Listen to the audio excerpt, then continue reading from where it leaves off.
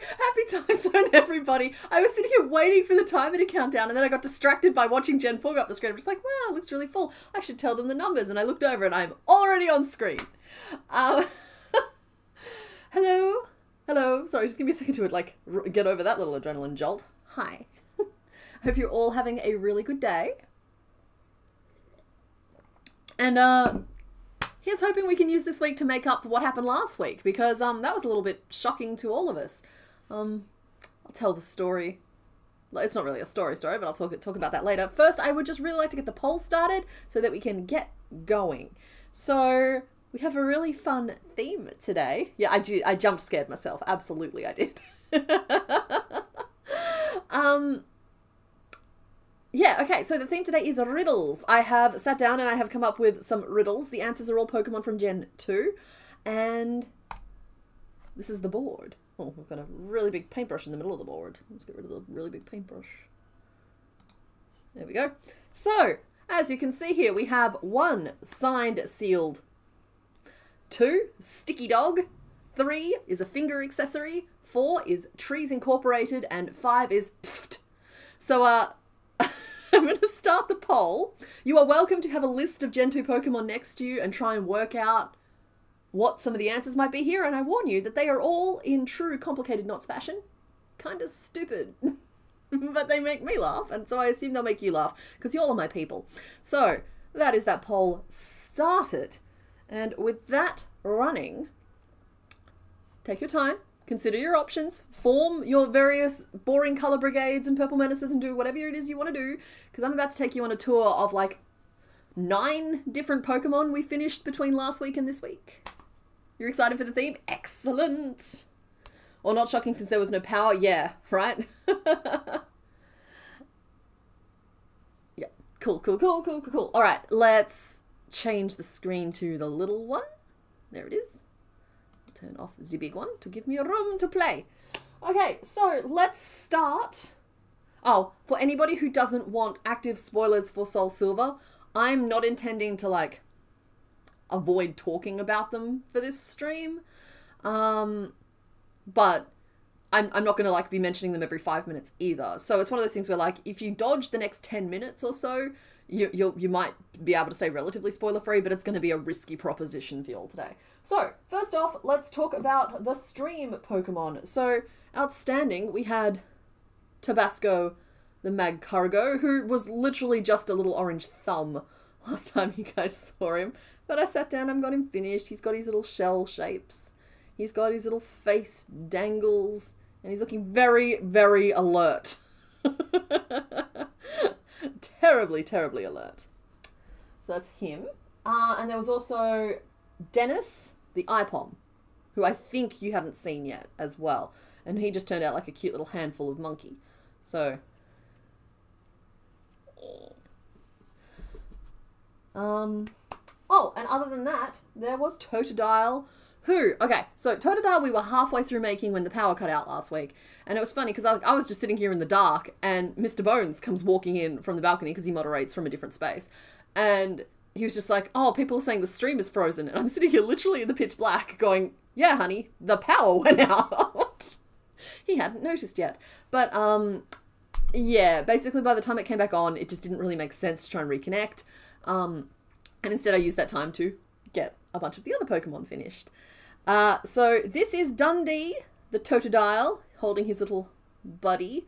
And we took to Discord out, I posted the name suggestions that I could remember in Discord, and I gave everybody an hour to vote. This all happened last week, and so Dundee was the name chosen for Totodile after all.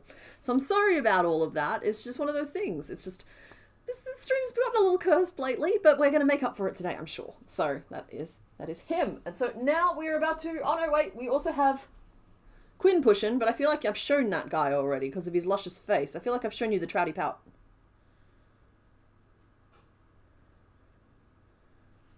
So yeah. You like the stitching on Ipom's mouth? That is just, my yarn is made up of like 3 strands, and I just picked one of them out and used it to add the teeth. I'm trying new things. So there we go. So that's those 4. And then we have the ones from Soul Silver. So this is your warning if you're going to try and avoid the brunt of the spoilers. now. So first up we have Palkia. We have Palkia.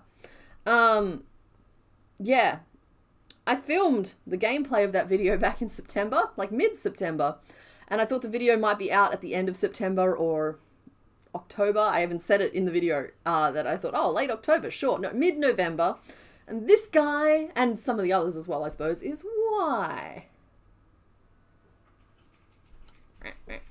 He just looks so happy to be here, though, so it's just like really hard to hold it against him. That said, having completed this particular gauntlet of 5 Pokemon, I no longer fear Pokemon. Like, there is nothing I cannot make.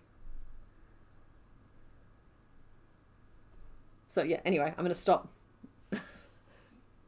with that one there. And the second one is, of course, Curtains, the Drapion, who is keeping that name.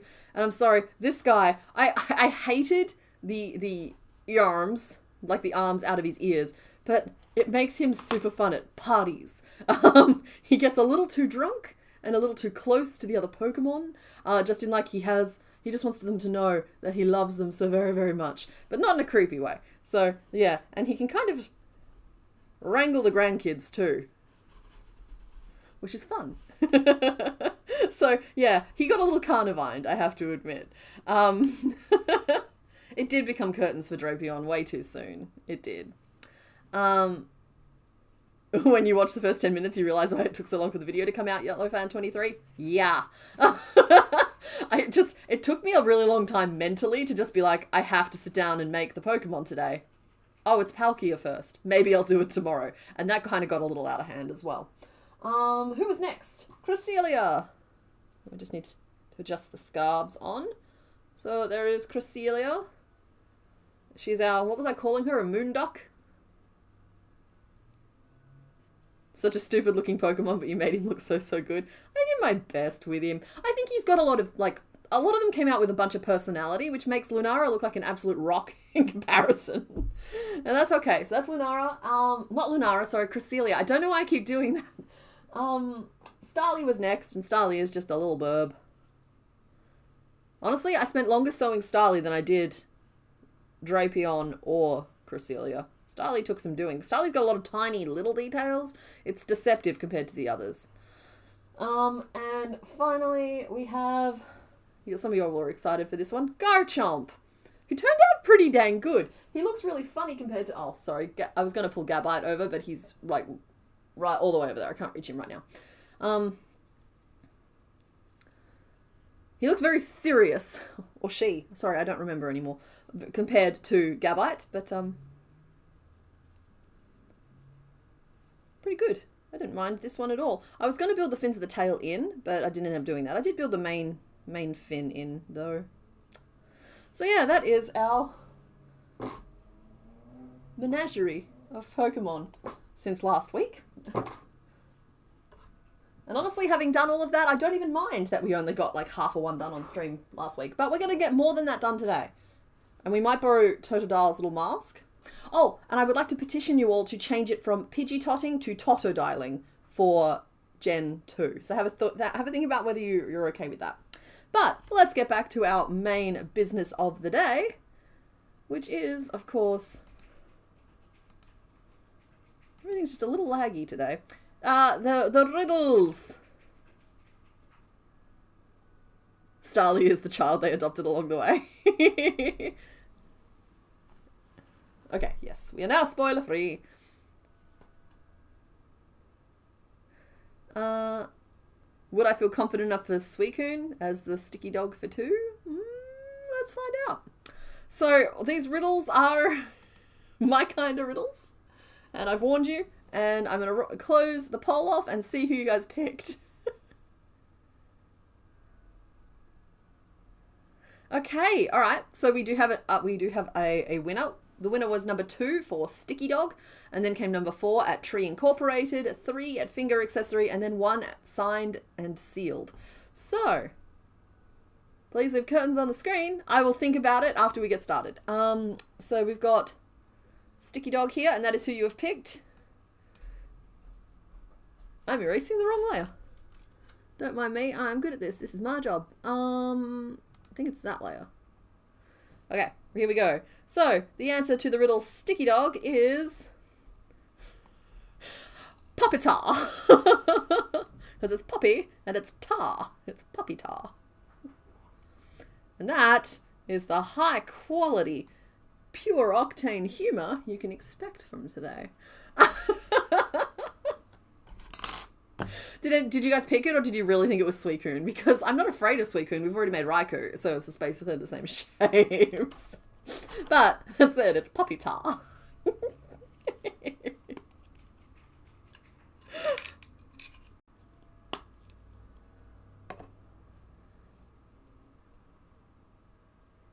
I'm even madder that I got a small cackle.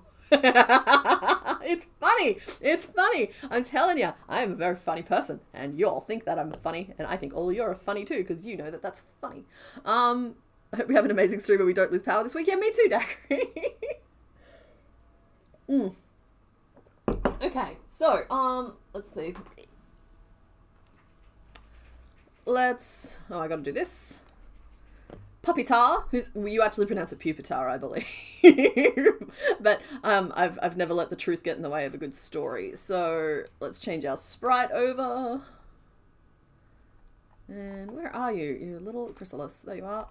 And this is actually completing this evolutionary chain for us, actually, because we've already made Tyranitar and we've made Larvitar as well.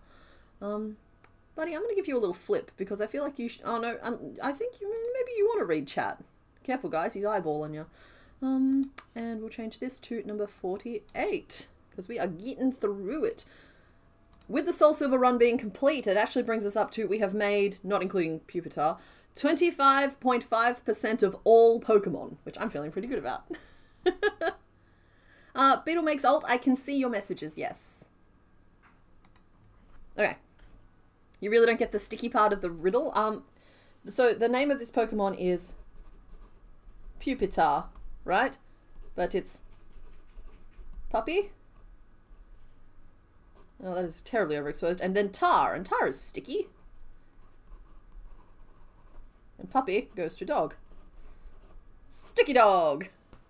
Eh? Eh. Yeah, most of the sprites do face away from chat. That's why my Pokédex is... Pokédex? Wow. That's why my Pokédex is looking away from, like, to the left. Not away from anything. To the left, to the left. Okay, well, let's get started with our little chrysalis friend. I'm just going to chuck him up in the corner here. Jokes are always funnier when you have to explain them. So don't worry about that. There we go. And we'll do a little center line here. And we're going to do our best not to megapod him, because that would be bad. Oddly, it seems Boring Color Brigade and Purple Menace might have united in the vote. Oh, see, I love that. Pokemon bringing us together. And if we're going to be, like, brought together from something, it's probably going to be a sticky dog. I'm trying to flip it mentally.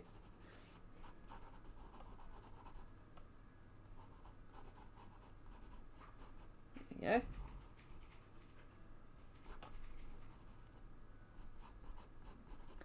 This face mask piece, I think we're going to have to create as a separate bit.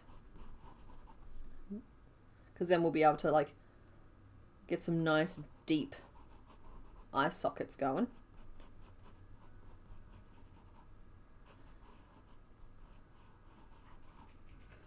And I don't think we're using safety eyes today, because his eyes are predominantly white, which we have to try and honor. It's funny, the further we get into the Crochetdex, the less often I'm using safety eyes. I mean, it's not funny, but it's certainly something to notice. I've drawn this at just the wrong angle for it to turn out looking good. And he's got two funny little steppers. Or he's got one funny little stepper. I assume it's mirrored on the other side. Other than that, he's just kind of a little naked ice cream cone. He's a segmented water drop with a mask and two butt spikes. Cool. Did YouTube fix the name thingy? Because I'm still seeing the tags.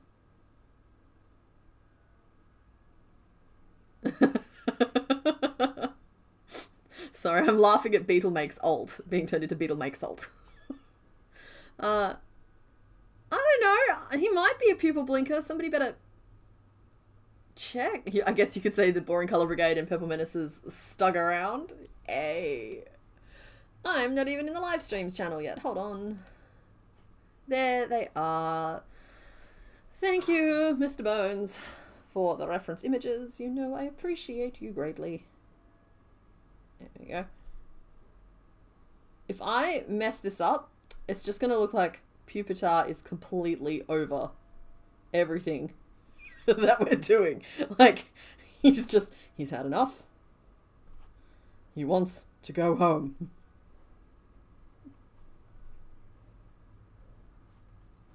So yeah, we need a giant spiky mask.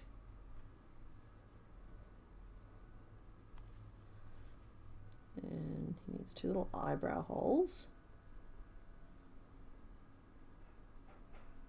Which means that there is a hidden layer in there, a hidden depth. And he's got this little foreheady piece, which is just a trident spike. And goes 2 little butt spikes. Honestly, the hardest bit for this guy is going to be trying to pick a colour that works for him properly.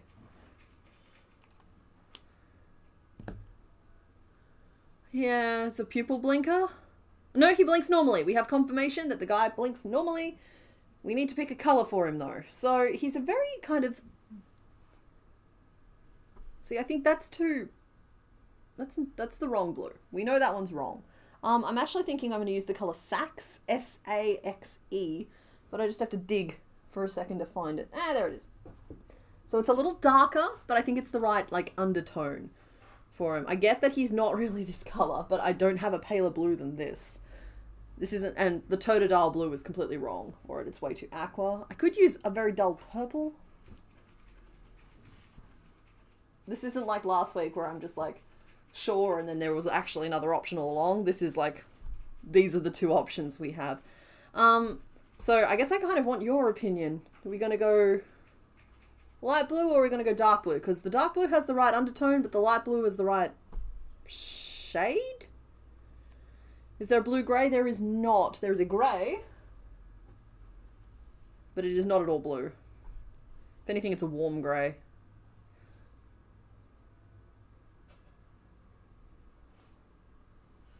So, those are our options, folks. And Tyranitar, if it helps you all.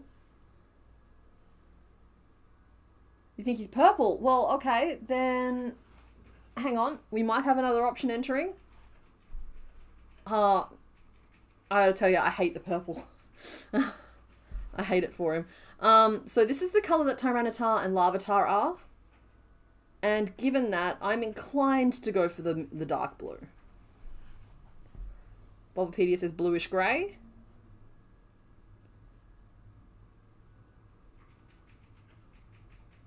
Why not do a shiny one? I try not to do that without like a very specific reason, and not having the right colour yarn isn't good enough in this case, I don't think. That is the lightest purple I have. I've got that one there, or I have a very pink purple, which is definitely wrong. And yeah, I don't like it.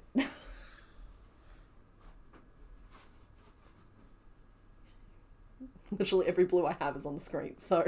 I don't think he's blue though. I think he's like steel grey. You need like a cool grey. Well, I have this grey, and I have this grey. And the dark grey is definitely wrong, right? And this is a warm grey. So, sorry folks, it's one of those ones where I don't think there's going to be a happy... Want me to put it in the fridge? What colour is Tyranitar's belly? I don't remember. Let me have a look. Let's put the Pokédex on the screen, actually. That's not a bad way to reference this. For Tyranitar's belly, I used the blue. So that honestly resolves this whole question for me, because then they'll match up nicely. Alright.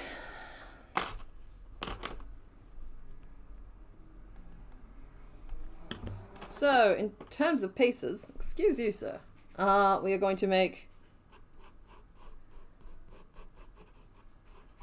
a little ice cream cone. And I do want to try and keep it quite small because Larvitar is about this big and Tyranitar is about this big. And so, like, we want this guy to be about this big. Yeah. So about the same size as I've drawn. So that's the scale we're going for here. That was an excellent call, by the way, whoever told me to look at how I made Tyranitar. Gold star for you. Maybe he's just been like eating his Wheat Bix or something, and so it's like affected the color of his pupil stage. I don't know. We'll do a little black panel that sits over the face, and oh, sorry, we should carve in some lines using some post stitching or something. Depends on how it's coming out. Are they related? Oh yeah, Pupitar evolves into Tyranitar. He's got a, yeah, he turns into a little chrysalis halfway through. All good, Beetle, have fun. Okay, and then we need his little face trident, and we need this mask piece, which is going to be the most complex piece of this. It needs some 4 distinct spikies on either side. The angle of the last one, which is going to dictate the facial expression. Just do the same thing on the other side. And he needs 2 openings left for eyes and eyebrow. So that is going to actually be quite tricky. So the spikes are fine because we can like chain up and then use different stitch heights to get down again, and then just like do that again, which would give them an odd texture, but I think it's the kind of Pokemon where you can get away with a little bit of an odd texture. So they can be worked in the round. It's just about leaving these gaps at the size that might be tricky. They kind of, leaving gaps like that kind of lends itself more to, no, that's not even true. That's not even true. So that's the magic ring.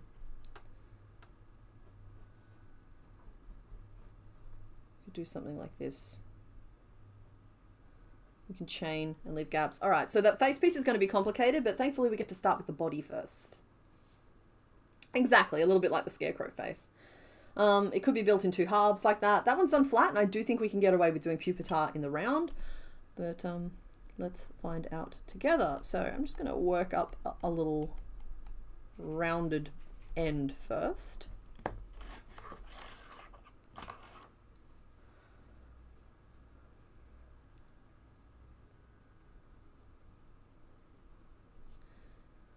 Cute detail in the Evo line. Larvitar has a red diamond, Pupitar is blue-grey and has the shape under his mask. And Tyranitar has that diamond in blue-grey. Yeah, cool. Hi, Andy. 1, 2, 3, 4, 5. You got a good shiny Tyranitar on Pogo today. Yay, congrats.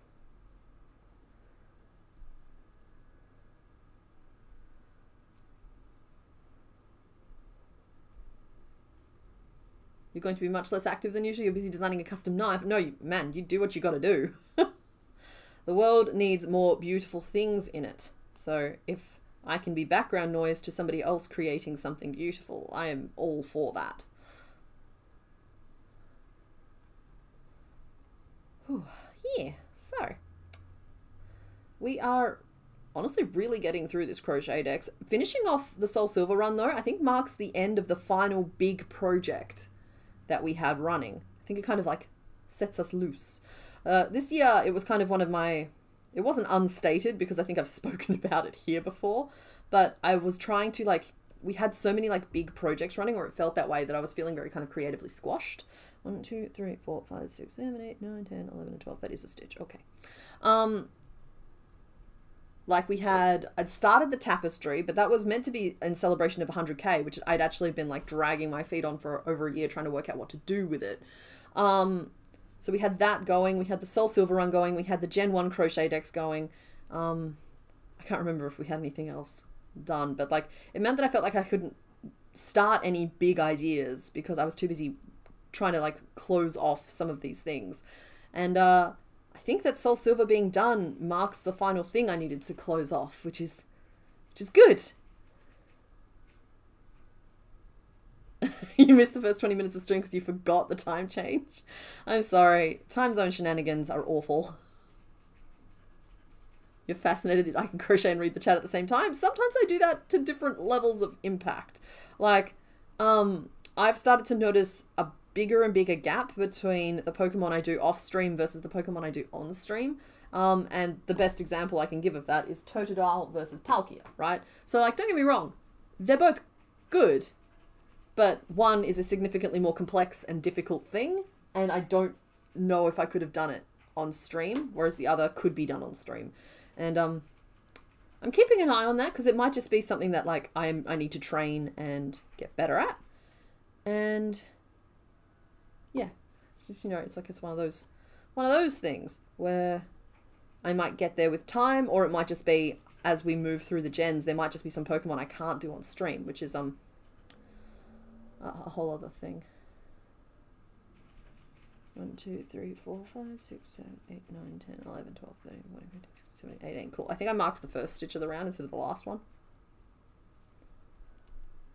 So you'll start Gen 5 next year, right? Yeah, I'm hoping to get the first episode out in January. That's the plan. I expect that will be a 2-year probably series as well, unless I like abandon patterns on the channel altogether, but I'm not going to threaten that. There's also a chance that at some point I might move to one video every 2 weeks and just make it a better video. But I'm not committed to that thought yet either. Just I've been having a little bit of a hard time keeping up. But a lot of that's been the stuff that goes on in the background. But of course it's life, and so there's always just like stuff going on in the background. So that's never going away. So if that happens, then everything becomes more spaced out. But yeah, the way I figured it is that Soul Silver ended up being about 16 episodes. Well, exactly 16 episodes. And I figure that... Hold on, sorry, I need to do math. There we go. Assuming that we get the same number of episodes for a Gen 5 run, we won't definitely get the same number, but like hypothetically, if we did get the same number of episodes for a Gen 5 run, that would be 95 Pokemon ticked off. And that's 95 out of 156. So that's a pretty good chunk of Gen 5. And in the meantime, on stream, we would have finished Gens 1, 2, 3, and 4, because we just don't have that much to go on any of them.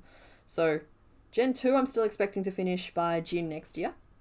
Gen 3 will potentially be done by December, depending on how things go. And that's working at a very casual pace as well. And that gives us a whole year to finish off Gen 4 before we want to tick off the last handful of Pokemon from Gen 5. So you see, like the timing works out kind of nicely in just dedicating it to Gen 5. Or, I mean, there's always the option of doing Gens 2, 3, and 4 together past a certain point and taking the 2 years to do that together on stream as well. No power outage? Okay, yeah, no, we had no power outages since last week, but we had a lot last week after not having many for a while. So it's, I'm going to have to count the end of this row. I've lost focus entirely. You're going to get a 48-hour stream? Why? Because I'm not signing up for that. I potentially, like, oh no, not even 24 hours, guys. I go cuckoo bananas, and not in a fun way. 1, 2, 3, 4, 5, 6, 7, 8, 9, 10, 11, 12, 13, 14, 15, 16, 20, 21. Yeah. Anyone familiar with Inside Out? You know how you get different emotions at like your internal counter, that some people are like a happy in charge, and some people are a sad in charge, and some people are an angry in charge. I'm a sleepy in charge. I am a tired person. I am tired all the time. I don't know if I've got 24 to 48 hour challenges in me anymore. That said, I did the raccoon recently, but that wasn't on camera. It was just filmed selectively. I still did it within the time frame, but I filmed it selectively, and it didn't even go for the full 24 hours. So yeah, we gotta keep the health and safety of your local crochet artist in mind.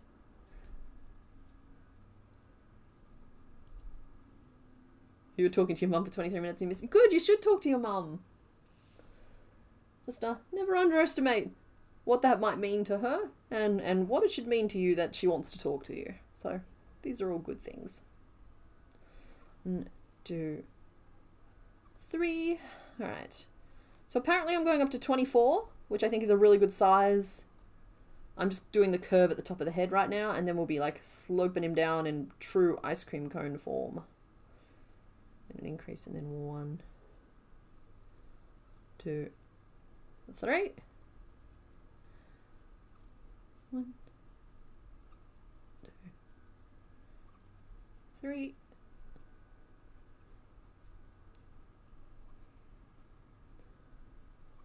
I'm just going to observe a little bit of internet safety here and not talk too specifically about the exact number of outages and how quickly they were resolved, because it would be really easy to work out exactly where I am based on certain information. So forgive me, I'm not ignoring your question, I'm just not going to answer it. Tom Cardy's song Call Your Mother started playing in your head. I am not familiar with that song. And it sounds like it's a good thing, because if it was playing in my head right now, I'd probably be dodging the swear words.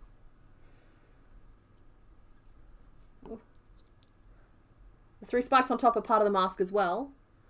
Yeah, I can see that in the 3D model, but like it looks like when he's drawn, it's drawn as like it's set back a little bit. So I would potentially put this on the same layer as the black panel we're putting over the face. And then we do like that on there, and then we layer the mask over the top as well. We can sew them so that they look like one piece, but I do think that we're going to be better off and better served by having them as separate pieces to make. Okay, all right, I think that's as round as we're going. So now I just need to do a bunch of like 24s around, and we need to write down what we've done. Also, I'm sorry, by some miracle of fate, I think I am completely up to date with the patterns I owe my patrons. So I'm feeling pretty good about that. That doesn't happen very often.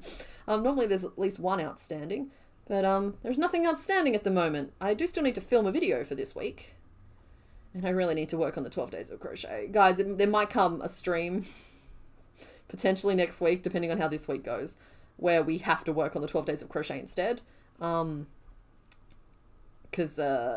I'm not making progress and I'm not making it fast. But the ones that I have are so good. But I'm somebody who is extreme, like I can internally motivate myself, right? But I live for the approval coming from external factors. And the fact that I can't, sorry, I bumped you. The fact that I can't show any of you these things and get that feedback that's going to help keep me going is making it really hard to keep designing. Because I want to show you the ones that I've made so far, and there's 5 of them, and they're looking phenomenal. I haven't tested them to see if they're fast enough yet, but they're looking phenomenal. And I can't show you guys, and so I'm not getting that feedback that keeps the fuel in the engine.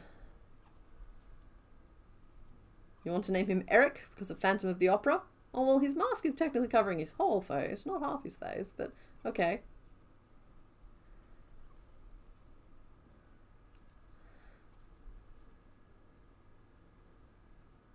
Yep, the counter is updated. We are at 48 out of 100 for Gen 2.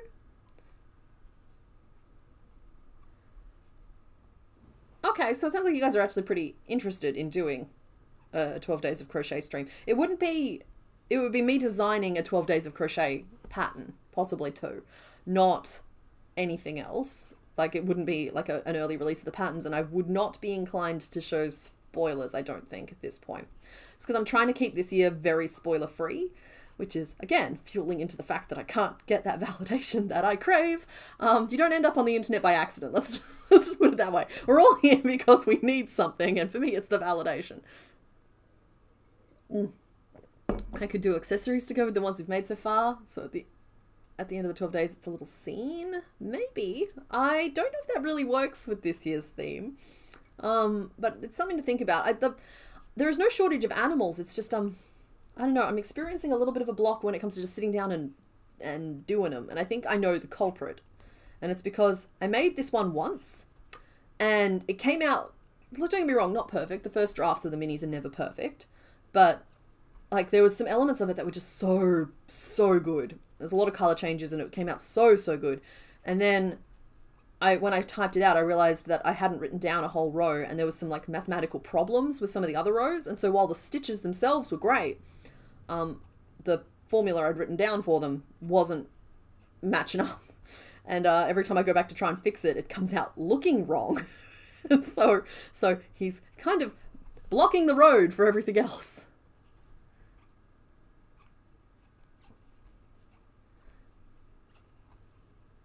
Did I decide on all my critters for Crochetmas? I remember you were deciding on the last 1 or 2. It's bigger than that. I've only really locked in 5. I have some pretty good ideas for probably another 5, but they're not confirmed yet. As far as I'm concerned, until I have a finished pattern, the idea isn't properly locked in. Like, the overall theme is locked in, but the actual specific animals aren't locked in. There's some ones that I'm really keen to make. If you guys are okay, I wouldn't mind throwing some animal names out there and just talking more specifically. And I hope that's all right with everybody. I'm just expressing this so that nobody... Like, I mean, we already started the stream off with some spoilers. None of these are locked in anyway, and so they may or may not turn up, but it does kind of impact the guessing game a little bit. But, like, things... Like, there are certain colourful birds that I wouldn't mind including, but they're just... I have rationalized, or like looked at them rationally, and I've decided that at my current skill level, with the current time constraints, and me not being a total, like, I don't want to torture you guys. Don't get me wrong, I like it to be challenging, but we don't want to torture one another.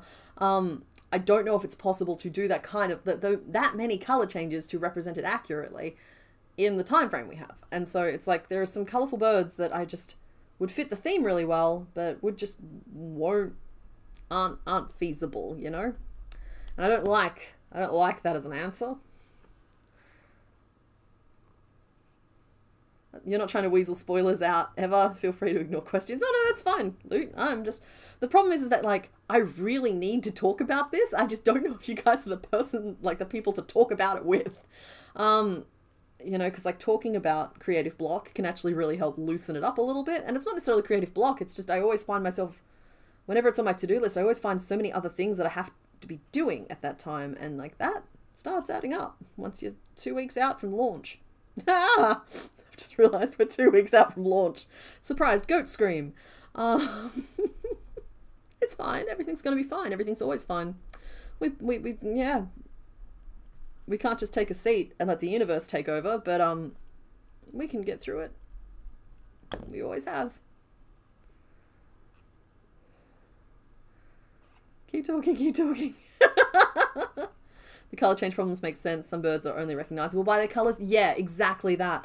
Because like these minis, they need to be recognizable. And I've already done one really fantastic bird. I have. I'm very pleased with it. I hope you guys are all pleased with it too. But it was a bird that thankfully didn't require very many color changes. And that's fine. So I've at least ticked off bird, even if it's not necessarily the bird other people might have wanted.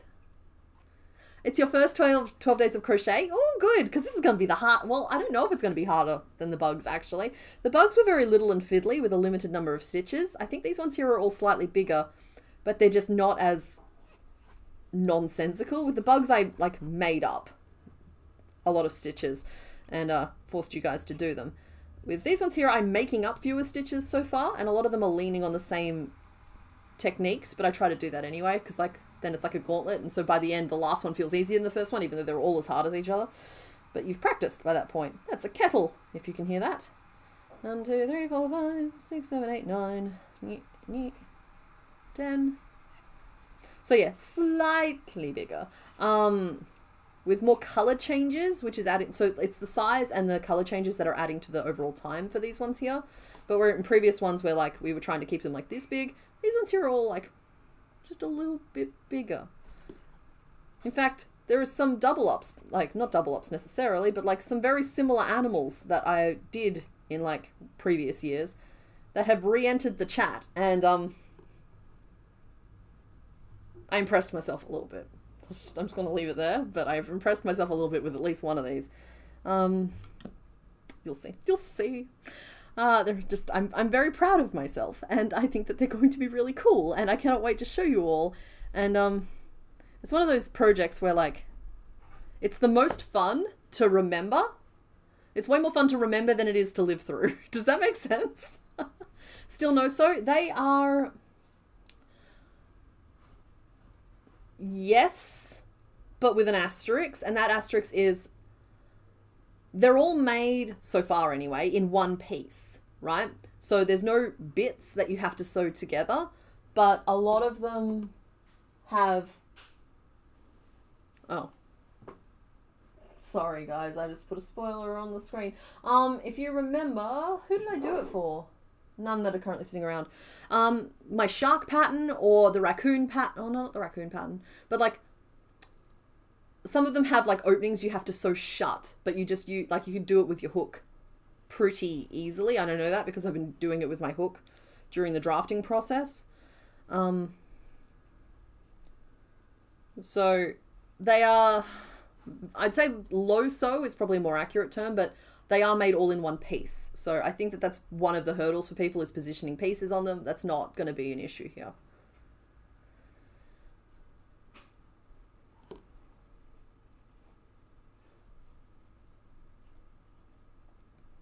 You're looking forward to the stitch witchery? The legs on the grasshopper still melt your brain. The legs on the grasshopper still melt my brain. And that was such a last minute addition to that lineup too. Or at least that's how I remember it. Yeah, it was just... I got very, very lucky in that sort of in the final moments of needing to make a pattern. I swapped... I can't remember who I swapped out, but I know I swapped the grasshopper in and I just sort of managed to whip it up. And even I was just like looking at my hands going, what are you even doing? That looks so wrong. And then I was like, oh my goodness, it's a grasshopper. Where did that come from? So, yeah, muscle memory for the win. Low sew, but don't let that fool you. They're still hard. Exactly. They like... I would encourage anybody who hasn't attempted a 12 days of crochet before to go back and look at... We've got 3 years of them under our belt at this point. So there is, what...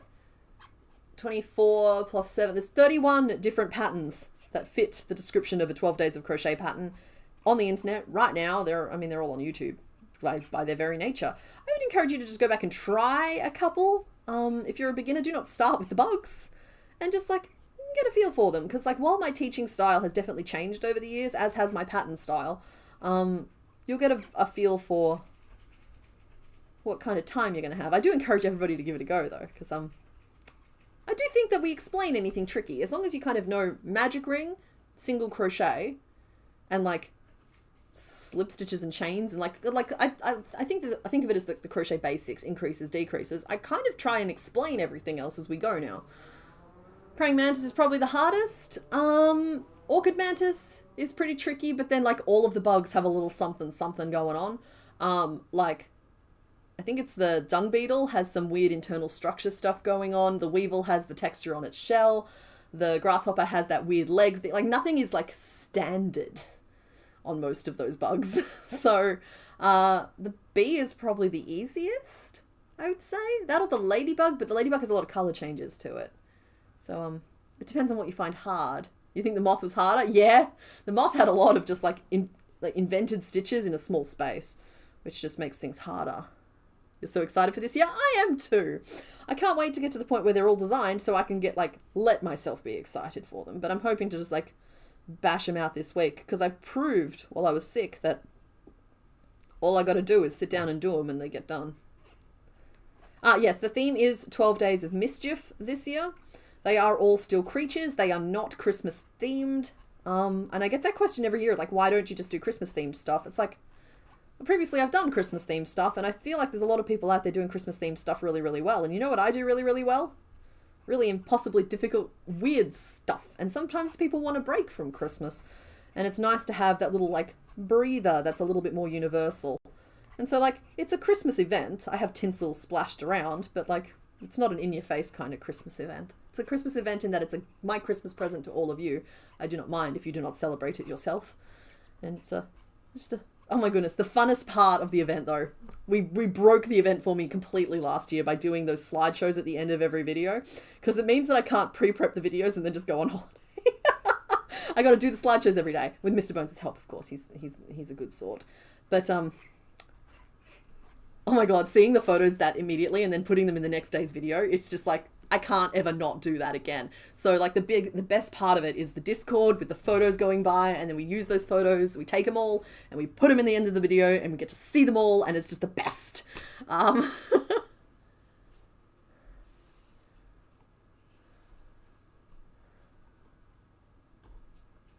Pupitar does have 2 details, eyes and eyebrows. The highlight of your year. Oh.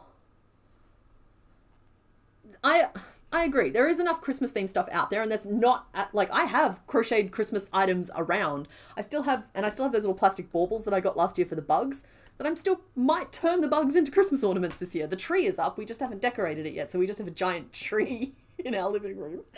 But yeah, I think that there is plenty of Christmas stuff out there, and I'm not inspired by big events, and I think it's because I don't really celebrate any of them. Don't get me wrong, Christmas is changing shape for me at the moment. But even then, I don't really like overly decorate. I like to put the tree up, and that makes me feel good and happy. I think it's to do with the twinkly lights more than anything else. But yeah, and things like Easter and Halloween and stuff, they're not something I do things for, and so they're not something that really feeds my excitement or motivation or creativity. So it's, when you're not like submersed up to your eyeballs in events like that, it's a little harder to like get inspired by them, I think. Or it feels disingenuous. It's kind of like how I don't like to crochet items from games I am not at least interested in playing. It just feels like I'm trying to jump on a trend and it just never comes out right. Mischievous. Yes, perfect. Those slideshows and the theme has you extra motivated to make each of them as they release this year. Well, I do give 24 hours. We put those slideshows together at the last possible moment that we can, while still allowing a margin for error for getting the video out on time. So like, basically, if the video, I haven't decided the launch date this year. Normally, I think I move it forward a little bit and do it like an 8 p.m. or a 9 p.m. I try to thread it so that like everybody has at least a morning shift or an evening shift where they have a chance to make one before I have to like close the photos. I think we closed them off at like 4 p.m. for me last year. And I'll have to go back and check. But we'll be doing something similar again this year. Because you got to give everybody a chance to do it. And I know some people last year were like at their desks at work, like frantically stitching on their lunch breaks. I'm just like, yes. Probably won't do all of them though. I think that's perfectly fair. It's like pick and choose the ones that you like, but watch all the videos, of course, and make sure you hit like and subscribe. Do not recommend micro crochet with acrylics. Oof. Yes. First of all, love the micro crocheters who are amongst us. Second of all, y'all are crazy and I hope somebody's checking in on you. You usually make your crochet miss plushies first thing in the morning. There we go. Sometimes before breakfast, depending on how excited you are. I love that.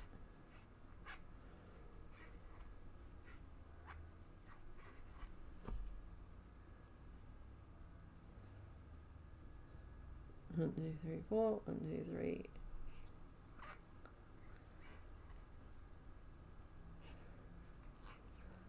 Well, I think that the even though the patterns are available forever, I think that there is a lot. It's just the numbers here just did not work out. I think that a big part of the event is doing it with everyone else. It's a community event, and so like, I think that there is. It used to kind of be like when a movie was showing on TV, right? You'd watch it and you'd be able to go to school the next day and there'd be a pretty good bet that most people had watched that movie because it was the movie that was on TV. This is before stream. I'm old. Look at the grey, right? We're like, okay, it's before streams. And so like there was something really like unifying about being sat down in different homes or whatever and doing the same thing as everyone else. And just like in that moment, everyone watching that movie became your community and you could talk to them and you had something to talk to them about. It's just like, that's kind of like the timeliness of this. The patterns don't go away afterwards. The patterns are all still available. They will be remaining available until whatever. But like, there is no until. And so like, if you follow along with this event and you do it at the same time as everyone else, you are more like, you are on the same wavelength as everyone in the community at the same time. It's not just that you're crocheting together. You're all challenged by the same dang stitch in row 4.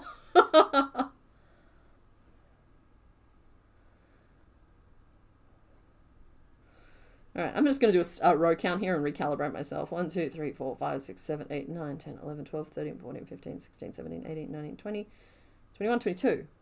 Oh! Okay, that didn't go quite as expected. I must have written this row out before.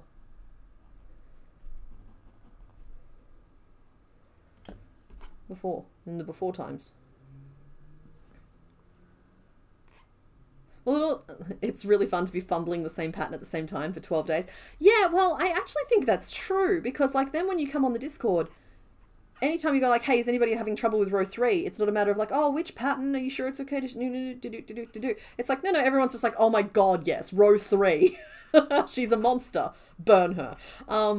And meanwhile, I'm there just going, hee hee hee hee hee, I'm so sorry, hee hee hee. Sorry, I like being on the Discord during the 12 days of crochet. It's the best. Yeah.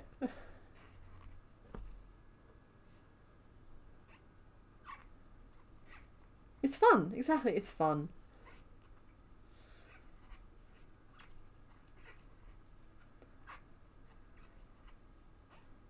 It's why you enjoy watching the stream live, because the inside jokes. Yeah. Yeah, I like watching the stream live too. Sorry, I mindlessly just agreed with your comment. I'm just going to just own up to it there. I was just like prattling along and being a tiny little bit of a people pleaser there. And I was just like, oh yeah, no, I like watching live too. It's just like, no, that's not really the situation. Things get weird if I'm not actively part of the stream.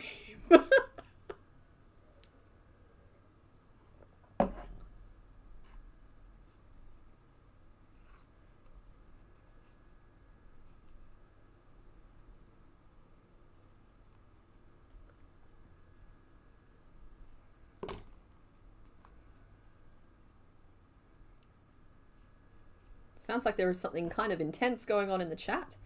I'm aware of it. When I'm not going to... I support the thought that's going out there, but I think it'd be irresponsible for me to like read it out and potentially traumatize anybody listening. So everybody should potentially follow the advice being given. But I don't know enough to interject my two thoughts. It's just, it feels like that's the safer option. Okay. Yeah, I'm going to put Mr. Bones on following that track for me. Not Martini. I think it was her dog had a rat or something. Okay. She tried to get the rat away from the dog, and the rat ended up biting her, and her hand is bleeding now. Oh, okay. Then yeah, I do agree with what's being said. If it's a wounded animal, odds are it might have had blood in its mouth when it bit her as well, and so like all kinds of infections and horrible stuff. Okay. All right. Yeah. Okay. Our official position is go see a medical professional. It is. That's our official position. We love you, not Martini, and we want you to be okay. But we're just gonna stop harassing them now. Yep, we're all gonna stop harassing them. We're gonna check in, but we're gonna everyone's gonna take a deep breath, and I believe that the seriousness of the situation has been conveyed. Okay. But also, we need to make the stream really boring, so that way they can leave. So we're just gonna be very boring. No, we're not gonna do that, because the silence was a mistake that time I employed it to bully someone into. I think it was getting a drink of water. Let's see how many seconds we can be quiet. I can't be.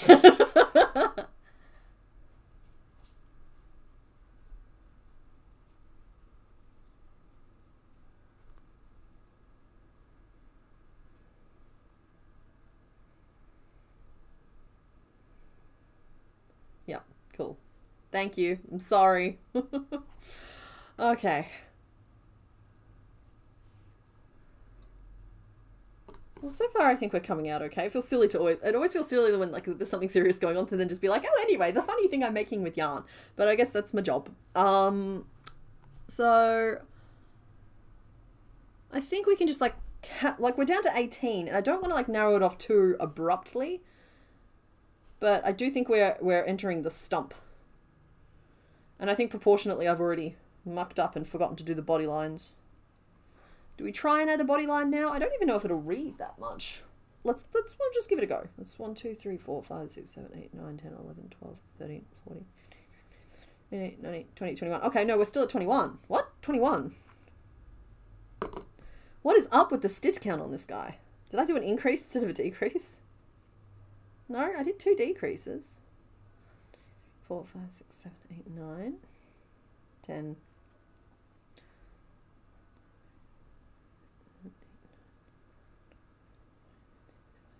19, 20. Oh no, we're at 20. We are where we are supposed to be.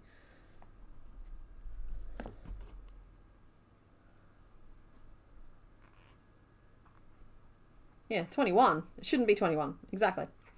It was meant to be an even number. I just miscounted. That's all that happened there. They did ask for advice. It's fine. Can't you dehydrate? Alcohol is way more fun. Only if you hydrate aggressively afterwards and it's not a symptom of something more serious.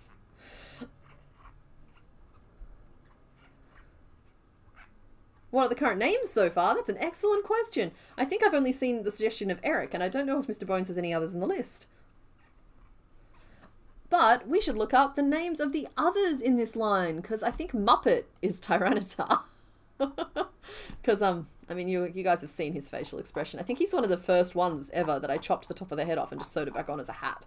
So, that's not bad. Oh, I skipped ahead to Gen 5 somehow. There we go. The scroll is not as long as you think it should be. Here we go. Oh, okay. So Larvitar is Subway and Tyranitar is Muppet. So we're trying to name someone between those two. We don't have names yet. Plunk. Yep, Tyranitar is Muppet. Larvitar is Subway. Oh, we'll say he's Subway. Like the sandwich. Eat fresh. Why am I giving free advertising out? I don't know.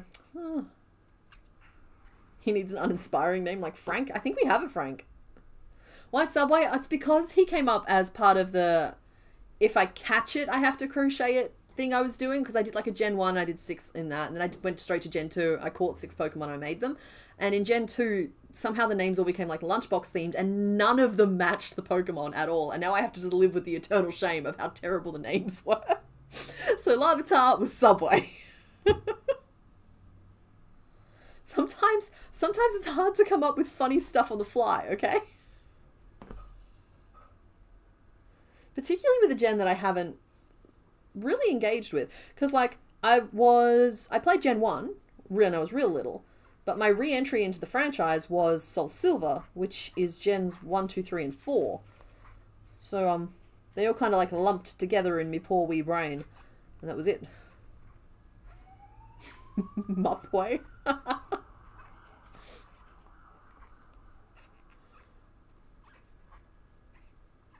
Has Furret been made? No, we have not made Furret. We have made Sentret, though. Oh, cool. Just checking my counts.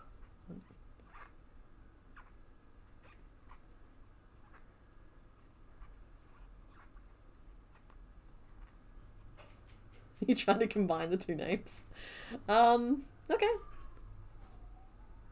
You could call it Wapit. So it's Subway and Muppet. Wapit. Have I seen the giant 6-foot plus crochet T-Rex bone pattern made by Mad Pig Creations? I don't know if I've seen that specific one, but I've seen something that fits that description to the point where I'm confident saying I've seen the finished thing. I thought it was just made as like a piece. The thing I'm obsessed with at the moment is I wish I could remember the designer's name, because I know it's really terrible to be talking about somebody's design and not know their name, but I'm obsessed with this cardigan pattern that's seems to be new. But I'm getting a lot of like ads for it, and it's like a plain cardigan, and it's got like the rib cage and like the arm bones and stuff like color worked into the cardigan, and it comes with a hood that has like a skull on it. I'm just like, guys, I might be buying a wearable pattern. This doesn't happen. Like, normally if I want something, I just design it myself, but I'm looking at that and I'm just like, there's no way I'm making it any better than that is. Also, it's such a specific design, I'd want to credit the person. We do have a Giggles. We have a Giggle the Destroyer. Bento is cute. Oh, I like Bento.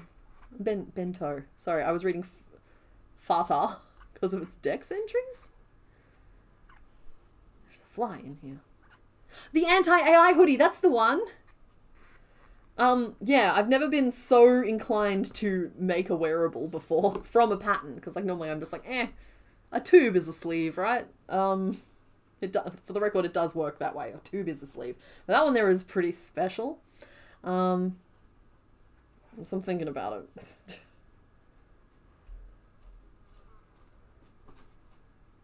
Can you hear it? I can hear it. It's touching me.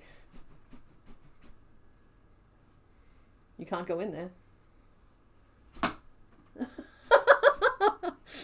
Mr. Bones is like frantically trying to swat it out of the air. Don't hit any of my lights, please. I'm not. I'm very careful. It's on the wall.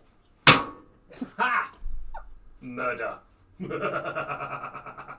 It's dead. It's dead. Please clean that up. That is such a gooey fly. And I can't reach that. Okay, sorry. Would I make a video about making it? Potentially. Potentially. If I thought there was a story there.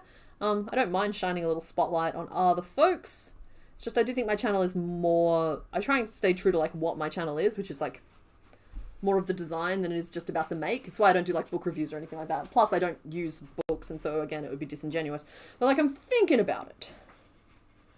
It's a murder most foul. Yeah.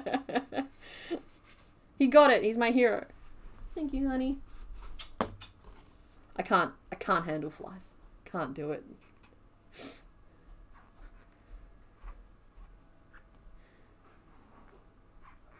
Oh, name suggestion. Judy as in judge. Judy because he looks like he's judging everything we say. Well, we don't know that yet. He might end up like Gabite with a very open and friendly expression by accident. Weirder things have happened. I think I'm going to just decrease here. I don't think I'm going to go around again. We'll do this. 7 and a decrease. And then we'll do this.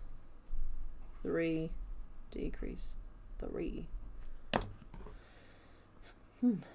Isn't a fly eater just a frog? Discuss. I suppose certain lizards also can be included in that number.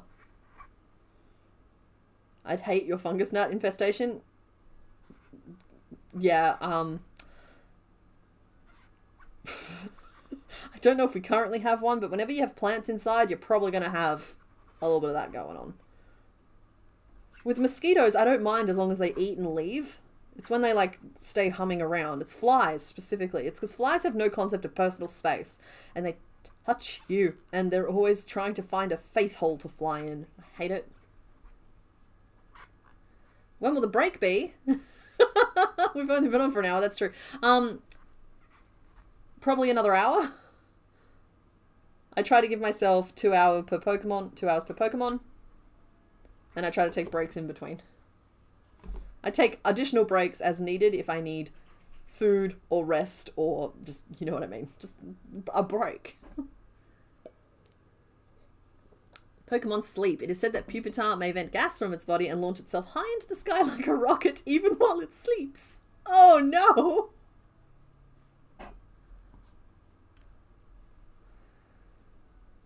Yeah, your lizard tank's attracting little gnats. Yeah, it's the soil. Fungus gnats, like, live in the soil. So, yeah. We had plants inside near our snail tanks for a while there. And, tell you what, they're determined little bugs.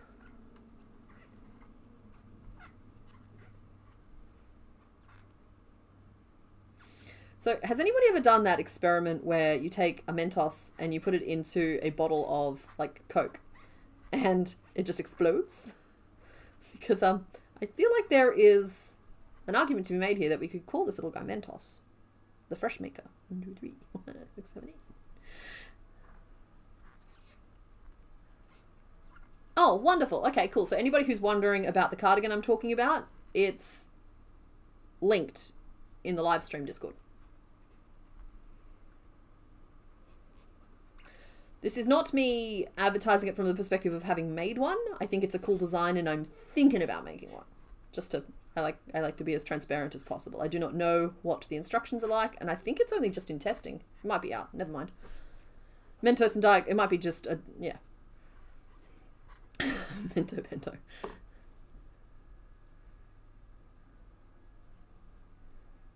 Okay.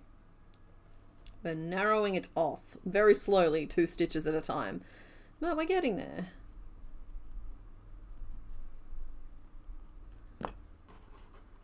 Does it count if you did the Mentos Coke experiment to someone else? Well, I mean, technically you've still done the experiment.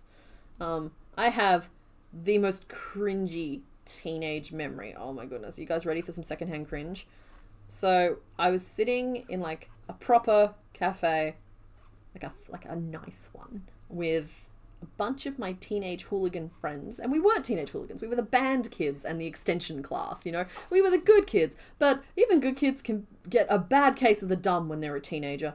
And some of the boys didn't think it through and put Mentos into a bottle of soft drink of some variety that they had just bought. And of course it exploded all the way up, almost to the ceiling. And they panicked, and then they tried to screw the lid on as it was exploding. And anybody who knows anything knows that that's going to be like spraying it everywhere. The wait staff just looked at us horrified. And I think we just looked back horrified. It's like, because what do you even do in that scenario? And I kind of don't even remember what happened after that. It's just that memory has been scored into my foundation. Night Breeze. Thanks for hanging out.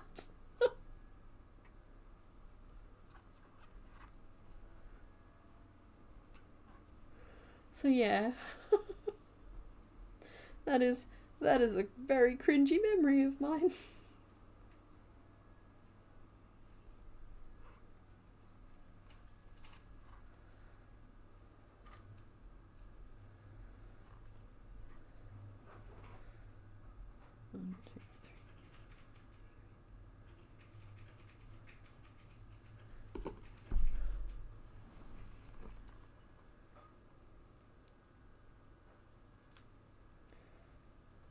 My inability to count today is kind of stunning. 1, 2, 3, 4, 5, 6, 7, 8, 9, 10, 11, 12, 13, 14, 15, 16, right? And so that should be there.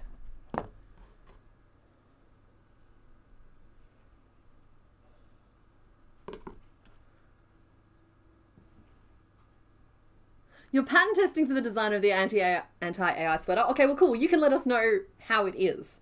And, yeah. I mean, I'm heading into summer, so the next time I feel inspired to make a cardigan, it's probably going to be like 6 months from now.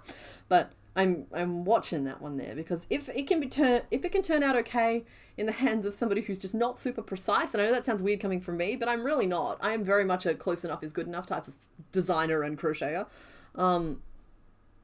I am intrigued. I think I'm changing to 4s now because I just want to like narrow this off a little bit faster. So create, decrease, but I'll still do it evenly, and it'll get us to 12.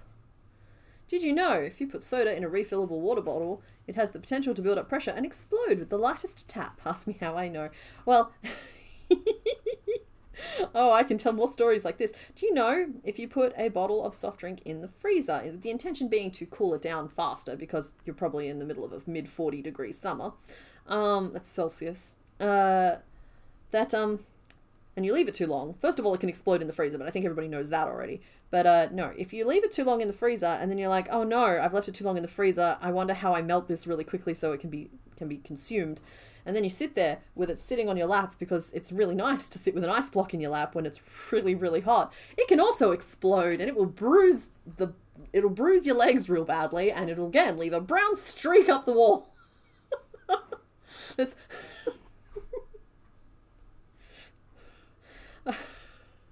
I know I'm not cool because I can guarantee you when they're happening around me, I look at the explosions. I'm worried about that now, having told all my exploding stories. It gets really hot in this room, and so Mr. Bones is bringing me in like a block of ice to help cool down the ambient temperature. Oh goodness, the failures of our younger years. I don't know. I think that it's just like stuff that happens, and it gives me a lot of I try to cut.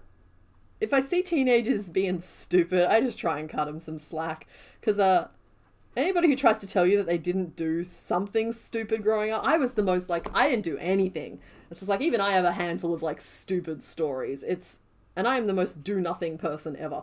So they're lying to you. Everyone's got some stupid hidden away in a back closet somewhere.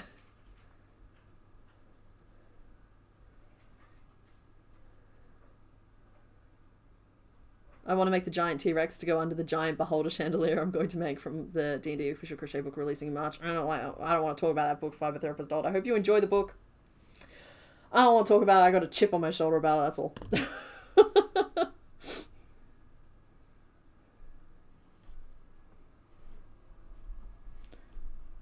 Okay, we're nearly done with this base piece. 100 bad days mean 100 good stories. Exactly. Oh my goodness. I was stuck in a real rut in my 20s. And then I started doing things that scare me. And I don't mean like dangerous things. I mean like going up to strangers and talking to them. So that level. And I did that because I could motivate myself to do things like that. Because I could be like, oh, well, like, what's the contingency plan here? It's like, okay, well, either it turns out fine or you end up with a funny story to tell. And it's like that, yeah, it makes you interesting at parties. It does. Or in my case, it makes me interesting at work.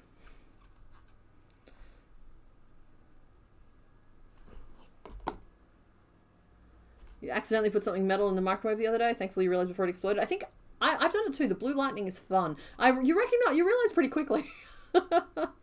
Like alfoil makes blue lightning crackle.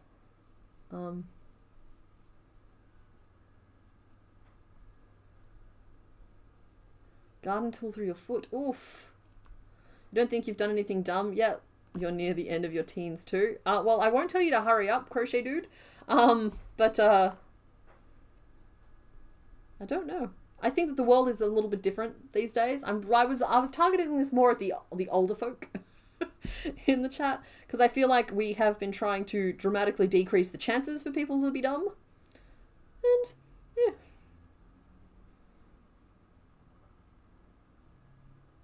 That kind of sucks. People have a right to a little bit of dumb. I think that teenagers, right, like people who are currently teenage, do not identify yourselves in the chat just for safety reasons, have had to grow up chronically online, and I think that just warps you. It puts an unfair pressure on you, because it means that you don't have the freedom to do stupid and then grow out of it and not have it follow you forever. I'm talking benign stupid here, obviously, but like you don't have that as a luxury, and that kind of sucks. And yeah.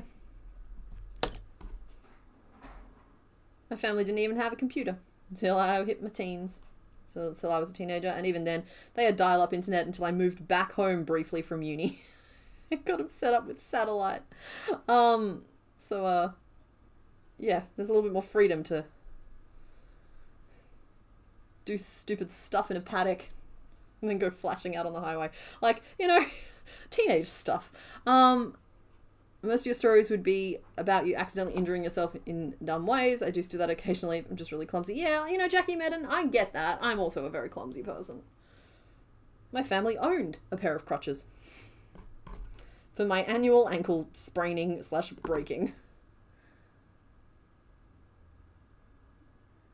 Your snake who bit himself twice in the last month? Aww. No brain cells? Sometimes that's the goal. After stream, I'm pleasantly smooth-brained. I talk all of my wrinkles out, and then I just get to be like, ain't nothing going on here. It's very peaceful. It's very peaceful up there. I've talked out all of my talky. But also, the people in my life know not to try and like get any sense out of me after stream.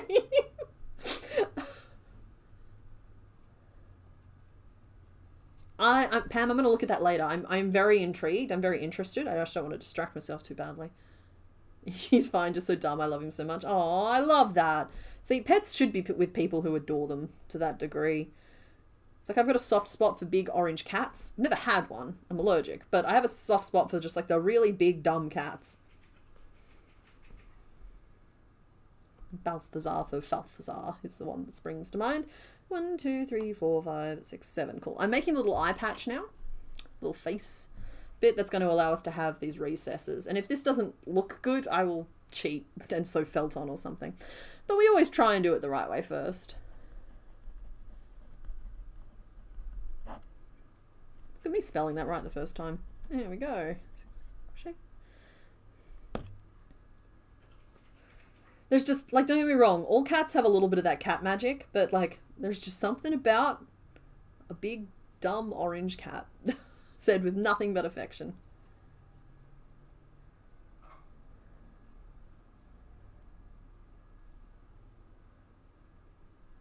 Sports, yeah. Yeah, most of my injuries are from either farm life, or the 9 years of netball I played, in which I systematically tried to destroy all of my joints. I'm given to understand I used to be quite good, but my not orange snake is more orange than your orange snake. Yeah, orange isn't a colour. It's very much a personality / vibe. Some people just, yeah, serve orange. Haven't broken bones, but have dislocated both elbows. Oof. Your eyes swell shut from cats. Yeah, yeah, I'm like that with most animals. Though, I think a big part of it is just how much dust they carry in their fluff. But yeah, no cats, and only very specific dogs. Even no flowers. Most flowers, anyway. Succulent flowers seem to be okay. And recently we've experienced bees on our balcony. We have a bunch of like little potted succulents out there that we have very carefully cultivated from cuttings and whatnot, and the occasional rescue from like one of the big stores. It's like, you can't just look at the poor sad little thing and leave it there. Somebody has to love it, even if it means that like we're just its palliative care. Because I'm not a good gardener. Mr. Bones is pretty good. I'm not a good gardener, but I have the love to give. And yeah. When succulents flower, they don't seem to set off my allergies. Yay! You're a very orange person. You're knitting a sweater and frog 20 rows. Oof, that is so many rows. I don't know if I could do that. There would have to be something terribly, terribly wrong that could not be fixed any other way for me to do that. Frogging back 20 rows of a sweater. But then I'm also somebody who would just be like, hey, look, it's crooked. Isn't it great?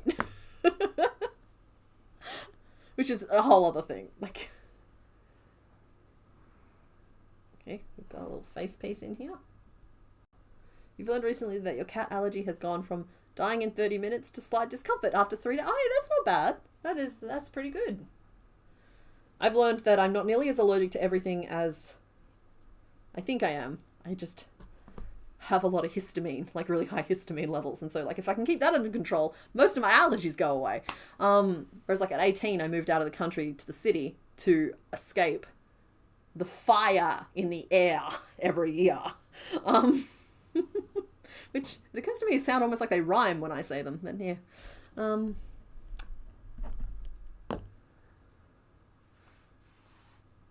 Yeah, it's painful losing them. It was 3 sizes too big. Oh, okay, so it's not that you have to frog them and then redo them. It's just, so that's the least painful that could have possibly been. So frogging them is fine in that case. Your aunt's cat would yell outside the guest room door unless you let him in to sleep on your chest and you were very allergic to him. You know what? If he's a cat, he knows that. He knows you're allergic and he doesn't care. He thinks that the extra swelling and inflammation makes the bed warmer. Okay, night Kimpogi Trainer, and welcome back to the replay.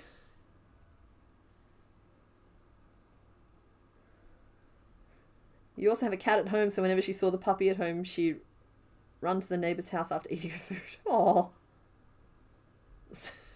Your seasonal allergies are awful. Seasonal meaning all year. Yeah, no, it's just sometimes they're pumpkin spice flavoured. I get it. I do. Like we're mid-spring at the moment, but we're like heading into summer. Actually, you know what? We're nearing the end of spring now. We're heading into summer, which means that like it's harvest time. All of the farmers will have their tractors out, but it's also burn-off season here as they try and do like preventative burns to stop everything burning down in a couple of months when we start hitting the ridiculously high temperatures. I gotta say, I woke up this morning allergy central. Like I've still got a little bit of that. Like, anybody get that headache where it's like kind of like your eyes hurt a little bit? And it's not bad, but it's just like it's the allergy headache, and it's not the most fun thing to deal with. But it's also just sort of life between November and April.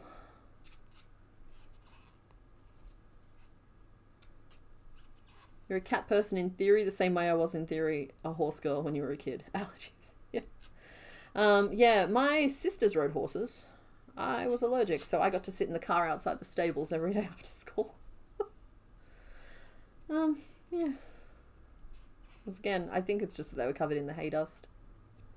The allergy headache, right? People talk about like the sniffly nose and the itchy eyes and whatever. The allergy headache is kind of brutal.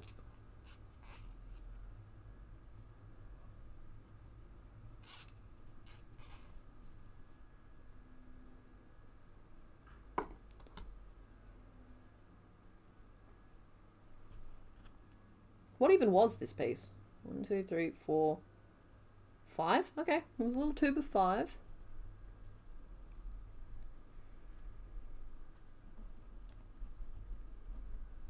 Cool. To those of you paying attention, it might seem like I'm putting off attempting the mask. I'm not going to say you're wrong, but I'm just saying it's rude to point it out.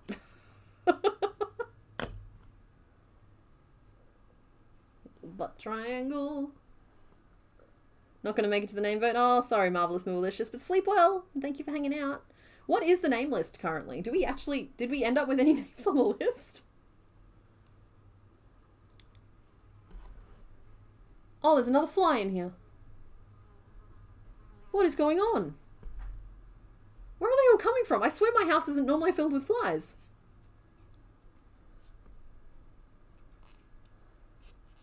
You're blessed with no allergies? I don't even know what that must be like. You must just like wake up every morning able to breathe. Okay, current name list, thank you honey, is Plunk, Mupway, Bento, and Zorro. Did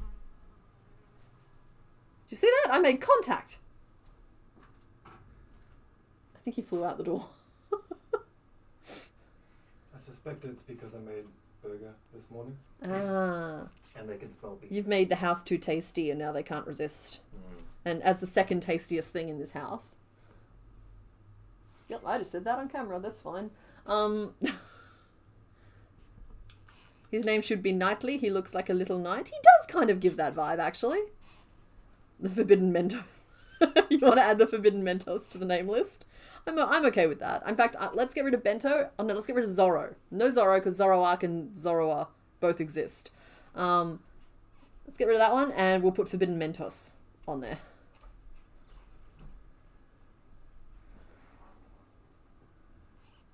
Call in Mr. Bones to the Fly. He's amazing at splashing them. Yeah.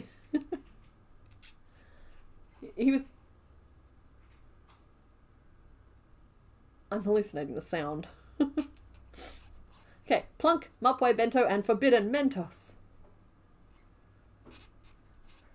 Been on for most of it so far, but did you miss the explanation of the riddle that went with this one? Okay. Jamie, not James Bond. It was... I think it was Sticky Dog, and it's because it's puppy tar. So it's pupitar, a little explanation here, which can be broken down into puppy, or puppy, which is a dog, and tar, which is sticky. So I warned you guys that these were dumb. It's like, I am alleviate myself of all responsibility here. Though I understand that a bunch of people thought that it might have been Suicune, and I do feel bad. I do try not to like mislead in that way, because they're like, that's just a lose-lose scenario. If you're excited for one and it's not that one, and then I'm making something you're not excited to see, it's just like, meh, that's no fun for anyone. So I do try to make them like distinct while still being fun. Okay, he's got little butt fins. He was never going to stand up on his own. We'll have to prop him up. And I suppose now there's just no more putting it off. Oh no, we can put it off a little bit longer. We got to just make that little forehead triangle. I appreciate your constant vigilance, my love. Mr. Bones is standing in the doorway on high alert.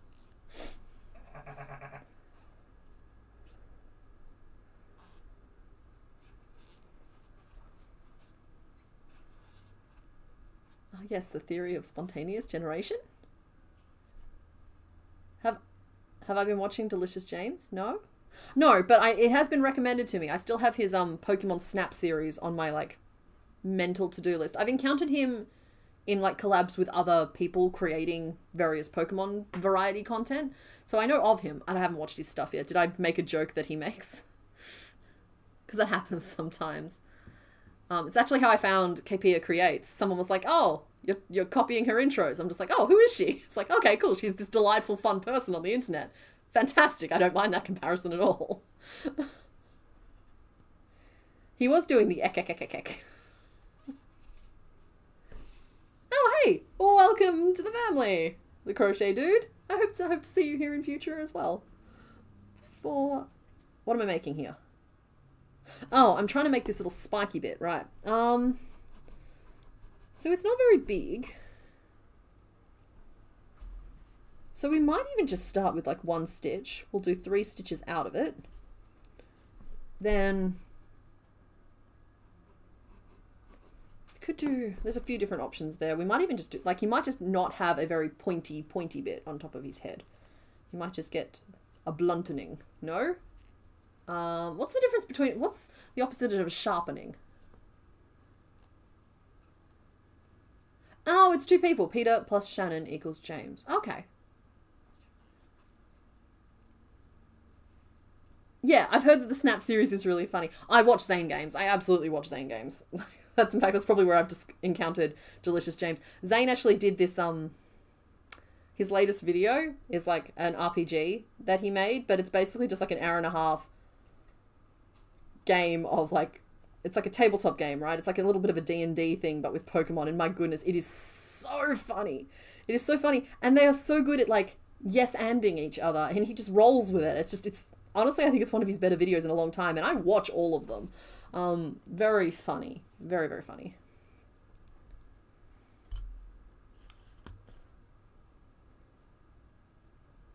Yes, Delicious Peter is the one I've met. The Dulling? Maybe the Dulling? Top bit extends on the top of his head a little bit. That's fine, we'll get that. Yeah, the RPG was amazing, right? It was very fun. I'm going to call this bit the hat.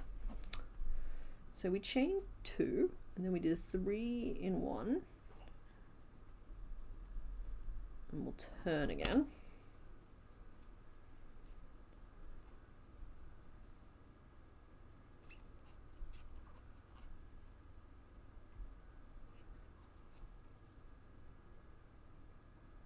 Delicious James has done so many RPGs. I found, oh, good to know. Honestly, it was the puns that got me first watching Zane Games. Like I saw him on TikTok first. So TikTok does, I guess, work that way. It's not my type of thing, but it does work that way. I found someone to watch that way.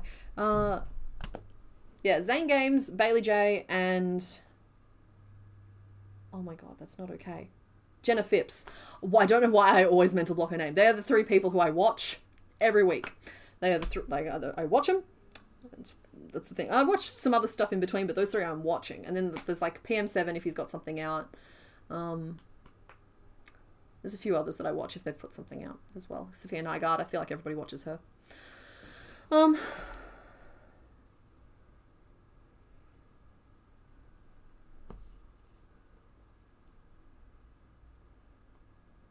good.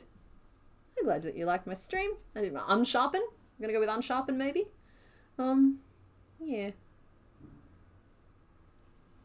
Okay, cool. I will like, don't get me wrong, I have the words Delicious James written on top of so many patterns at this point. I have intentions. I do. I just haven't gotten there. Particularly, it's like if I'm giving a new creator a go, like in terms of like a piece of content, then I want to make sure that I'm giving them, I'm actually like watching, whereas like a lot of my content I consume as background content, which is not the same thing.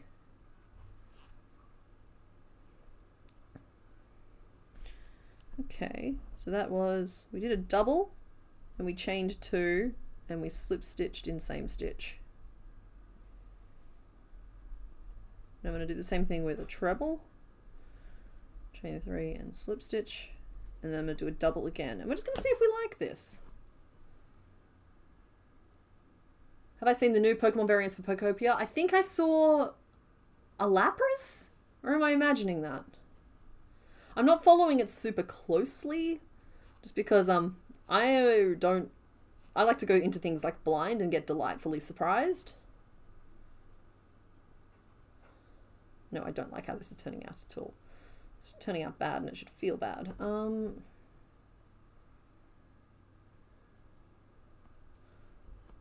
Oh, I know what I'll do. Let's give this a go.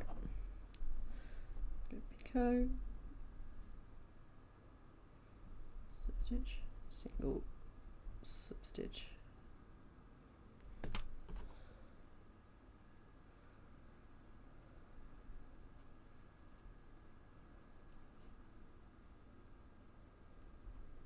Yes. One pointy little guy. I'll just do a regular single crochet there.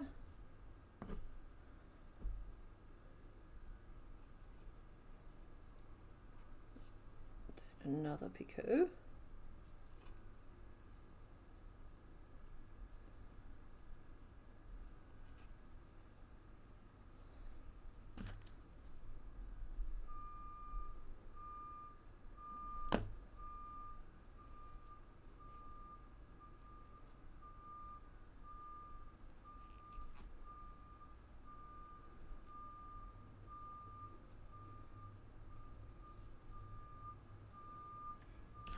we're gonna slip stitch into the single crochet. I'm gonna chain 3 and slip stitch and single crochet.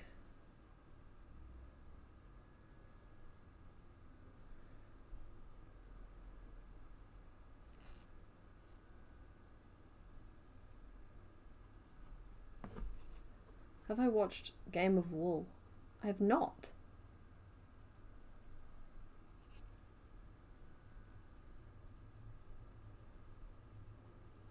You can hear the beep beep beep.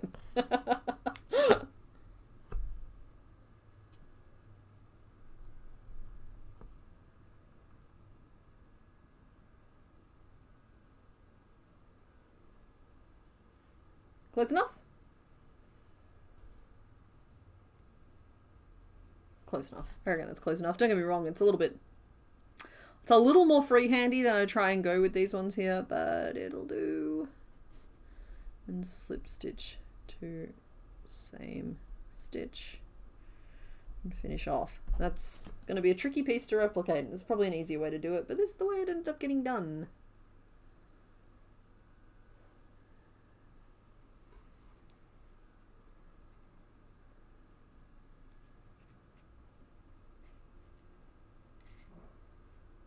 Oh, and I've also been watching a lot of Smosh recently. Sorry, just to go back to that list. It's like, there's something else. Smosh. Of course it's Smosh. Alright. Mask time. Everything's gonna be alright. I can build it as 2 pieces. That might be easier. But I feel like I would have to go this way.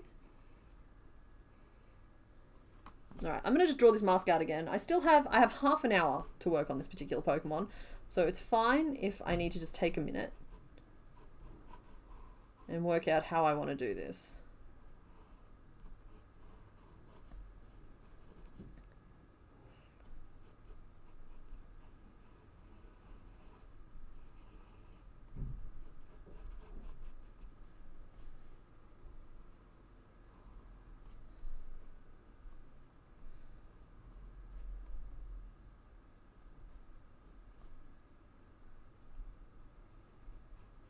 Decrease and an increase on one side and a decrease on the other.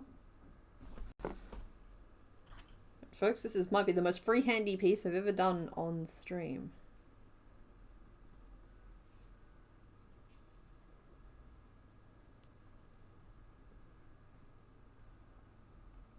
Four, 5.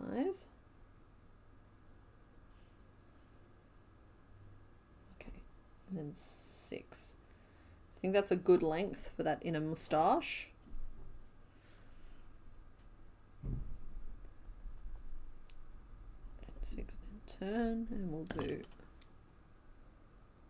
Can we get a hook update? Is it all silver yet? It's not all silver. No, I think you can see it better on that one there. It's silver, like this top part.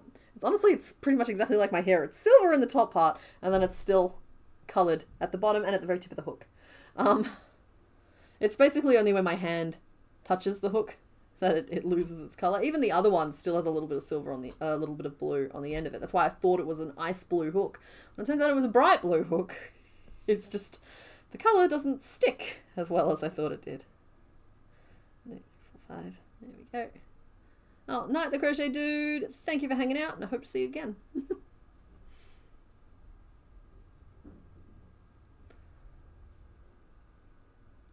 Mosslax was meant to be like he slept so hard moss grew on him. Oh, okay. That sounds like something you might take if you're in some sort of digestive distress. Mosslax.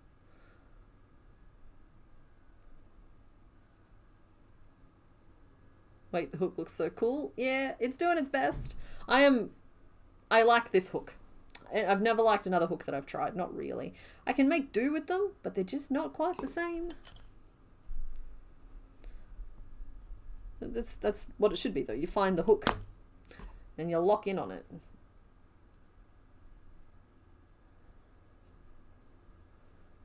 Turn and we do an increase because we're building this out at an angle and this up straight, and so we're doing that by loading increases along this line, and then it sort of adjusts the slant.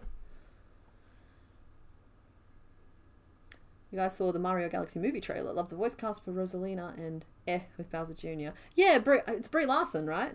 I think that's cool. I haven't seen any of the Mario films. Well, I've seen the OG, but it's different. That's not the Chris Pratt version. That's a very different version. Yeah. But, yeah, no. I like the voice casting well enough.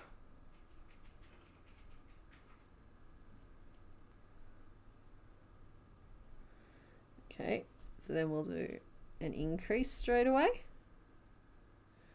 And then 4 across, which means we are skipping stitches at the end of the row.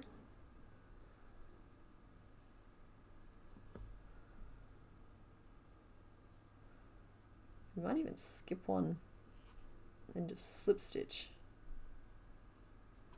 It's getting us a pretty nice point. Skip 1, slip stitch. So that's 2 done. Then we'd have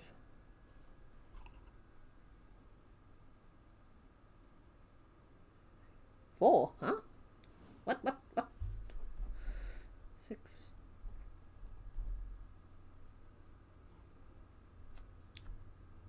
Oh yeah, no, 4, of course. Increase. All the power of cute little creatures lies in that hook. No, it lies in all hooks and in all string. String is just potential.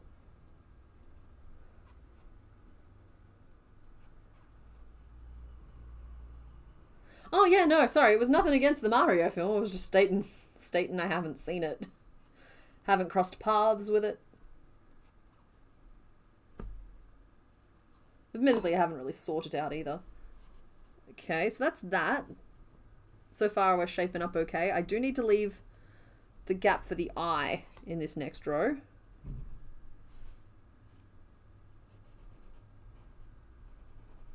Probably in... He has quite a large gap over the bridge of his nose. So we'll do that. It'll be these 2 stitches here. And with this we'll extend out to form this next spike. It's going to be at a slightly different angle than we intended at first, but so far, so good. The Void stole your scissors. The Void loves to eat scissors. I don't know about the Void. I know Custom stole my scissors. I'm still waiting for those. I've got a pair of snips coming in that I'm very excited about. But Custom still has them, and they'll get here when they get here, if they get here. It's sort of like... So the reason I don't sell finished items is just what the Australian post system is like. It's just not worth the extra stress. Alright, we're going to chain 2 and skip 2. Is chaining 2 going to be enough, or do I need to do this over a double row? We might have to do this as a single row and this is a double row, so I'm not going to chain 2. I'm going to chain... Let's see, we've got 2 across, and then we need to do 1 up, either as on either side as well. So we'll chain 4 and skip 2. And then on this other side, we'll work 2 single crochet, and then chain maybe 3, and then a turning chain. So, and then chain 4 and turn. If I love Mario and the references, I'll enjoy the film, but casual fans will just think the movie is mid. Okay. Well, I mean, I played. Oh, bye, Katie. Good luck painting your room. I played the original Marios, but I haven't played any of the 3D ones. Anything where you have to run around as a 3D person in a 3D world, I am immediately disoriented and I can't seem to find my way back. But anything from a top-down type of thing, I don't mind that so much. Like I've played like 50 hours of Hades 2 in the last 2 weeks. And I don't have time for that because I have mischief creatures to be making. But I'm obsessed with that game and it's so good. Oh my god. Hades 2, if you liked Hades 1, Hades 2 is so good. I liked Hades 1. Hades 2 is better. I'm just going to say it. Hades 2 is better than Hades 1. So if you've been trying to work out if you need to get it, let this be your sign that I am shamelessly spruiking because it is great.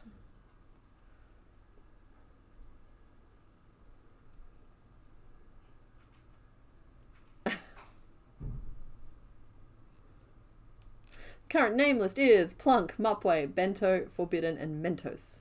Have I played Moonstone Island? No, but I saw Shawnee do play Moonstone Island back when it was a demo, and I think I have the demo on my Steam. So I have not. The one I've been playing recently is another little mappy type one. It was like got a like a fancy name. Amber Maze, Lord Amber Maze, something like that. That one's not too bad. I lost a couple of hours to that one there.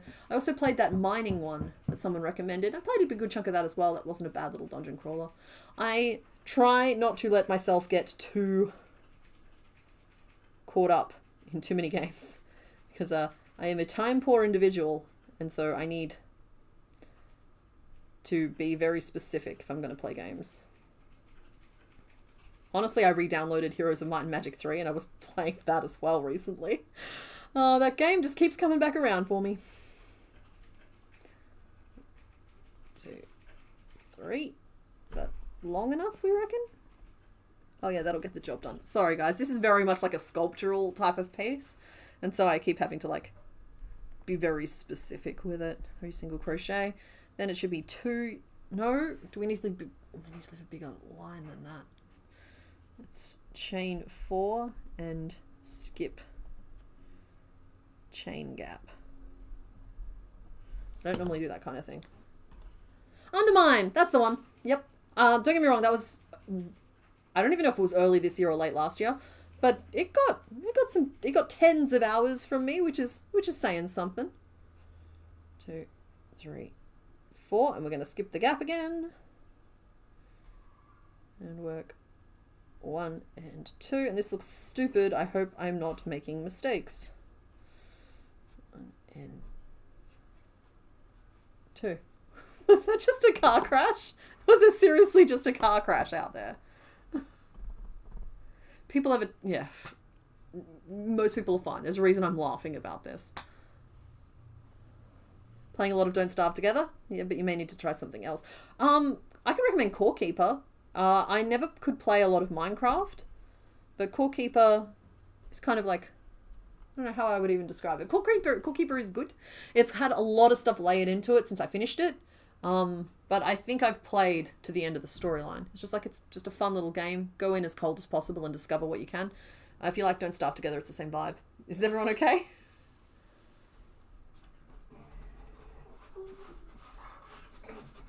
Oh, okay, just a swerve. All right. And someone else closed their door at the same time. Ah. It sounded like there was a screech and then but it wasn't. It wasn't. Everything was fine. I'm going to get rid of that last increase. I think we've adjusted this angle enough. And please note that I'm trying it on the paper. I have not tried it on the actual base. So I should do that. Moral of the story? Yeah? No one was hurt, so oh, it's fine to laugh. No one was hurt. We can laugh.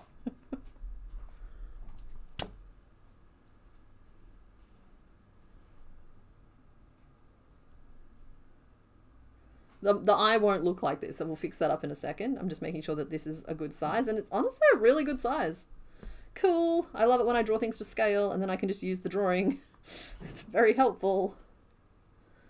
And we turned, and we're going to go 3 single crochet, and then 2 single crochet over both sets of chains.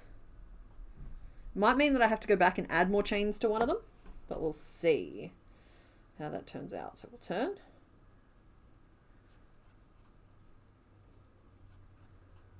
Oh, that poor puppy is just not very bright. Or she just really hates porcupines. Both are legitimate answers.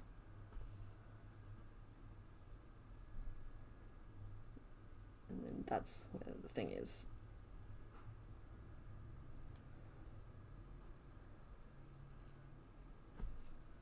Once you have enough money set aside, you plan to buy a Game Maker license so you can make mobile games. So you can make the dungeon crawler... not the dungeon crawler Carl. Sorry, that's me. The dungeon crawl of your heart's flame. That's fair. I like that. I do like me a dungeon crawl.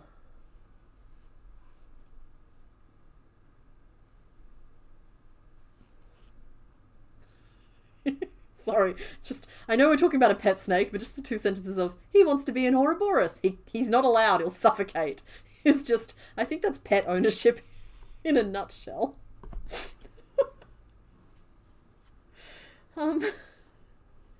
Okay, and then we did 2 single crochet, and I'm going to skip the last one and just turn.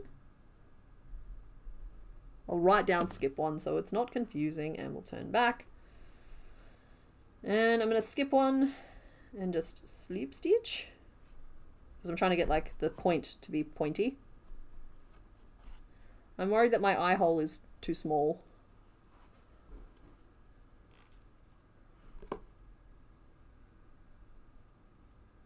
You hate when you've been to the store, you get home and you realise you're out of something that comes from the store you're at earlier. Yeah, Mr. Bones and I wrote ourselves a shopping list, went to the store and came back with one of the things on the shopping list. Still spent full week's worth of grocery money. Still came back with food, but like stuff like Glad wrap was on the shopping list. We had to put it on the next week's shopping list. Yeah. So yeah, I feel you on that one. Upside down is kind of a mood for these eyes. Like, upside down is kind of a better mood for these eyes. Maybe I'm doing this the wrong way up. It's been known to happen. The spikies look pretty good up the other way, too. Wasn't intentional, but it works. The eye is further out if I do it that way, though. I'll finish, and I've missed the eyebrow if I do it that way. And I suppose I stitched them on a Lavatar anyway, so I'm allowed to stitch on the eyebrow if I want. Don't know, because it's so much more accurate as a shape up that way, whereas this way he's looking very happy to see us and it's wrong. So I feel like I have to switch it that way. And the spikes are still fine. It's still lining up and whatever. Just means that we've been working down this whole time instead of up. And we're going to roll with it.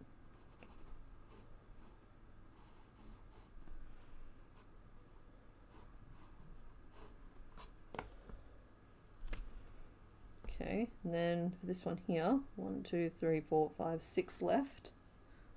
1, 2, 3, 4, 5, 6, 7. Cool, so I did skip one. No, I didn't skip one. What?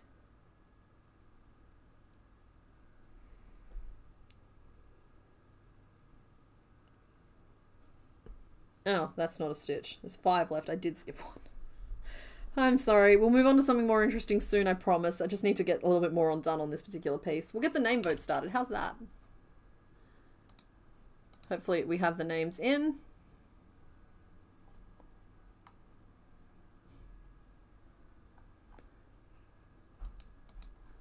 And I'll just wait for the name list to come through. Sorry, Mr. Bones. I know I kind of dropped that on you just then.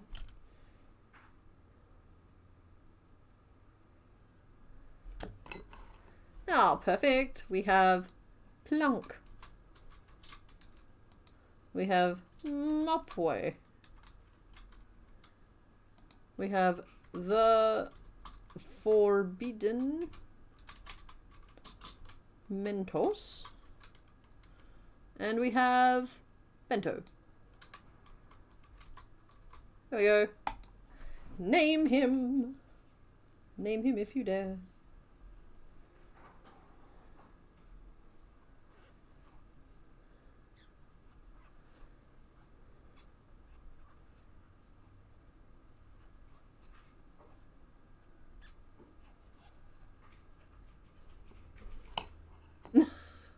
He does have a little bit of an Among Us vibe to him. When I sew this on, I'm going to sew this eye hole on as large as I can get it.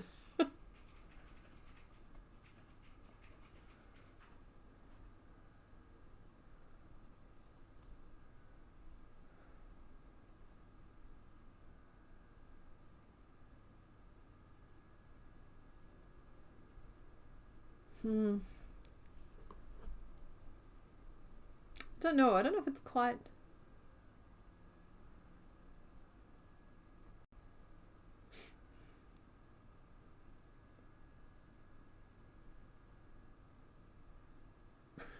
Sorry. Have you ever put a cone of shame on a parrot? Basically impossible. They will chew it off. You have to put tassels on it to distract them and then replace it twice a day. Oh, that's so funny.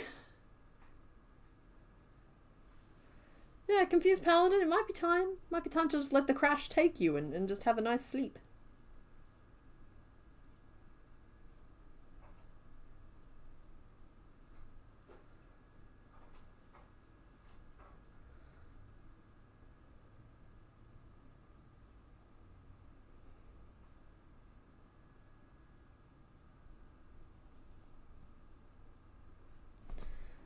Okay, so the votes are coming in. I'll let them trickle in for a moment longer. I'm probably going to pause this one here because I'm not super happy with how the face is turning out. I want to have another go at it. But we're almost at the 2-hour mark, and so I'd like to move on to the next Pokemon. So I'm going to call this one here, knowing I'm going to use this same method, but I just want to adjust some of the stitches and approach it from the other direction instead. So, yeah, I think there's some improvement that can be made here, but I think you'll be okay. Do not like.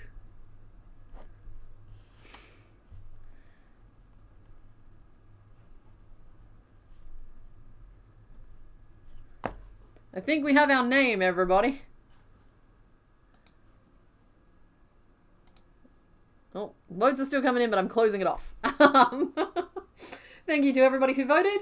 So, the winner is the Forbidden Mentos, or Mentos, I say Mentos, at 47%, followed by Bento at 24%, Plunk at 17%, and Mupway at 12%. So, will this week be 3 Mons or 2? It depends on who you pick next, Yellow Fan. So let's pop him to one side. Into the basket of shame you go. And let's have a look at what the other riddles are, because we're doing riddles this week. So we're going to start a poll, and our options are 1, signed. Sorry, I am going to type them out because I don't feel like they're that visible on the small screen. Signed, sealed. 3, which is a finger accessory. And I can spell, but my keyboard's not super well behaved. Just saying. It's not me, it's it. We have 4, which is Trees Incorporated. And there we go. And we have 5, which is... Pfft. How many Fs did I use? 4. Alrighty, so y'all vote for who we should make next. I'm going to go have a little bit of a break and stretch my legs and have some lunch, and I'll be back very soon. Enjoy the updated Pokédex, because I have updated it. So that's that going, and this is this going. See you soon.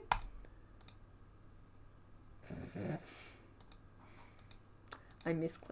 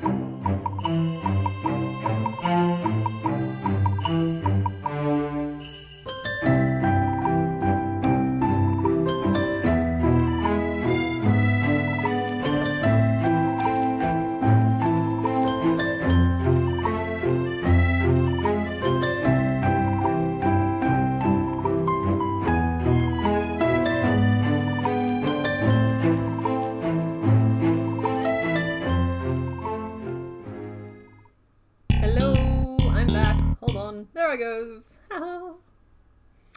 We're back. We're front. We're both here. Let's get rid of that. So, you guys have cast your vote. Really? Okay. You guys have cast your vote.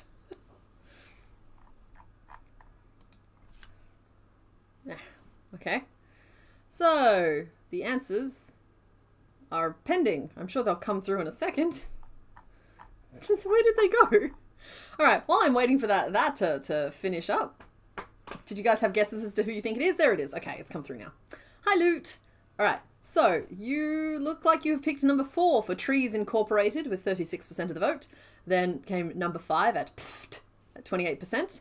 Number 3 at Finger Accessory, sorry, not at. Number 3, Finger Accessory at 20% of the vote. And number 1, Sign Sealed at 16% of the vote. So thank you to everybody who voted.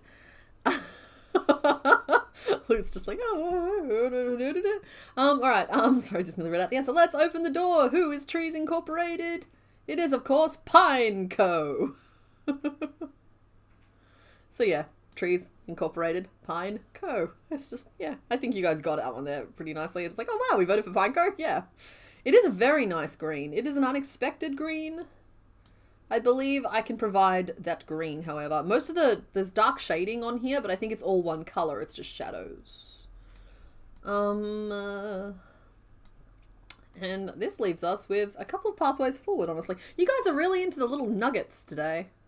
Yeah, you don't like limbs, which you'd think would speed it up, but look how many bits Pineco has. So let's adjust all of our sprites and whatnot. Put the sprite. Now we've got to do the whatnot. There it is. He is number 49. We're nearly at the halfway point. So there's that. Ah, okay. Now let's get some reference images up.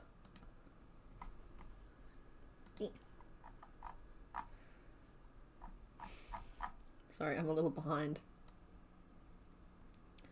There it is. Thank you, Mr. Bones. Wow, he is a complicated little pine cone, isn't he? So my options are to make him really, really little or really, really big. And there is no in between. Because either in here, we're making very complicated eggs. Excuse me. We haven't made Pineco already. We've made Foratrus.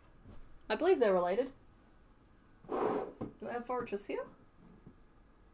I have the babies here. Why don't I have Foratrus here? Where on earth did Foratrus go? He must be out the other room. So, we need to make another egg. So this guy's got more of a spindle base. Like he's longer and thinner at the top. Like that's a very thin pointy bit. Oh, the spinning one is not helping. So he's got one row of flappy bits like here, and then one row almost directly underneath, but these are his eyes. We might be able to sneak some safety eyes in there.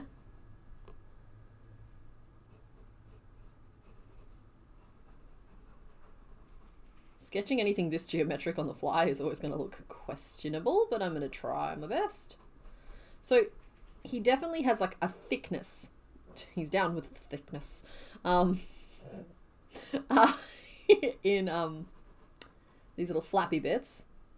They're not just like flimsy little bits. And then, okay, he's got one that comes like out of the middle of his face. And down a little bit. And then he's got, I think it's, each one of these has 6 in the row, right? Oh no, it's 6 to this one. And then I think these ones here are 8.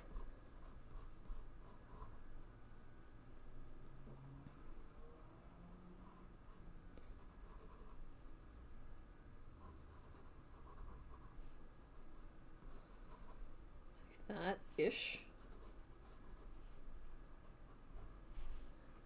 It's kind of hard to tell. They might just be staggered. I do not like the spinning one. This is hard. You had an idea though, right? I have a suggestion. Yeah.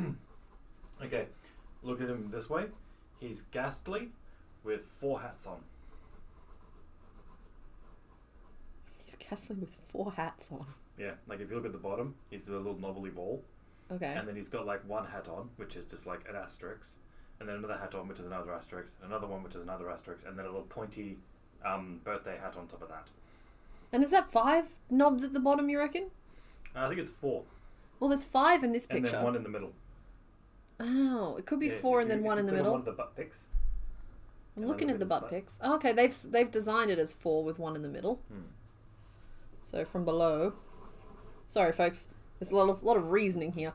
What did I do, Loot? You're laughing at me. So you see what I mean? Where it's just like it's a ball with 4 bubble stitches on it, and then it's just like crochet and asterisks. Ooh. That goes on top, and then another. Sorry, I've just seen a cool name. Panopticon. Oh yeah. I like that. He sees all. He sees all. You just posted your angles.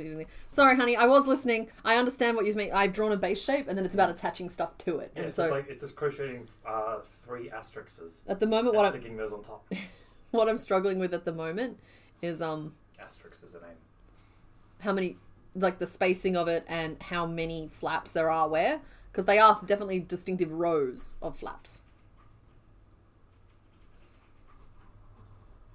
Unfortunately, they're very specific. Oh, he's down with the thickness, right?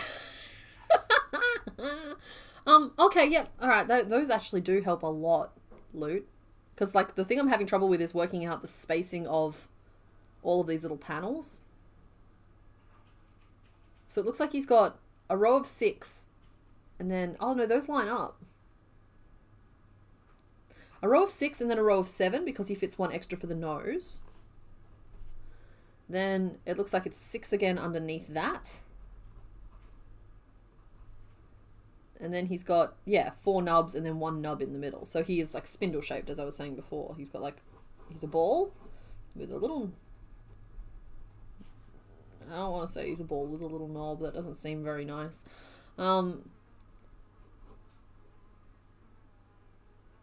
Are you kidding me? Can you see this? Can you see this?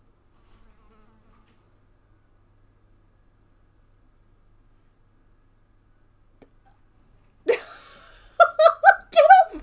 Go away! What is wrong with you? Did you see that? Let's end the route to target. You might just have to stay over there. I'm going to walk past our tippy toes. That way they cannot see my face. That's not going to work. They can see to the ceiling. Not that close. They're very tall. Alright, look, I'll turn the camera off for you. Okay, Mr. Bones is going hunting. The camera's off. Have fun. Ah! Panic! Panic! Don't panic. Don't encourage the panic. Got him. Did you? Yes. I'm good at murder. I mean, they can still hear you.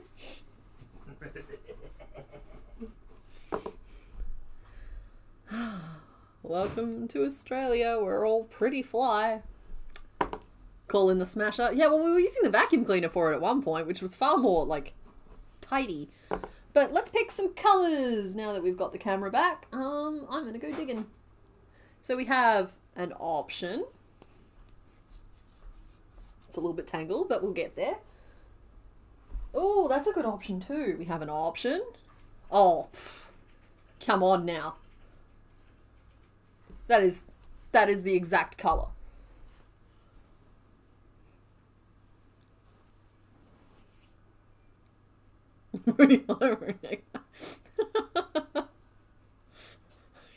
I had permission.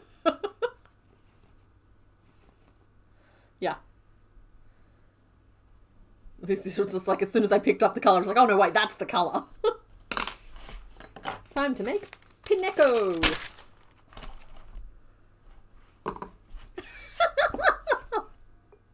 I'm so sorry, Loot. Loot has just shared on Discord the mid-animation photos of Pinecco. Pineco. It's Pineco. I've got to reprogram my brain. And he's fatter than I thought he was, but that's such a perfect little, like, reference image for him. And his eyes are, like, here. That's great. That's really good. Because then we've got, like, a line of flappy bits here. And a line of flappy bits, like, here. And a line of flappy bits, like, down here.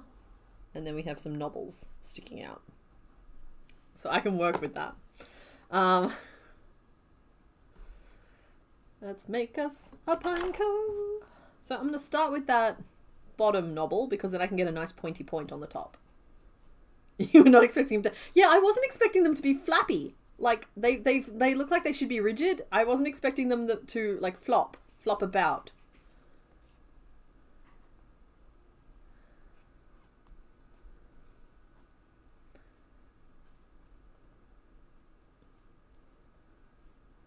Yeah, you're just a little fella. You're just a little guy.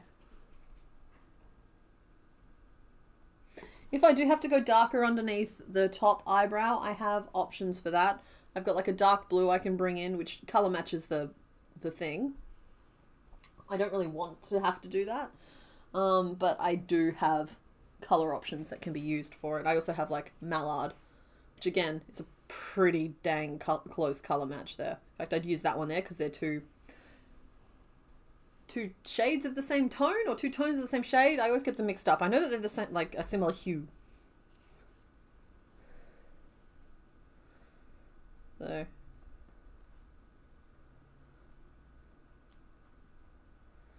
basically imagined a pupitar but molded into a pine cone. Fair enough. So we'll try and get this one done in 2 hours and we'll see how we feel at the end of that.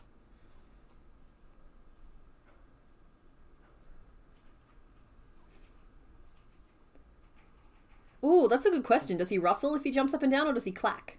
Because I feel like he clacks. Yeah, Bumblebee, that was my plan for if I was going to tot him. And that is like strings of petals, as you've said. 1, 2, 3, 4, 5, 6. Cool.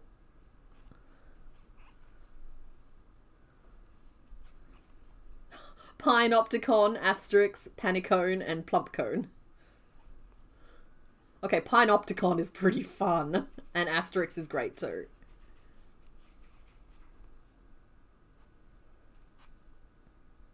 Yeah.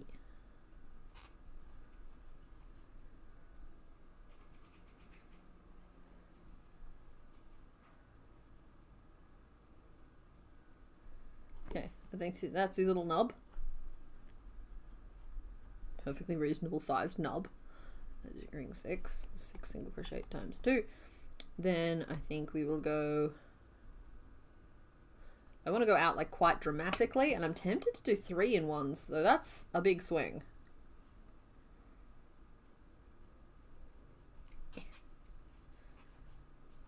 1, 2, 3.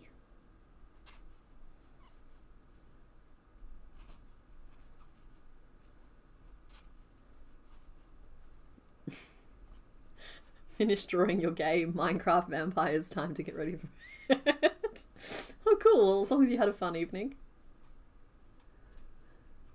Shame I already did Fortress. Oh, yeah, because they could have been Asterix and Obelisks. Obelisk.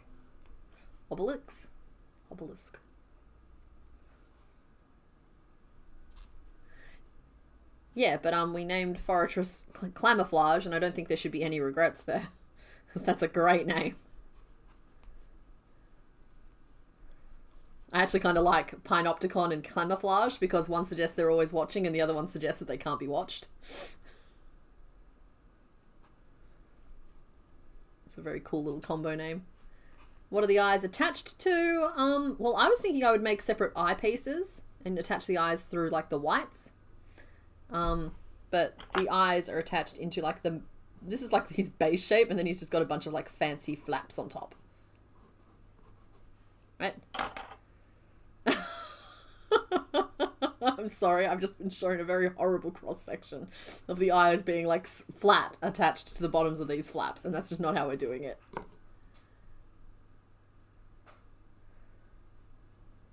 Okay, I did something weird there. And instead of going with either increased 3s or regular increases, I alternated between the two. 3, 5, we're leaving me with 15 stitches. I've never gone from 6 to 15 before, I don't think. 1, 2. don't want to make him too triangular. The eyes do seem like they're flat on the underside of that cone bit. I don't know if I'm going to do that, though. I think we're going to just fudge it a little bit.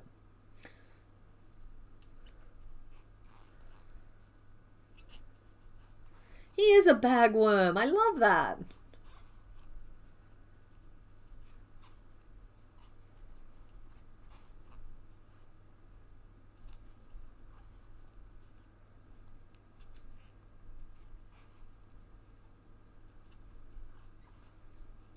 Bagworms are very cool little dudes.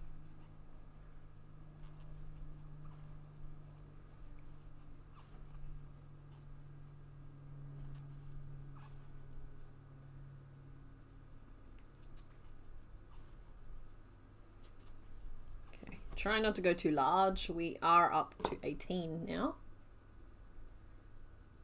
Okay, and trying not to go too large. Have I accidentally gone too short? That's not a very big nub. It's meant to be his base. Sorry, I'm trying to keep things polite and whatnot. Oh no, I'm doing okay. I'm just looking at the reference images. I'm doing fine. We're doing fine.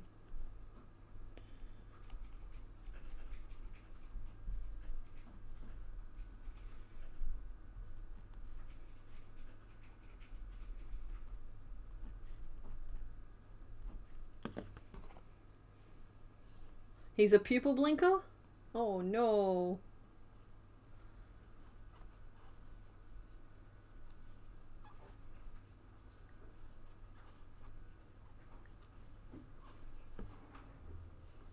Mr. Bagworm, bring me a bag. Bum, bum, bum, bum.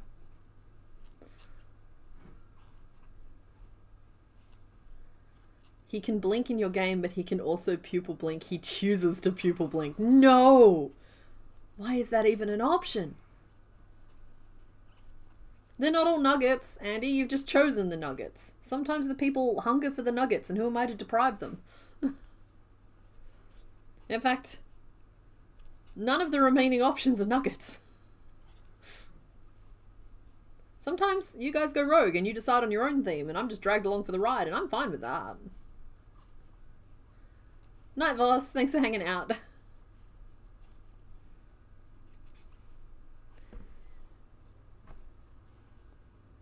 Yeah, sorry, I got myself all tangled up because I didn't clear my desk space, and that's on me. This is a really rough one, though. How did this even happen like this? I looked away for 2 seconds. We're 3 rows in. It's escalated very quickly.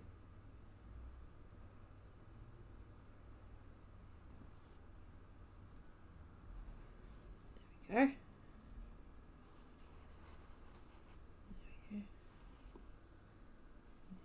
Yeah.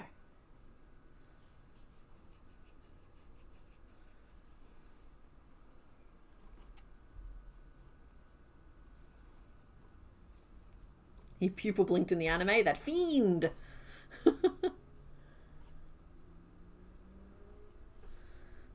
Oh, we want our nuggies, yeah. That does seem to be the way. I've completely lost count of this. 1, 2, 3, 4, 5.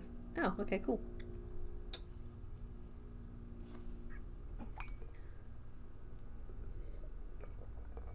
Yeah, we've got to check for pupil blinking and toe beans.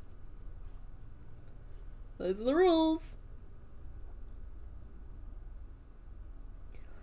13, 14, 15, 16, 17, 18, 19, 20, 21.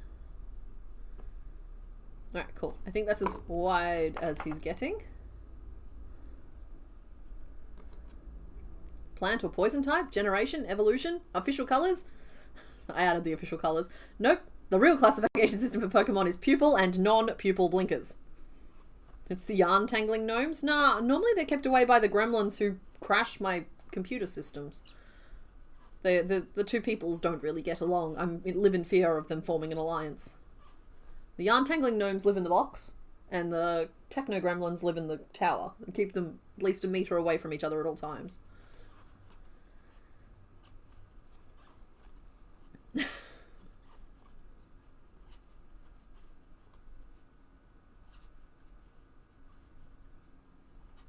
Yeah, it does. It looked like an entire bow wrapped around it. I don't know how the two of them had gotten that entangled in the very short amount of time since I put the yarn on my desk, but sometimes string just gotta be doing string things, I guess. It's a theory. A string theory. I'm gonna stop that. Just bat myself on the nose. Just stop. Okay, so we'll go around, and we'll go around again. And just going around. So I'm thinking this week I'm going to be, you see this gap with the red dragon in it? I think I'm toying with the idea of it being this week anyway. Making that into like a little crochet fish tank. Just think it'd be a cool little set piece to have in the background.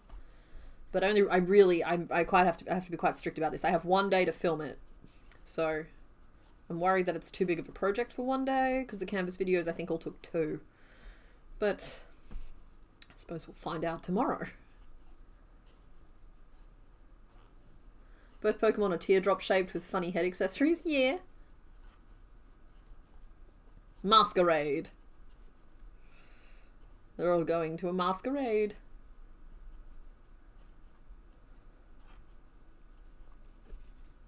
Hi, Keyblade Mistress. Excuse me, guys. The voice is starting to have some, excuse me, some bonus opinions. They're croaking all over the place. If I'm not careful, I will reveal my secret froggy status. Going up to there. So I think 1 more row at this, 2 more rows at this, and then narrowing it off. 1, 2, 3, 4.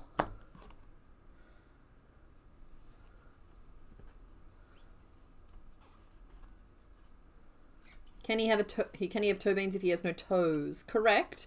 Toe beans are any alternate coloured markings that belong on the bottom of their transportation. So if they suction cup along and there's a spot on the inside, that's a toe bean. If they have feet, that's obviously a toe bean. So it's not really about toes, it's about the beans. Aw, that card makes him look like a fun little Christmas ornament. He just looks happy to be there. Go. I should line up all of the Gen 2 Pokemon at some point. I know that we have the Pokédex that we can look at, but we're really close to halfway. It'd be cool to see them all lined up. The fact that there's only 100 in the Gen as well means that they'd probably fit on the desk next to me. But whenever I line them up on the desk, I'm always just really keen to put them away again. Meaning just like, I know this from Gen 1, it's like they take up so much space. I still gotta get that poster done actually so I can have them hanging on my wall and put them away properly. But, yeah. There's just no urgency to that, so I don't have time for it. It's probably December.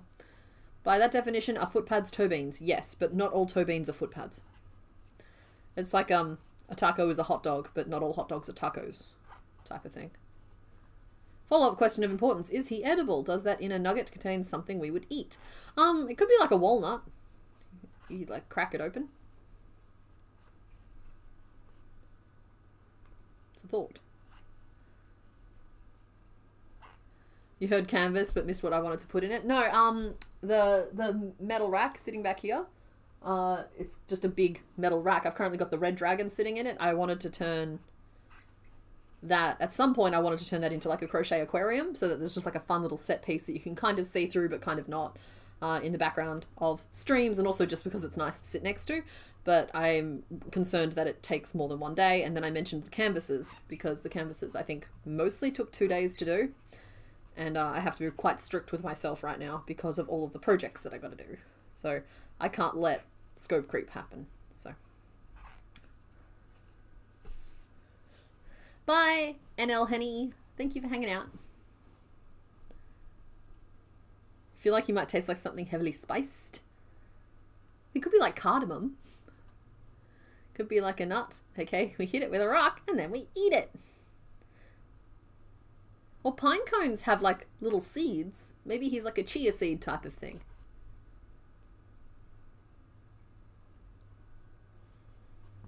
Okay. Okay, so if I was reducing by 3 at a time, it'd be to 18 to 15 to 12 to 9 to 6. So that'd be that high. That's not enough. If I space them out by 1 row each, be that high. That's better. Okay, cool. So that's what we are going to do. We're going to reduce by 3 and then put a row of single crochet in between each time we do it. So 5 single crochet and a decrease, and then we'll do, that should bring us down to 18, and we'll do 18 around, and then we'll do 4 single crochet and a decrease, bringing us down to 15, and we'll do 15 single crochet around, and so on and so forth. He could have hidden pine nuts. Oh, that makes sense. That makes more sense than anything else. Only if he's a boy, though.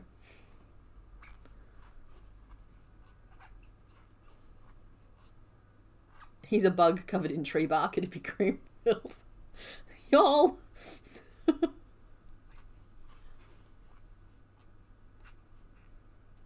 Of all the Pokemon that you could choose to have as a snack. Oh, I gotta tell you though, I feel like, assuming that you would just like consume this guy like in one piece, I bet he has just the best crunch. Just the best crunch to him. He looks like he crunches nicely. I'm big on texture and I feel like he has a good one.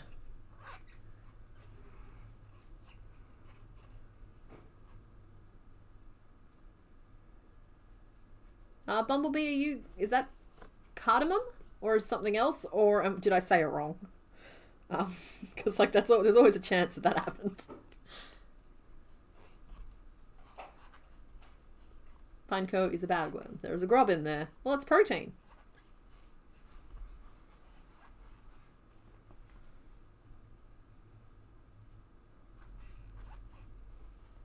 Oh, I've just had one, love, thanks.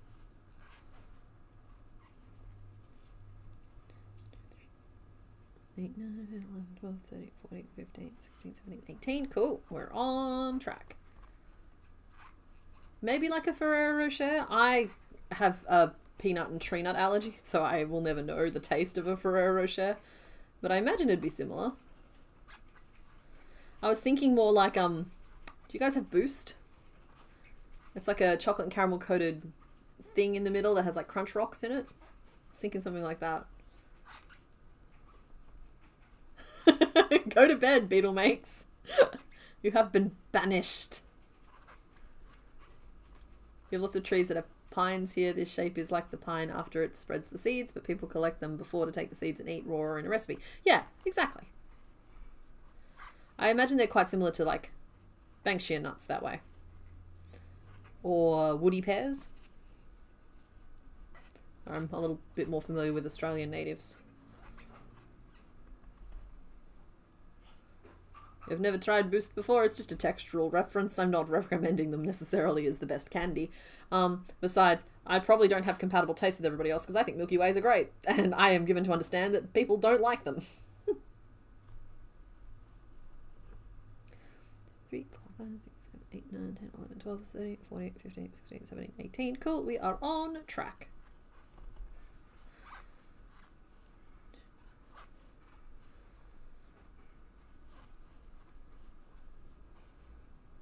You're not being banished. It was a gentle and loving suggestion. Sometimes walking around sipping water is also the solution. I'd be disappointed the outside is crunchy but the meat is stringy. What are we talking about?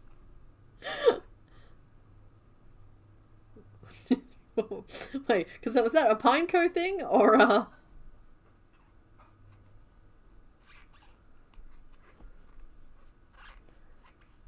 You guys are going to have to work really hard to beat Pineopticon as my favourite. Just because, again, I think it works really nicely with camouflage. And I don't mind, like, polluting the options to reinforce that as my stance.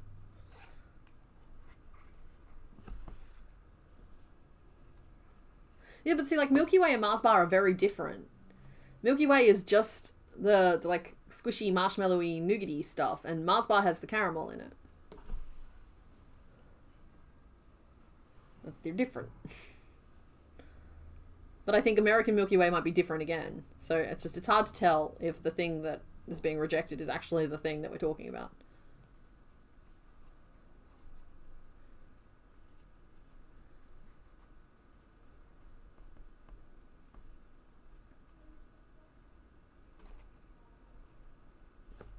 Yep.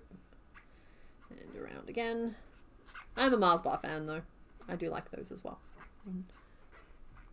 I used to like a Twix with like, yeah, Twix was my choice of snack from the office vending machines. Quite tasty. I didn't mean to make you hungry, Hobby Lemon, sorry. It's just at a certain point in time, we cross lunchtime and then I start prattling on about food. Oh, American Milky Way has caramel. That's weird. Don't get me wrong, caramel isn't like an immediate reason to like dismiss something, but over here Milky Ways don't have caramel. Milky Ways are just like, okay, so Mars bars have like a hard nougat in them. Milky Ways is like a softer, fluffier one. It's almost like a marshmallowy one, but it's not sticky, and it's just that coated with chocolate, and that's a Milky Way.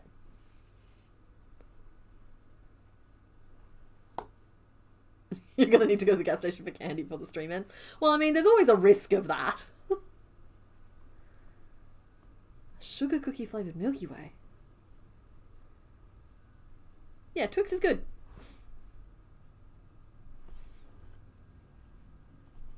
It feels biscuity enough that it's got a little something to it without just being like sugar.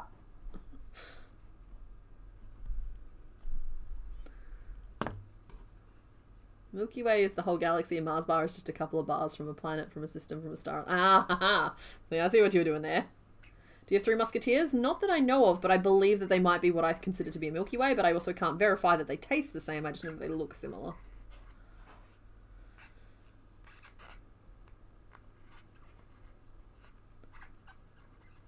Am I just eating soft Mars bars? My Mars bars have soft nougat. It's not meant to be like hard or crunchy, but I've just, in terms of like thickness, Milky Ways tend to be like really soft, like your teeth just like descend straight through it, whereas Mars bars have a little bit more chew, just a little bit more chew. Or maybe we're just eating really old Mars bars over here. There is always that as an option. We are the most isolated capital city in the world. Yesterday is your first time trying Snickers. You love the caramel and hate the peanut part. Yellowfan, it sounds like you might prefer a Mars bar. That said, Snickers are also not something I will ever experience, so eh. Eh.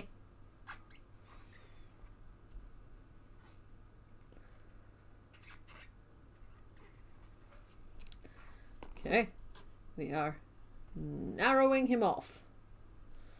We're doing our best.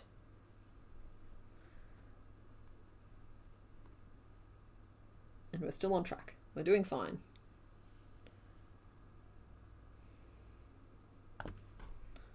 Okay, whoever sent the giant Mr. Mime, Sour Sprout. I didn't need to glance over to the Discord just to see a giant Mr. Mime eyeballing me through the screen. What are you doing? Good luck catching it and all, but more because it's a menace to society than any other reason. I've not tried coffee crisps, but then I also don't drink coffee, so they're probably not for me.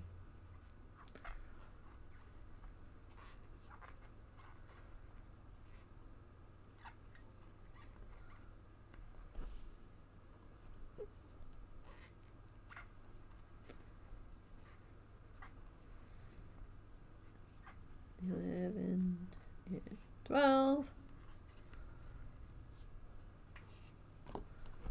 I need stuffing. Still working my way through that pillow, but we're running out of stuffing over here. I need to go shopping for some more. Oh, any Americans here at the moment? Was it Thanksgiving this weekend? Or is it next weekend? I'm trying to work out when the Black Friday sales will be on over here. And I could just Google it, but I don't know. I feel like I have access to you guys, and so you may have the answer.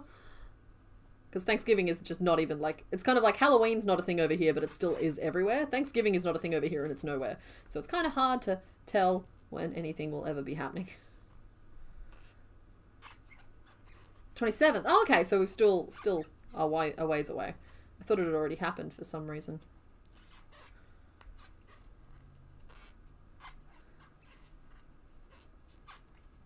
Last weekend in November. Okay. So yeah, we're still out then. Because like so many of like the quote unquote sales start happening like the whole month of November. It's just like they're not Thanksgiving sales, they're Black Friday sales. So that's probably why Halloween is a thing and Thanksgiving isn't. But it's kind of hard to, like the actual sales, it's good to know when they actually are, but it's just kind of become a month-long thing. But I try to get my Christmas shopping done before it or during it, and I'm doing pretty good. I have 2 more to get. Just I'm nailing it this year. I don't like being stressed. So the solution, if everything stresses you out, is to plan everything and just get it done before it would be stressful. So it's all done. USA does like their holidays, yeah, but over here in Australia, we like our public holidays, which means everybody gets either paid more for working that day or we get the day off. And we have what, like 13 of those a year? And that's in addition to like any like holiday pay or anything from work. It's just like, it's good. We like our holidays over here. It's just we do it different. Pokemon question. Does Gyarados have a scaled texture on his segmented bits, or is it more one big smooth scale armor style that makes each segment? Painting textures now, I'm not sure where to go. I think it's more like a hard shell, but he does have that little one scale detail on each of them. Yeah, I'd say it's smooth like a shell. It's like an armored worm sort of thing. And that's WYRM, worm, that I'm using there. Trying to convince your family to go to an indoor water park instead of presents for Christmas this year. See, that's fun. Experiences and memories are absolutely a valid type of gift to give.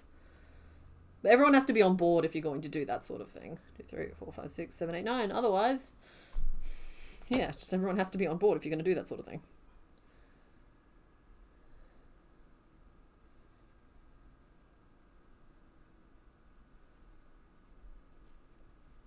Okay.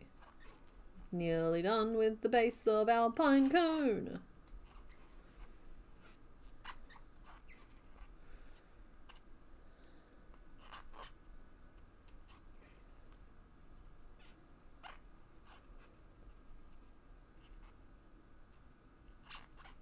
There we go. I'm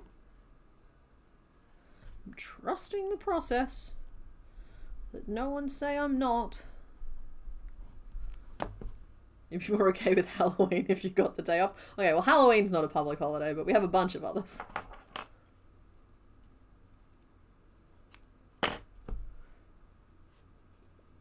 And they do differ from state to state as well. Like, I'm only speaking from a WA perspective. And honestly, I work for myself and from home, and so I don't know when most of the public holidays are anymore. And it's just I'll go out in public one day and things will either be quieter than usual or busier than usual. And I'll work it out from context clues.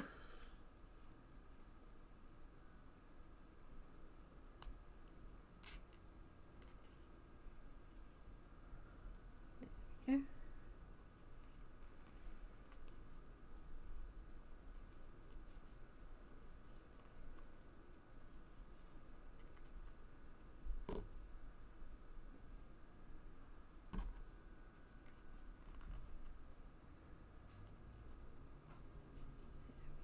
Okay. So we have our base. Our questionable little base, but it's a base nonetheless. I'm sorry, I don't know why the camera is so far over today. It's just things are going to be moving for a second while I sort this out. Hey, look, there we go. Okay. Okay, now we're talking. Hey. Ooh. Yum, nom, nom, nom, nom. Yum. Nom, nom, nom, nom, nom, nom, nom, nom. He's eating the green carrot. Yum, nom, nom, nom, nom, nom, nom. Okay, you help us out by holding him up, okay? His arms are very helpful. You prefer consumable gifts? Yeah. I get that. Like, don't get me wrong. There are certain things that I get where if they're thoughtful and they're relevant and like it's not like it's nice to have, because like the idea is that like a big part of the gift is the story of how the person came to pick the gift, and that sort of thing. But like if in doubt, don't just buy stuff. Give someone chocolate or cookies or something. Just give them something or you know what I mean? Like, it's just like, it's perfectly fine to do that if you're not sure. Because otherwise you end up with, I don't have an example to hand of like just a random piece of stuff that you end up having to like cart from house to house for years, particularly if you don't have a very big house. Drapion getting very carnivine for you too. It's unavoidable. He's real cute. You're making your family a mini crocheted advent calendar with embroidery thread. Wow. First 12 days are, of course, the 12 days of Christmas. Then it's just 12 other various bits and bobs. Well, I mean, I don't want to like overwhelm it completely, but we do have 31 patterns out there in the world that are already from 12 days of crochet. And so you could pick your favorites from those ones if you get really stuck. So you've got some backup options. What am I doing next? Let's grab the white and make some eye pieces.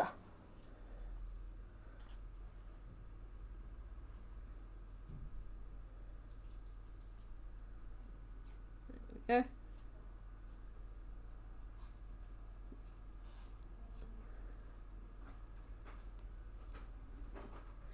Yeah, there's a lot of confusing lore for me around Thanksgiving. However, I think that it's kind of like any of those events where a lot of the traditional meanings aren't necessarily relevant to what it means to people to celebrate it now.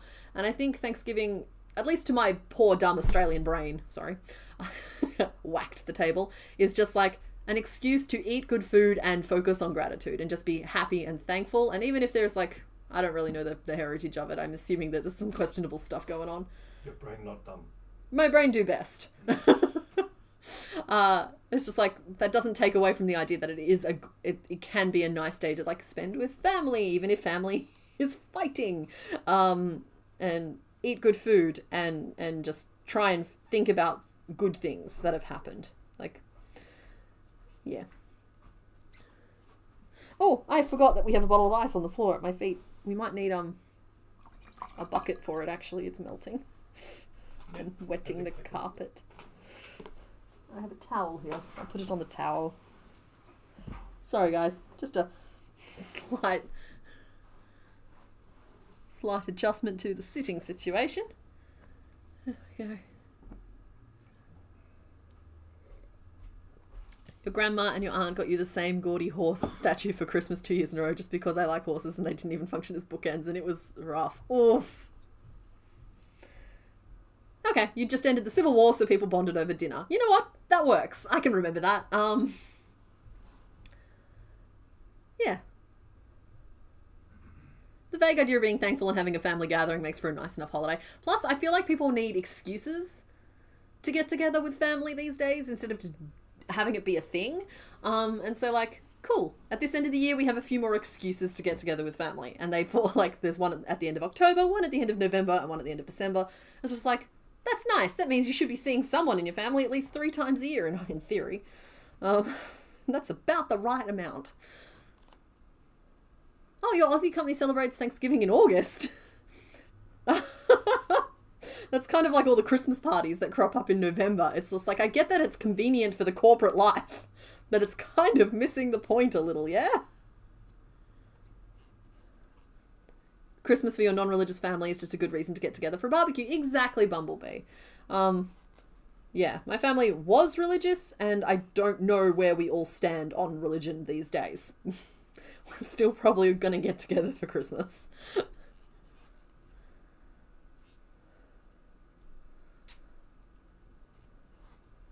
You never wanted to evolve Skorupi before, but it's growing on you. But you could have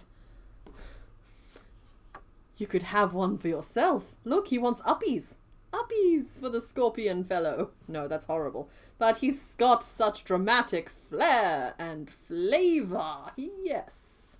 He is just here for a good time. Sorry, he's such a drama queen. I love it. Oh, Night That Random Wolf, thanks for hanging out. He has such expressive arms. He really does. I don't even know what I'm trying to make. I just know that I'm not doing it right. Is that what I'm doing? Oh, I never inked my pine cone. No wonder I keep looking at Pupitar and getting confused.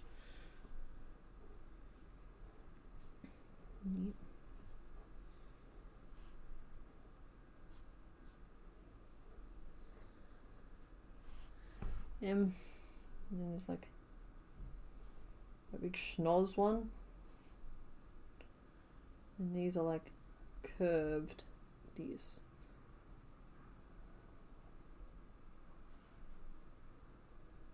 Sorry guys, skipped a step, had to go back and correct it. I'm not procrastinating. It's rude to point it out.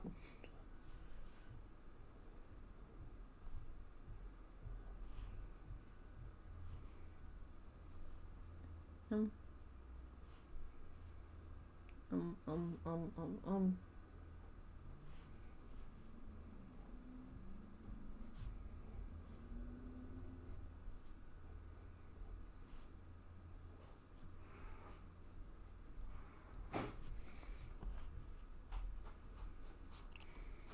I have a stupid idea.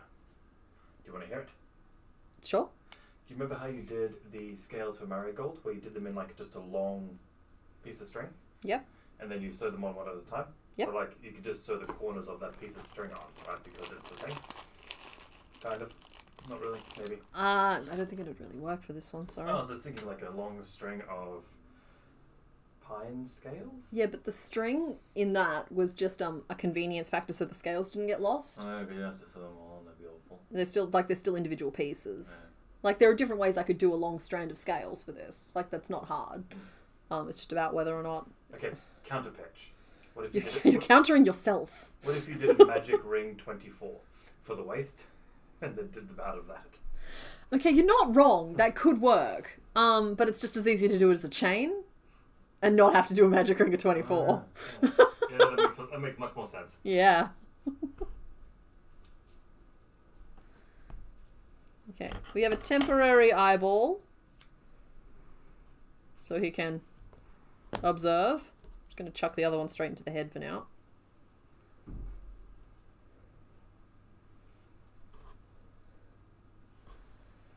And I think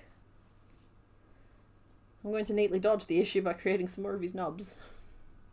I'm putting it off, but I can't put it off for much longer. Don't you worry about that. I'm warming up. Psyching myself up for it. It's fine. 1, 2.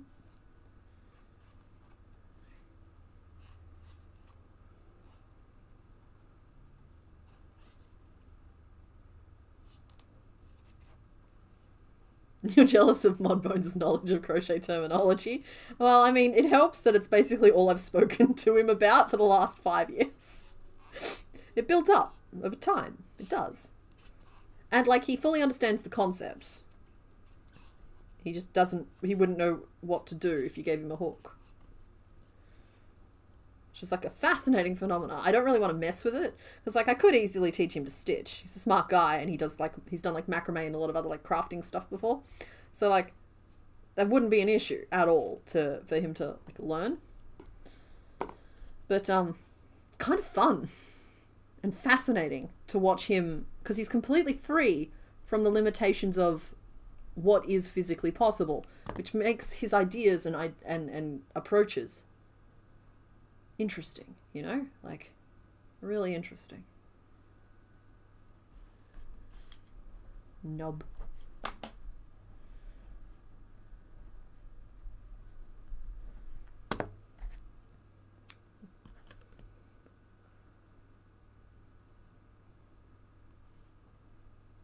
What doggy is crying? Is your doggy crying? That's not good. Exactly. He's 60% of the way to designing patterns despite not knowing how to crochet. Honestly, I think he's further down the line than that because he understands how to make the shapes. He just doesn't know how to crochet.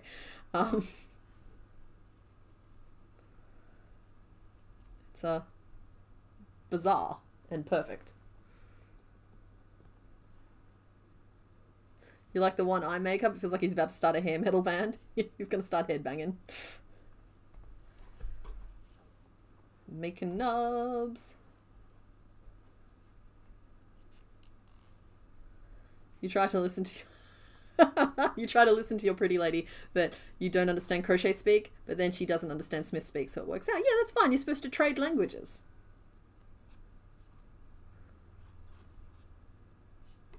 Mr. Bones, are all saying really nice things about you. I hope you're reading all this.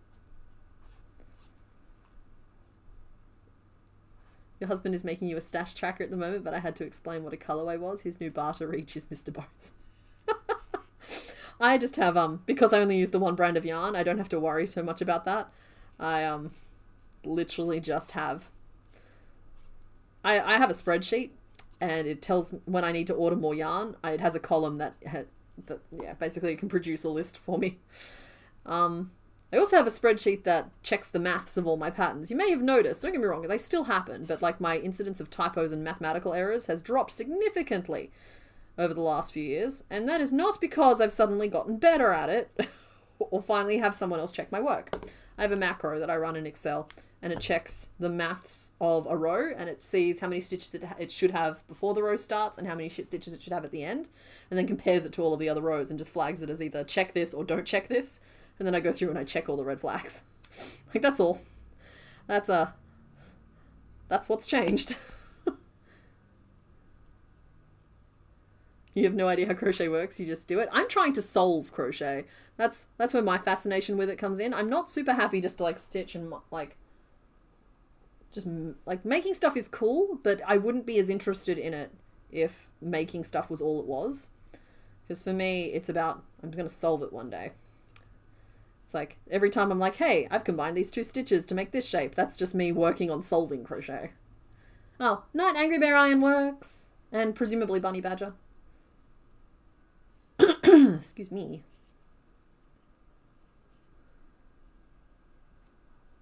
Oh, sorry. I think the night got good night. Sorry. Angry Bear Ironworks doesn't seem to be gone. Emily Shriver is gone. Night, Emily.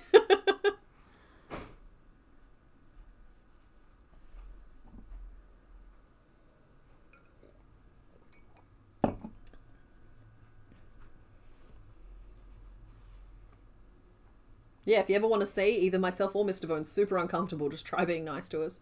Current name list is Pinopticon, which is the superior name and should be chosen when the name suggestions when the name vote happens. Then there's Asterix, Panicone, and I don't like Plumpcone. Plumpcone makes me distinctly uncomfortable, and I don't understand how it ended up in the mix.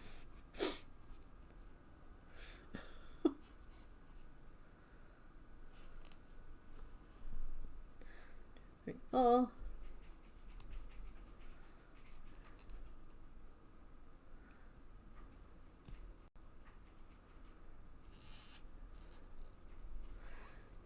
That and just like the supreme awkwardness of having a group of people sing happy birthday to you.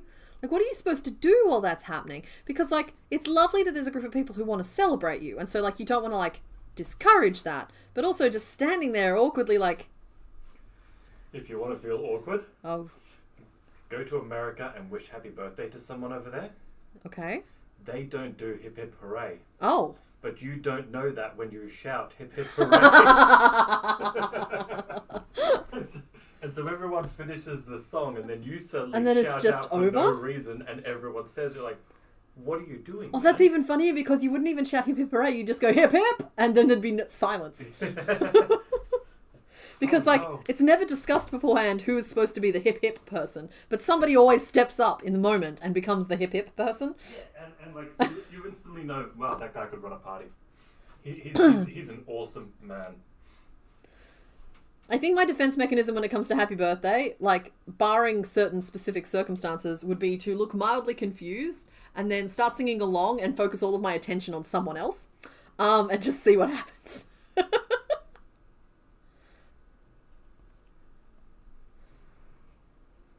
Sorry, for anybody who does not know, at the end of singing Happy Birthday, in Australia, somebody in the crowd will always go hip hip, and will go, and then everybody goes hooray, and you do that 3 times.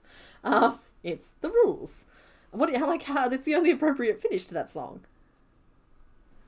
Yeah, that's exactly it. Alyssa, are you supposed to just be like... And if you sing along, it's weird. It's weird. It's weird to sing along, for sure. Yeah. You need the hip hip hooray. You do. Of course we shout hip hip hooray.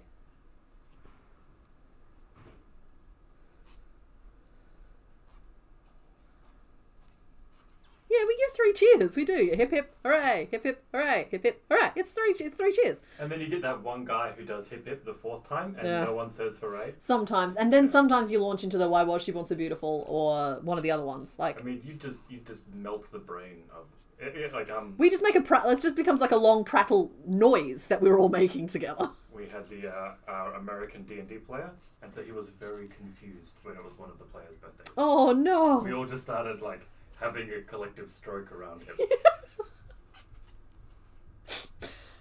Yep. Oh, and many more? That's not a bad way to finish it. But then the hip hip hoorays could still happen after that, I'm just saying. The hip hip hoorays are fun because it's more like general revelry, whereas I think everybody feels awkward about singing, and so they're all like focusing on you really intensely with like their eye contact. I'm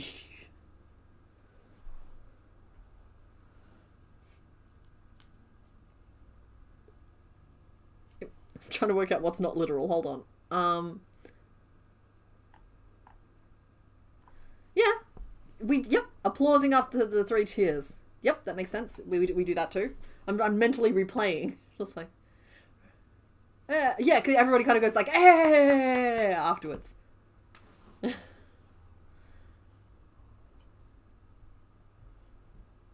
Okay, so he's got his little nubbies. So you can now like creep away on his tentacles. And I can't put off making flaps any longer. So I guess we're doing that. So, well, we know we need 6 around the eyebrows, and they need to be at least 2 stitches wide. Good news is once I nail down the design we want to use for the flaps, if they're boring, we can move on. But if they're not boring, we can make them.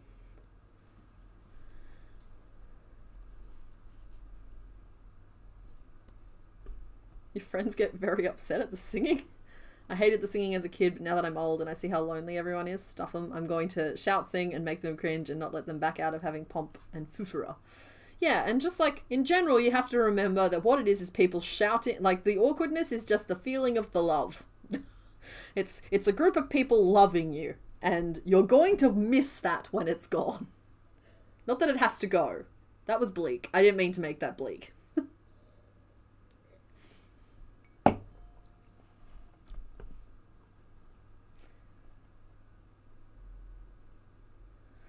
You know what tradition I don't like, though? The whole, like, when you're cutting the cake, if the knife hits the bottom of the cake tray, you have to scream, or everyone has to scream. I don't like loud noises in general, so maybe that's part of that, but just, like, the screaming cake thing was just never for me. I feel like Mr. Bones is unintentionally unpacking some big feelings out there. Yeah, he seems to be. I'm going to check on him. Don't you guys worry. Yeah, we're going to check on him.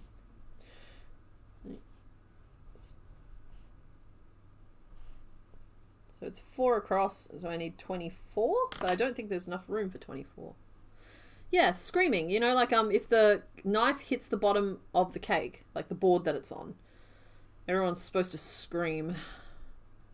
It's a tradition that I don't think is completely ubiquitous. I think that it's like different significantly even from like household to household. But that was never a fun surprise when you found yourself in a screaming cake household. Australia's a bizarre place, y'all. No, it's just like sometimes we need to scream and let it out, and a birthday party may as well is like as good a place as any. The cake thing is kiss the person closest of the opposite gender to you. I have never heard that, Daiquiri. Yeah, cake smashing I think is just stupid, and I think it ruins the fun for everyone. And to be clear, I'm not talking about like the potential like bride and groom wanting to like feed each other cake and maybe like missing and oh isn't it cute they've smeared a little bit on each other. I'm talking about the malicious back of the head into the cake, ruining it for everyone. It's like, it's not a joke if the person you're doing it to isn't laughing. So if they like that, that's fine, but you're still ruining the party for everyone else, because some people just want the dang cake. You think you're going to go too? Is that what you're saying, Sour Sprout? You're learning more about Australian culture than you ever anticipated today. I have that effect on people.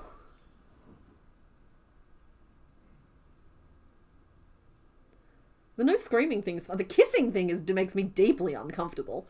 That's just, no. I don't even like the casual hugging. It's just, ugh. Yeah, it's tradition. The knife touches the bottom, comes out dirty, you gotta kiss the closest person. No! No, you don't. All of this is also done while upside down. Oh, that probably explains it. We've got too much blood in our brains. Oh, night, Sour Sprout. Thank you for hanging out. being mean for no reason. I don't know about that. I said I'd go to bed and then I didn't. Now my body is unhappy with the position I contorted myself in. Yeah. Go put yourself in a comfy position so that your limbs can reset. Okay, see, Angry Bear Ironworks, if you're going to do it, that's how it's done. You went to a party once where they did plant the guy's face in the cake, but they brought out a better cake afterwards. That's fine. What makes me uncomfortable is, first of all, cake wastage. Second of all, I want cake, and now there is no cake for anybody. Third of all, sometimes people are doing it on a whim, and there's burning candles on that cake. Can we stop and think for a second, please? Can we have a little impulse control? That is a flame you are shoving your friend's face into. I can't look at them. They make me too uncomfortable. I just get too... no. People are going to get injured.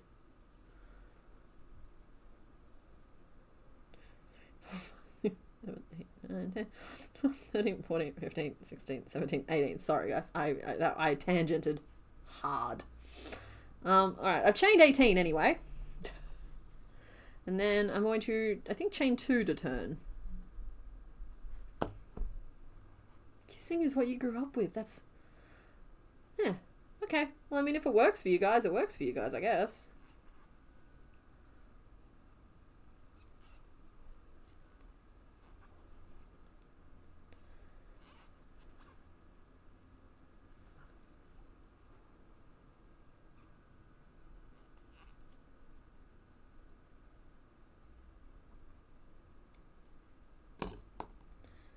That's a dangerous 4 seconds of saying no cake for you to 30 people who expected cake.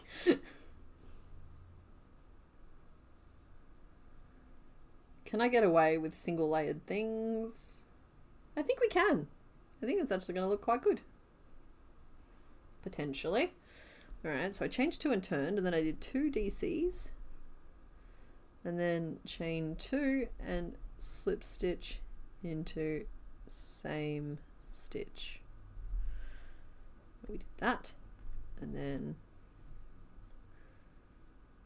we'll slip stitch along and do it again.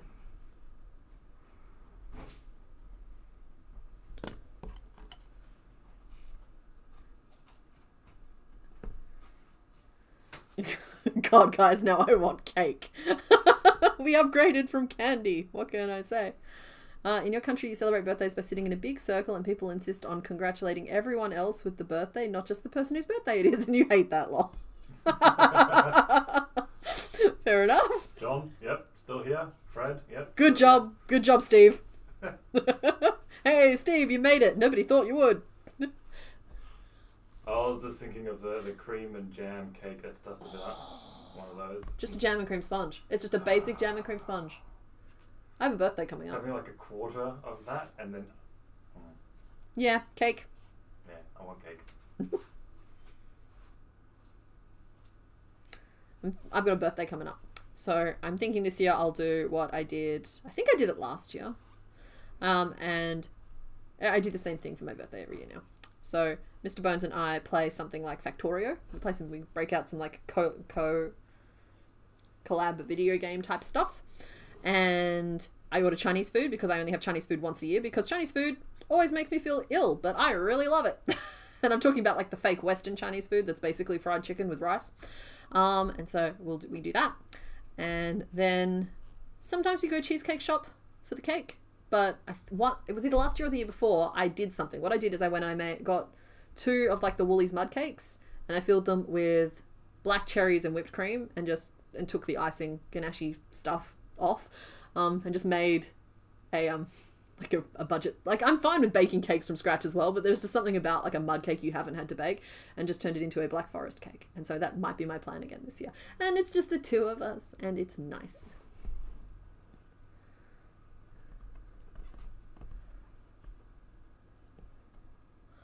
Oh, Angry Bear Ironworks, that sounds awful. Actually, forgive me for gendering this, but that sounds like a very dude type of tradition. Your weirdo child has discovered she likes fondant. Not on cake, just fondant. We have leftover fondant from making her birthday cake, which has been slowly disappearing, thinking I didn't notice. I gotta say, Kath, as somebody who came from a large family, and I don't know what your current situation is, but I found that a lot of my preferences when it came to treats and what I was willing to say I liked depended a lot on what everybody else in the house wasn't eating, because it was something I knew would be there. That's how I ended up with like liking Turkish Delight and Cherry Ripes. It's because those were the treats that were available in a large family, because all of like the Mars bars, etc., would be long gone. So it might be that kind of scenario, or it could be a textural thing. Fondant's not a nasty texture. It's just not a treat for me personally. They brought out the Woolies mud cakes as ice cream. Yeah, I saw they brought out like little Christmas tree ornaments of them as well, which I think is very cute. I mean, I'm not going to hang one on my tree, but I do. I salute the concept. I'm just like, hey, you know what Australians want to put on their Christmas trees? Mini mud cakes.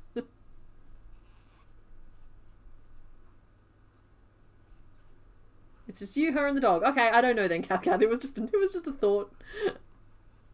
I developed a taste for black licorice exclusively because you copied your brother. I have no idea why I did that, but I developed a genuine taste for it later in life. I'm like getting like that with black jelly beans. I found that like while I used to just reject licorice out of hand, I actually kind of, but like that's exactly the sort of thing I'm talking about, where like all of the good candy would be gone, and if there was licorice was all that was left in a big family, well then okay, you developed a taste for licorice until you became the licorice person. You'd have to fight your mum for the Cherry Ripes and the Turkish Delights. Yeah, they were my dad's. Well, I think Turkish Delight was one of my mum's favourites, but Cherry Ripes are definitely one of my dad's favourites. And, I don't know, Cherry Ripes are just good, okay? They're dark chocolate and they're not fake cherry, they're actual cherry flavour. Because I can't stand fake cherry flavour. Panadol syrup ruined cherry flavouring for a generation. There you go, buddy. How are we feeling about this? Don't know if they're big enough. I can always repurpose this as one of the lower layers instead. But I just wanted to get a feel for if we liked the single layer petals. And I think that they work fine.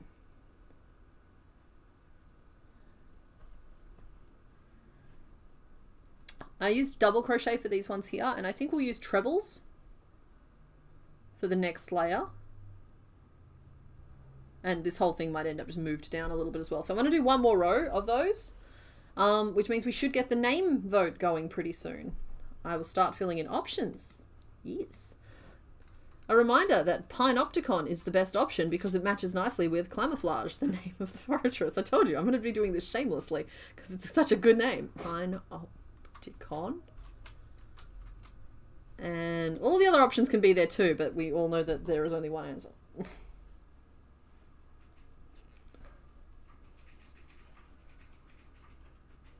I swear we normally talk about other things. It's not just food. It's just we're talking about food right now. You know what? I love a good ginger beer. I do. A Bundaberg one is lovely. In fact, I like all of the Bundaberg brewed soft drinks. In summer, I did this thing last year and I'm going to do it again this year because it made me unexpectedly happy, you know? And that was, I reserved a little corner of the fridge and I kept it stocked with like fancier soft drinks. Like not just like drinking soft drinks, it's just like you have like one in a glass bottle instead of just buying the cheapest thing available. And like there was like passion fruit, orange, and sometimes there was like a lemonade in the mix as well. Like I'd keep 2 or 3 different like flavors in there. And like the Bundaberg ones featured heavily in that, and so did Schweppes, because Schweppes is just like nice little glass bottles. And I just felt so fun and festive about it, and I'm going to do it again this year. Because, like, over winter, there's no point in keeping cold drinks stocked. But, like, in summer, just, like, a fun drink from a glass bottle or, like, poured into a glass with an ice cube. And I got round ice cubes this year, like, a round ice cube tray that makes, like, big ones. It's just, like, that's what self-care looks like to me.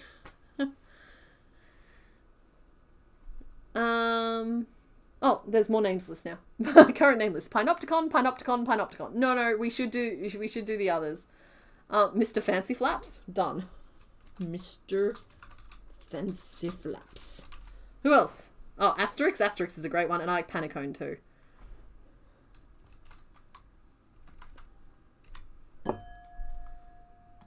And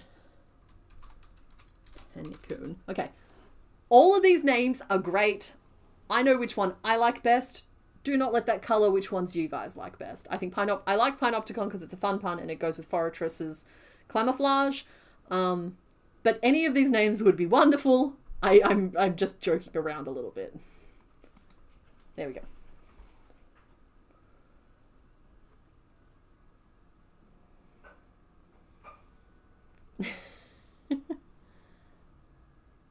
Hello, Star Stitch Crochet. Welcome. I am noticing over time, more of you are like crochet themed. And I think that's fun because I wonder what came first, the chicken or the egg. Oh, night, Angry Bear Ironworks. Have fun with the toddler. I think Panopticon is a great name. And like I said, I like it because Panopticon is like, has an always watching implication, and then camouflage means can't be seen. Like camouflage. And so I'm just like, that's a really good pairing and a really good pun at the same time. And how often does that line up? But also, I'm not making the choice here. You can vote for whatever you like, and there will be no shame. 1, 2, 3, 4, 5, 6, 7, 8, 9, 10, 11, 12, 13, 14, 15, 16, 17, 18. And now we'll do 1, 2, 3 to turn because we're doing it as trebles. Top layer. Middle layer. 18. Gonna chain 3 and turn. And then it's 2 trebles, chain 3 and slip stitch and slip stitch.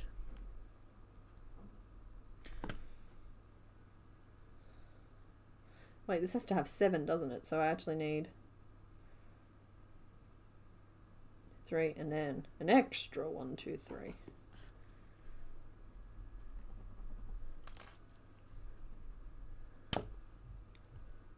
You've been binge watching me? You're sick of the sound of my voice yet?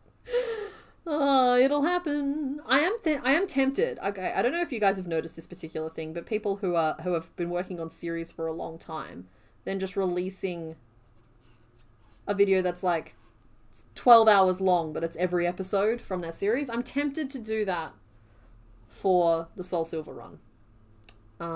It's just something I'm thinking about, just because I think it'd be a really convenient way to watch it. But I mean, I already do have the playlist as well, so I don't want to like double up on it. But I could do like a little bit of like slight editing to it to make it like one long story and cut out the intro between episodes. And yeah, that's just what I was thinking. It's a thinking thought. You hate Bundaberg at the moment because you dated a dude who had no soda other than that ginger beer, and it was when I drank too much soda, and it really doesn't taste good when you have too much. No, it doesn't taste too good when you have too much. You're correct. But like that's kind of why I like them. They like that ginger beer. Okay, here we go. I'm gonna tell you guys the best non-alcoholic Christmas punch. I make it every year. You take a bottle of that ginger beer that we're talking about, the Bundaberg one, and you take some pine orange fruit drink, not juice, fruit drink. There is a difference. And you take like a can of lemonade and you just mix that all together until it tastes right to you. And it is the perfect blend of like sweet and refreshing and just like the perfect, like this is for hot summer days, not cold winter days, but it's the perfect Christmas punch. You want the, okay, cool. I'm thinking about the compilation. Like it's going to be it's pretty much the same content. There's not going to be new stuff added. If anything, there'll be stuff taken away. But I just thought it might be a really convenient way to consume it, given that like I was just watching an 8-hour video from, let's see, it was, so Deep Pocket Monster I know does those compilations. It's just like, it's so nice to just make one viewing decision and then just have viewing materials all day. Sean Udo just put out like an 8-hour video where he played every Five Nights at Freddy's game, and I'm just like, don't get me wrong, it took me a couple of days to get through that one, but like perfect. You make one choice and then like you were alleviated from the burden of having to make more choices.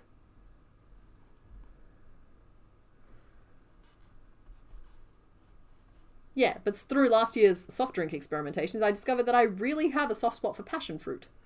I don't like some orange.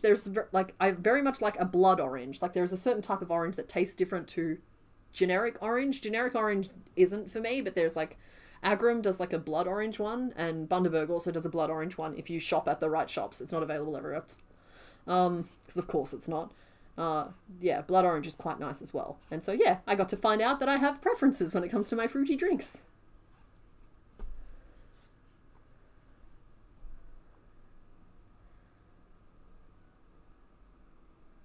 You binged when you first discovered me? Yeah.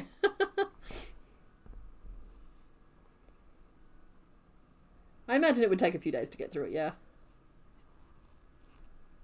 My goodness, at this point you have definitely, all of you, if you've watched it more than once, you've probably watched it more often than I have. More than I have. Though I will say, I know that my video is good when I can handle watching it without cringing. And I'm not saying that that's the case for the Soul Silver videos, but it was absolutely the case for that 151 Pokemon video that I put out. Because, having watched nothing but that video for like 3 days as I was trying to like desperately finish it off, once it went live, Mr. Bones was like watching it out on the balcony, and I just went and stood over his shoulder and watched it too, and I didn't cringe. It was just like, okay, I'm not sick of this video yet. This is a good video. I did a good job. Yay. You've never tried Pine Orange? That's the flavor that always sells out first over here. Pine Orange. It's just you can't keep it on the shelf. It's pineapple and orange, and it's just like that perfect tartness. I love me some tart flavors. Some tart flavors. Some zingy flavors, you know? Not too sweet.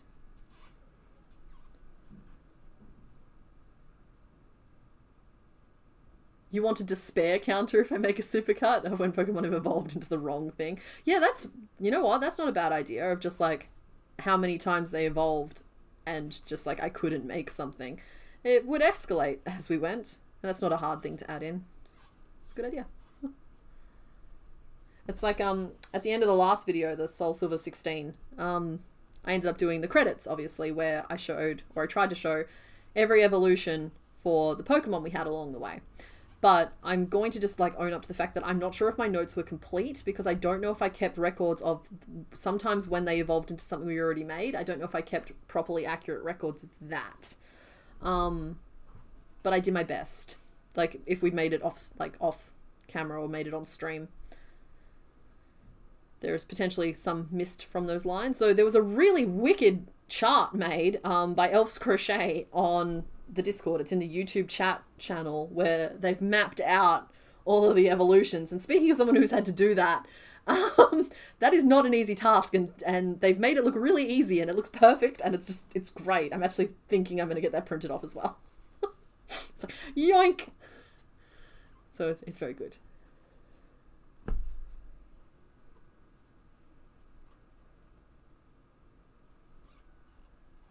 Pokemon sharing loop counter? Yeah. Well, I mean, we did the math, and it turns out that there is only 2 potential loops, and one was the Crisis loop and one was the Chaos loop. It's just we lucked out and found the Crisis loop in the first place. Like, there was a very healthy chance that we never would have found that loop. 1, 2, 3, 4, 5, 6, 7. Okay, and then I've got 3 leftovers. Okay, fine. I guess we'll do 18 anyway. I don't know how that happened. Me.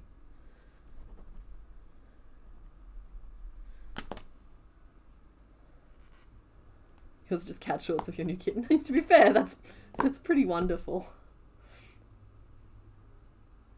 Okay.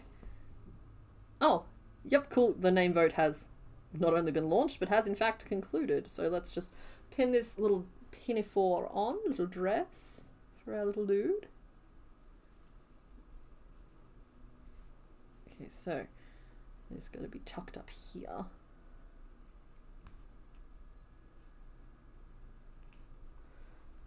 And then I'll close off the name vote, and we'll vote for a 3rd Pokemon. Because why not? Why not indeed? So he's going to look like a little bit of a silly, flimsy little guy. But I think that could be cute. I think we're allowed to have some silly, flimsy little ones in the mix with the Palkias and the Drapions. Yeah, so I think this moves down a little bit maybe, and he gets another layer of skirt. I think that's going to work for us quite well. And if I find these too flimsy, I'll just make 2 of each and just sew them together, and it'll give us a little bit of thickness as well. Again, he's down with the thickness. Let's close off this name vote because it looks like you guys have chosen the correct answer. Not that there was a wrong answer. Which is clearly a correct one. So, Pinopticon won with 66% of the vote. Then came Mr. Fancy Flaps, which was a late entry at 15%. Panicone at 14%. And then finally Asterix at just 5%. Yeah, we have a Pokemon named Cabinet. We will be halfway done today. That is correct. I'm not promising that I'll get these patterns out before next week, but we may as well tick them off. And then, like, worst case scenario, I'll catch up over December. It's a busy time of year. We make it work. So, what am I doing? Look what I can do with my hands. Nope. There we go. Okay, so today we are solving riddles, and the riddles are profoundly stupid. So far we have found the Sticky Dog, Puppy Tar, and Trees Incorporated, Pine Co. So, choose wisely. Where's the count gone?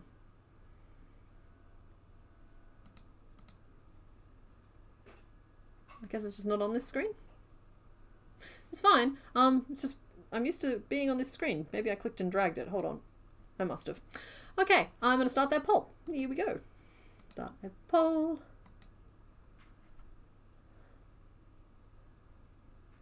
Asterix was a favourite in your household. You're a large part of the 5%. That's fair, Eliza Meeks. So our options are 1, signed, sealed. Not sinewed. What are you doing? Signed, sealed. And number 3 is a finger accessory. And number 5. Alright, I'm gonna go have another break and just stretch my back out. Probably have a sandwich, but I'll be back and we'll make whatever you guys pick. Leave your guesses in chat. I always have a fun time reading them. Yeah. See you soon.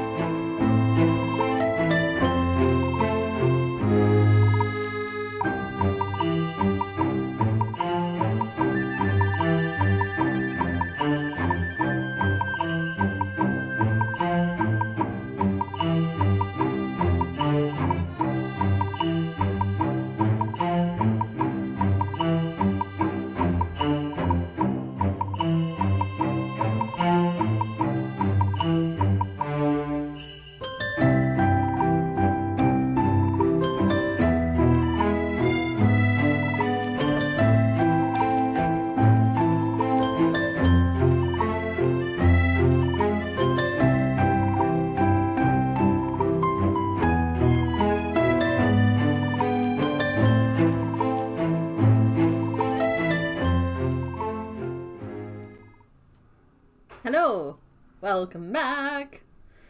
So, I've been having a great time watching you guys try and guess who's behind the doors, and I like that. So, let's close off this poll and just lock it in. I think that we know which door you've chosen, but I love the fact that you're not super sure who's behind the door. Because I think you're pretty confident on two of them. I'm not saying you're right, I'm just saying you're confident on two of them, but one of them is a bit of a question mark. So, it looks like door number 5, has won with 52% of the vote. Then came number 1, signed sealed at 28%, and number 3, the finger accessory, at just 20%. So, let's see who's behind the door. You guys need to brace yourselves for how stupid this joke is. Okay? I'm just warning you now. So, who is behind the door? And it couldn't be anybody else but a furt. It's a furt. Right? Furt.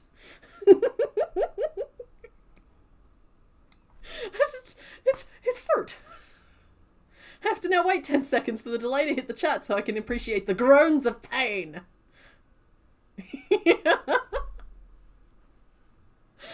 Yeah, I figured you guys might like some furret if we want to give it all of its syllables. It's not terrible, don't be mean to me.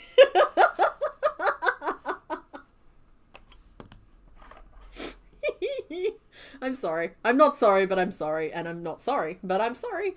So we're gonna make Longbean exactly as our 50th Pokemon for this gen, bringing us neatly to the halfway point. And here we go. Update that, 50% of the way done. Hey. And before we go today, if somebody reminds me, I'll read you out the stats on all the Pokemon, because we haven't done that in a while, and there's no secret spoilers, and so I can actually do it. Where are you, my little wormy boy? There he is. Belongs in the trash? No! But yes, we do need the Tobean Brigade to be on Tobean duty. There's my references.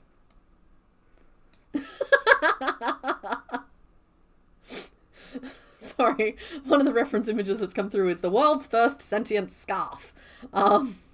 Too long to fit within a reasonable canvas, so he had to ripple. So yeah, he's fun. So we're doing Furret, and he's gonna be cute, and we're gonna have a good time. Yeah. For some reason I always picture him like this way, instead of the way he's pictured in the thumbnail there, so I'm gonna draw him this way. I tend to do that a lot. I flip the image. Not sure why. There's probably an explanation, but we don't need it. Got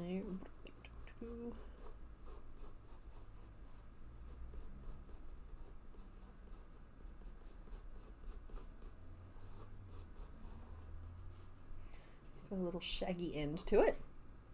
He's got many stripes, our boy. And he's probably going to end up a little more chubby than long in my hands, but that's just how that tends to work out. And he's got a little widow's peak. Does that line up with his ears? Impossible to say.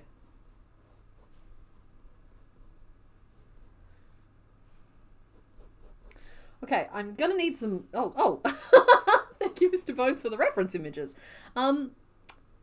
Okay, all right, that does answer the question I was having about some of those markings. He's got some tiny little pitter-patters with like that. And then underneath there we have our first stripe. But he's brown all the way down the back until that first stripe. Lining the stripes up, it might be too hard and we might end up just sewing them on. He's such a good boy though. How many stripes does he have here? So he has 1, 2, 3, 4 brown stripes. So that's 1. And that's the last one there. And then it's like here. And here.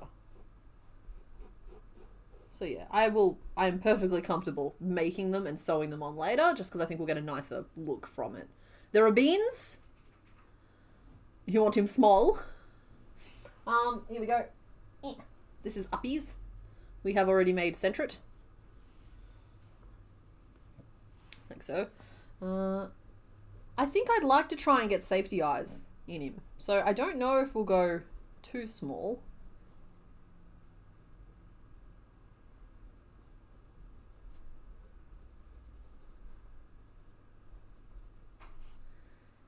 Got little face markings. Those will just be stitched on. That's no big deal. And his little feet go like here. And news from our investigators is telling me that, oh my goodness, is telling me that we have beans. The presence of beans. Oh my goodness. Oh, the little polite fingers, little polite hands. Just like, we're going to put them in a little polite pose. Little foot move over here so we can balance. But I need confirmation on the foot beans.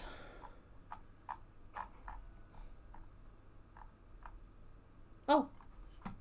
Okay, there they are. So the feet are like this, and they've got like a little pink pad underneath. Oh, little walking boy. I'm sorry, my heart is being stolen right now by all of the reference images because they're so cute.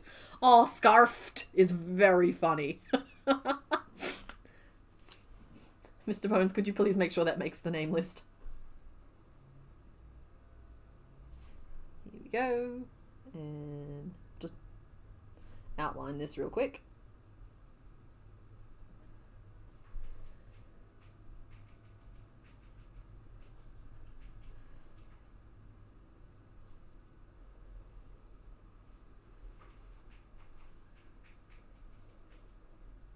Oh, yep, little ear tippies.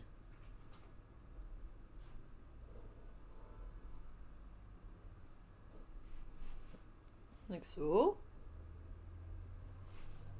We've got our polite little hands.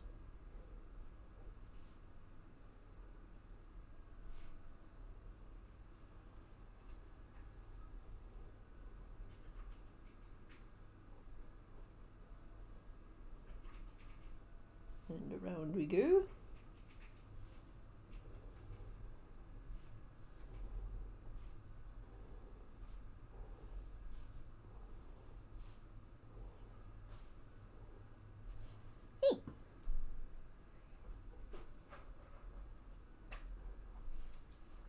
He's such a good boy.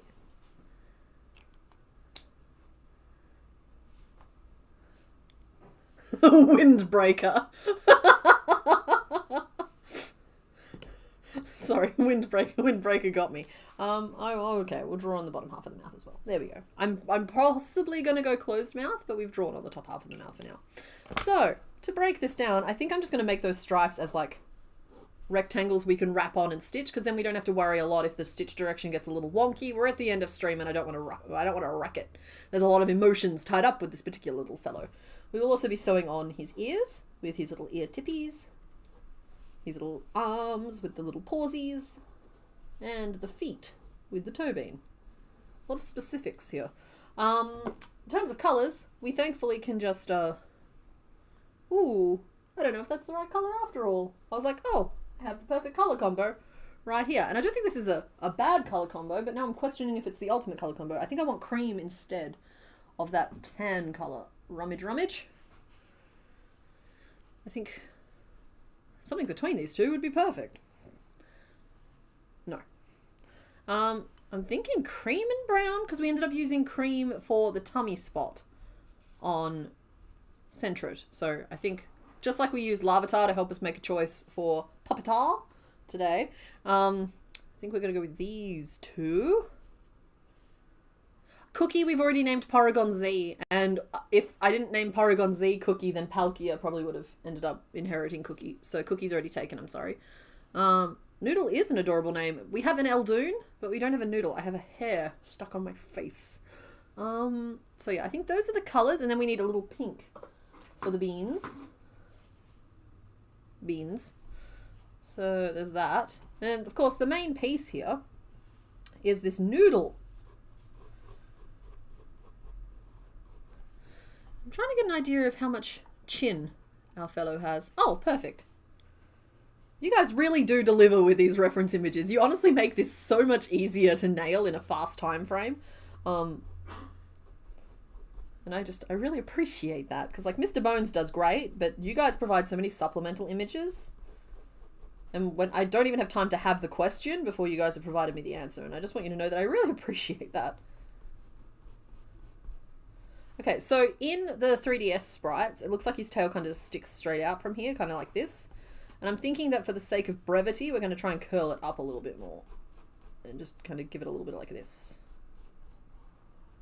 But I won't be too sad if it does stick out straight, because that's what it's doing in the main reference. But it does mean that we probably need a weight in the body here, because otherwise the center of gravity will be all the way off there, or all the way off there. So he's very dignified, I agree. He feels like a Terrence. Yes, you're allowed to make plushies you sell. Please, everybody, you are allowed to sell plushies you make from my patents. I honestly think I can understand how people have arrived at certain conclusions about not being allowed to, but just please don't sell or re-upload the patents anywhere. Like, sell as much as you like. I hope you make lots of money. It makes me happy, the thought of you guys making lots of money from stuff that you're crafting with your hands. Just please don't re-upload the patents anywhere. Not that I think you would, Daiquiri. Yes, exactly. As Mr. Bones says, my position is go make money. You prefer the tan?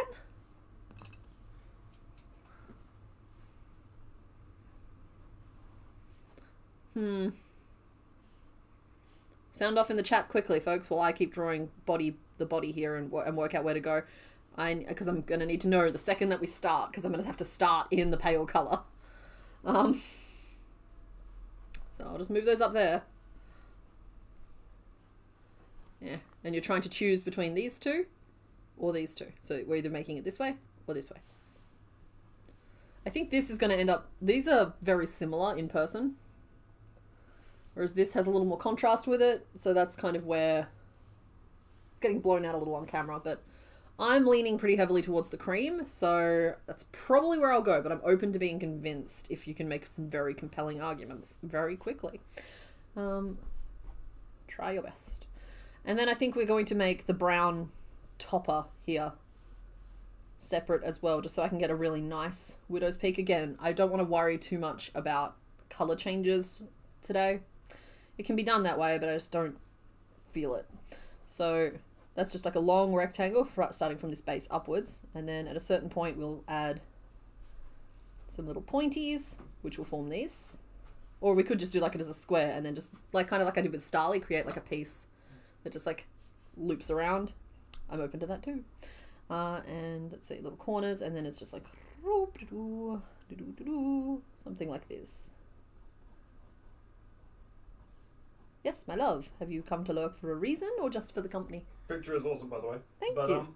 If you put yarn on the desk, can I suggest just writing underneath each yarn ball what you would call it? Oh, but I like the chaos it sows. Okay. Okay. Cream, tan, brown. They're shouting an assortment of colours. I know. I hope that helps. Don't get me wrong, I do take you guys seriously, but it's also just fun sometimes to sow chaos.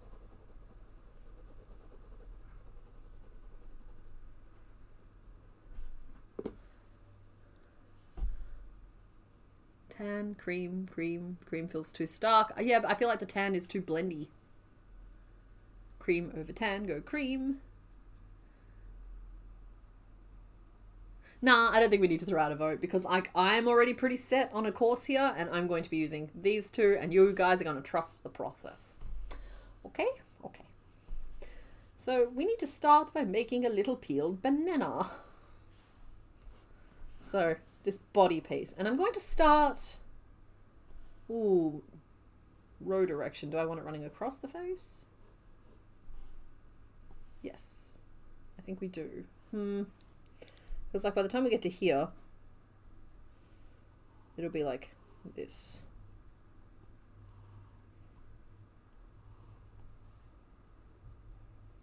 The row directions are going to be a little bit funny, but I think it's going to be okay.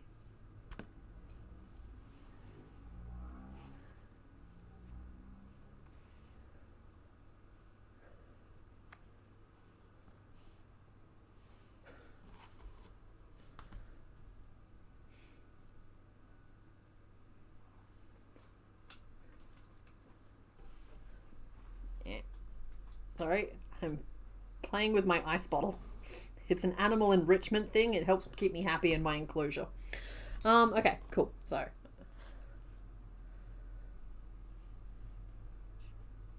Mochaccino is a cute name, particularly as the actual name for this color is latte. And this is cream, so it's latte with cream. So it's a latte latte. Because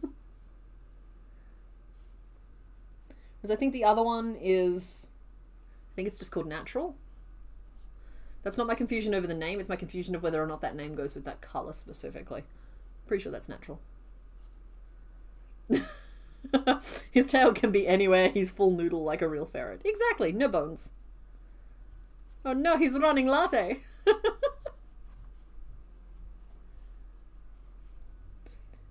5.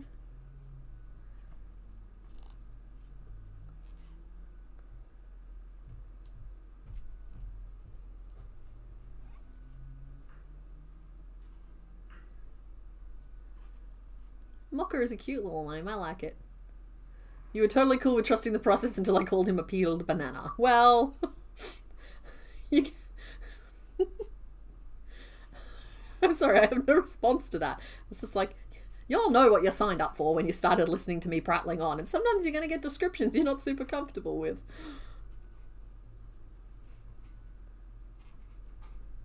Yeah. Current name list. Scarfed. The Windbreaker. Cookie. No, honey can't have cookie. Sorry, gotta get that one off. And Mochaccino. Here's a little cinnamon scroll. I agree. Just a happy little noodle boy.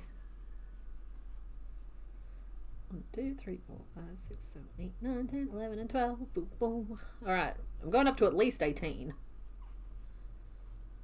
Because we're actually going to be going wider, and then that's not actually the width the body will be, because we'll narrow in on one side. But first we've got to decide how big we want this head to be. And we have the added pressure of having to attach the safety eyes before we close it off. So that means that this might get a little chaotic as I stop and do different pieces first.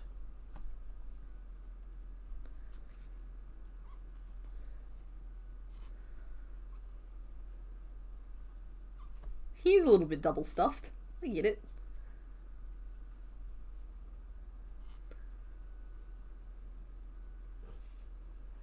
Just had someone tell you that the dress you spent 3 weeks making doesn't compliment you and doesn't suit you? Rude. Because, like, there's different varieties of feedback, right? Do you like the dress? Because, like, frankly, that's all I care about.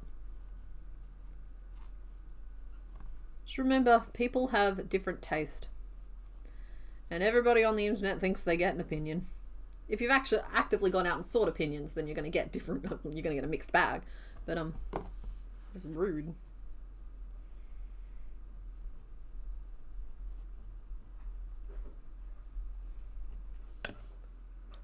He needs a cowboy hat. 1, 2, 3, 4, 5, 6, 7, 8, 9, 10, 11, 12, 13, 14, 15, 16, 17.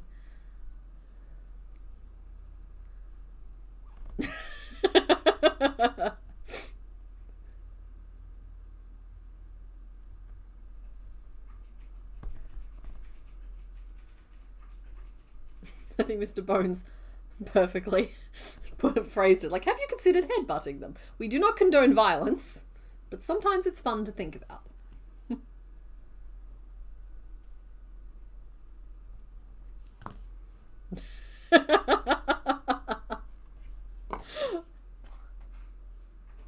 I think a little cowboy hat would be perfect on him, I agree.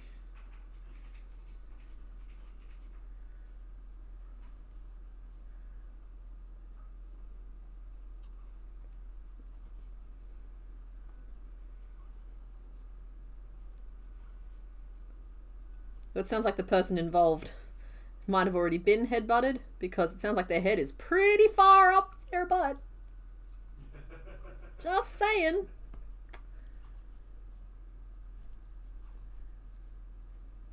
Cafe latte? Maybe. That's like definitely something in like the milky coffee family could work. Weezing got a sweatband. There was a hat floating around at one point, but it was only made of paper, and I don't think it survived storage. Oh. I'm wrong. I am extremely wrong. Here is the hat. Could you? Oh, no, you know who needs the hat. The theatre kid needs the hat.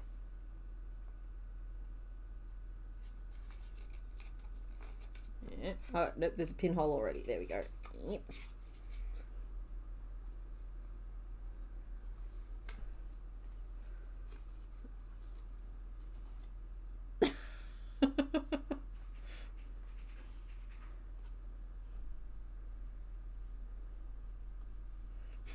Okay, I'm a little weirded out by the fact that Mr. Bones knew exactly where to find that hat.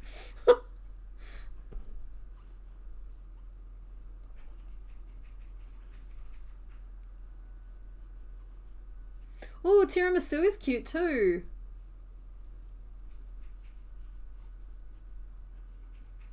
I think we're all just feeling a little foodie.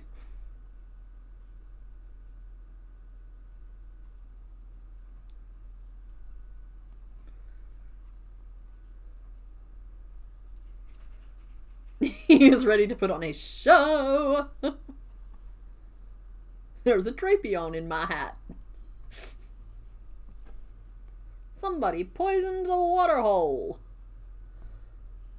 Alright, I think that's as big as I could possibly allow the head to be while having this be manageable. So that's where we're going to do that. And now we'll just do some 24s around to add a little bit of depth.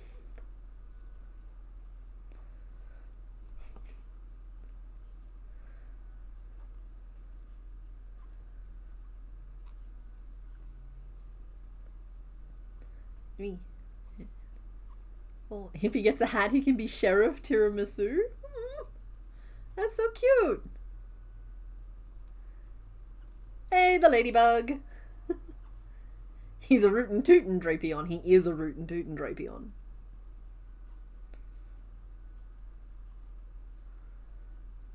Here we go. This is very large around, and I cannot wait until we finish this bit. Here we go.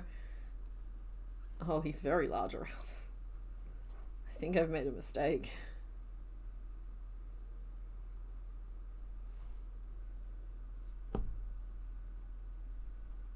No, it's fine. It's fine.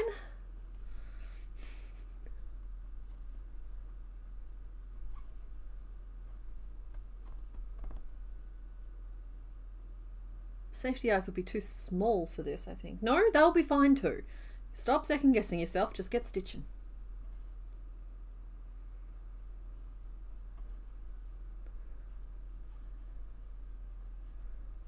I'm just gonna clear my area a little bit. I'm feeling a little closed in. And you can't close me in. Okay. We're not mega potting the noodle. We're making a perfectly average sized noodle. And it's gonna be fine. Completely fine. Coming out exactly the size intended, and it's gonna be fine. It's too big. I'm holding on, but like I am feeling some pretty extreme doubts at the moment. This is massive. It's massive. Okay, she saw sense. Saw sense in time. All right, down back we go. It's too big. It's too big. Take it back.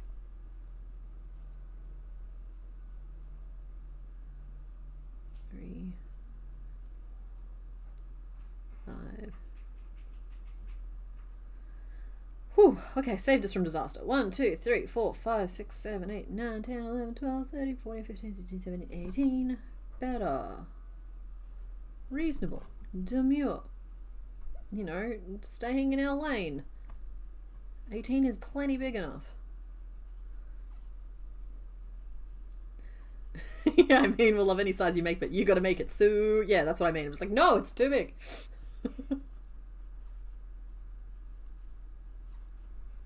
Farret will already look mega next to Centra. Yeah, that's why I'm taking him down a notch.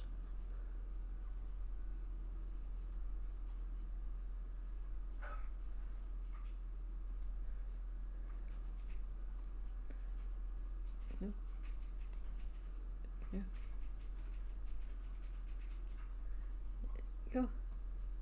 Yeah.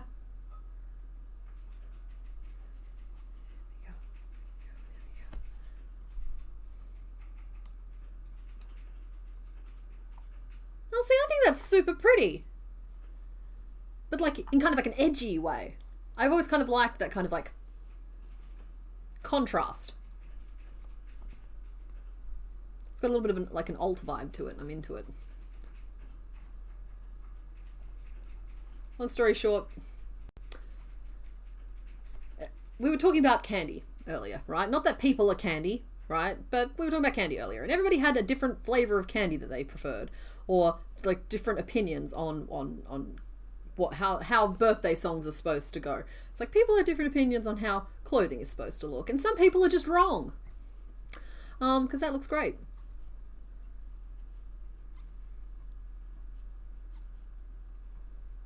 Not what I was expecting when I looked, but like, yeah, it looks great. Hi, little walrus. You have a great name. A little walrus has entered the chat. Nobody scare it away. Yeah, cross that out. And we'll change this back to 18. And... we've done 2 rows already. Have we? Thought we only did 1.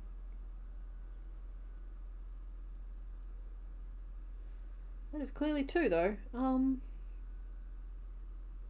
gonna do 1 more. 3 in total.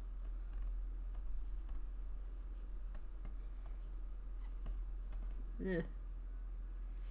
Hello, string of numbers. Welcome to the stream.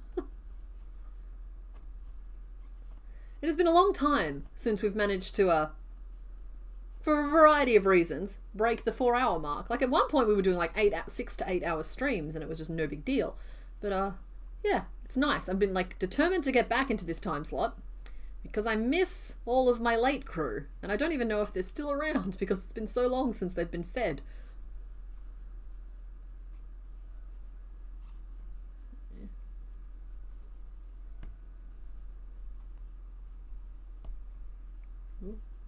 And here we go. Alright, so there's our little face. And I'm going to plonk the eyes in, even though it's not going to lock in yet.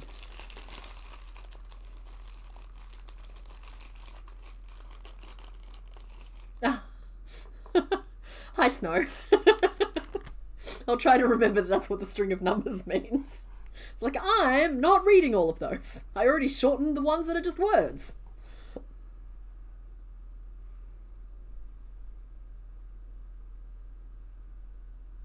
It's not an efficiency thing, Duchess Cassandra. It's an autopilot thing. It's like, oh, cool. My hands have this under control. What's chat doing? It's 8 o'clock in the morning. It's 3 p.m. here. So, like, that's why I think of it as, like, the late crew. Because I understand it's the early shift for some people.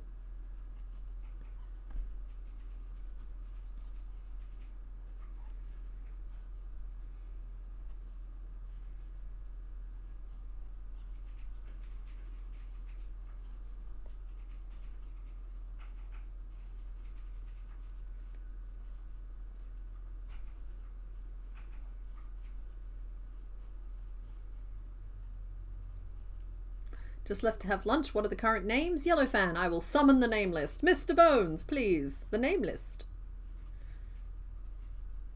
It's a fun little trick I can do on stream is summoning the name list. Ooh, mini polka dragons sound really cute. Current name list is Scarfed, Windbreaker. I'm going to keep removing the puft from the front of that. And Mocha.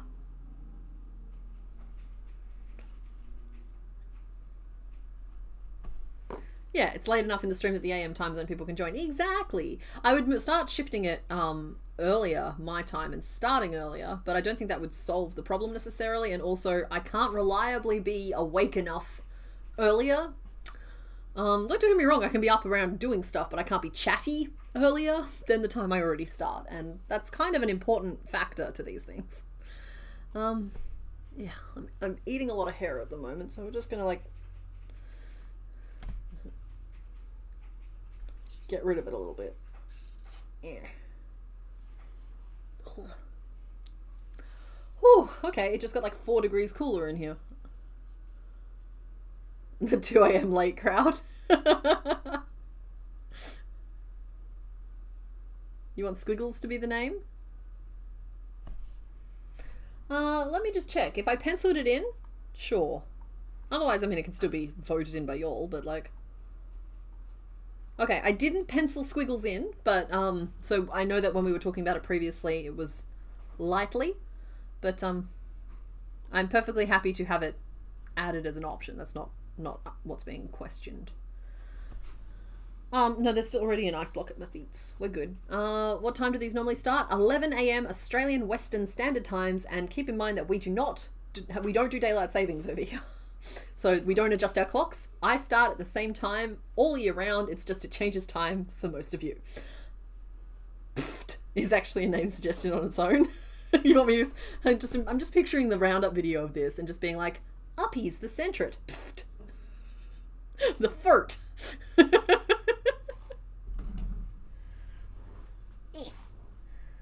Ouch.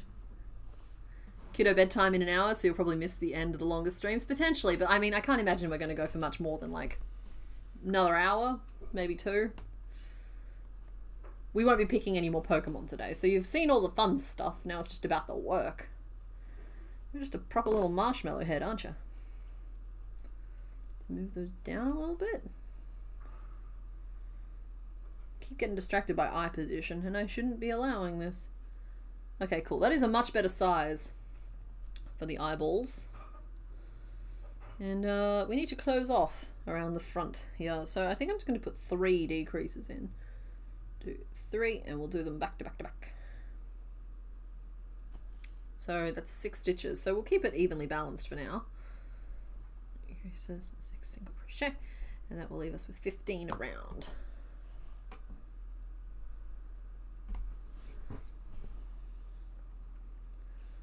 That's what I get for the pun. Look, okay, I wouldn't suggest it if I wasn't happy doing it. I was just... Sometimes I take a step back and I'm just like, I have to say these out loud later. And in the meantime, you guys are going, yes, yes, we must call him Barnabas Kingsley, the nice Neddington, 69th of his name. Bam Bam, the bone-wielding man-man, fastest femur in Pallet Town. So that's why we started imposing some, like, semblance of a character limit. I can't fit those 2 on the poster. That's what's taking me so long to get it printed, is working out how to fit names like that in with names like Snack. Tiramisu is a great name. I actually would like that one on the list. 2, 3, 4, 5, 6. Excellent.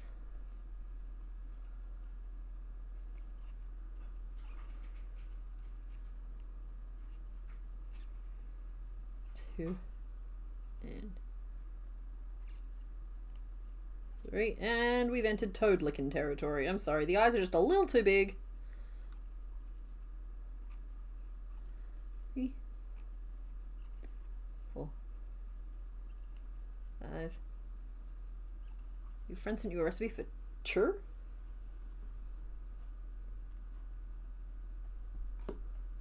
The Smithsonian has a live cheetah cub cam, so one of your screens is CK, the other is cheetah mum and 4 cubs. That's amazing. I'm in good company. Oh, night kitty basket. Thanks for hanging out. I feel like I'm shouting. Cherry tiramisu. There we go. We're all just sitting there going, does somebody else know what churro is? Is it like a churro? Oh my gosh, little face. Wee. I feel like the eyes are in a weird position for this little guy. I think that they're more like up and closer together. Can I put you in there, please? Thank you. I think that's more accurate. Oh, yeah, that's more accurate. It's like instantly I can see where the little mouth goes. I can see where the little curve of the brown goes. Perfect. So that's row 1, 2, 3, 4. Row 4 with 1, 2, 3 stitches between.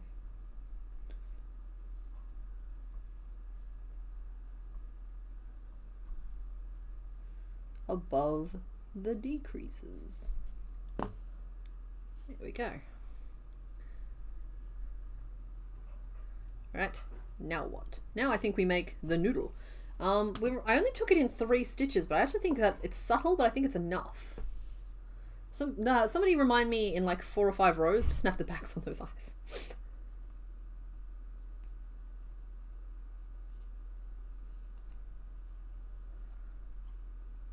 Yeah, sometimes you just got to move the eyes around until you find the soul of the little critter. It's kind of like if you've got 2 layers in like Photoshop or similar, where because I use Critter, but Photoshop or similar, where they're the same picture, but one, like you've got the opacity set so that you can see through the top layer, and you're trying to line up the picture exactly so that it just looks like one image. It's just like, that's kind of what it's like putting eyes in. You're trying to line up the 2, like the eyes, until there it is. That's the creature.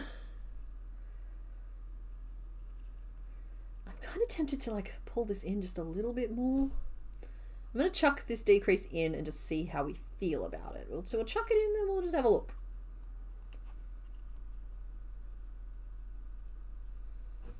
It's a little bit more pronounced, which is closer to the side view I was getting. And I think it's right. I think we do want to do it. Okay, 6, 3 together, 6. So that actually leaves us with rows of 13. But it's fine. He can be a 13 noodle. Who are we to tell him he's wrong?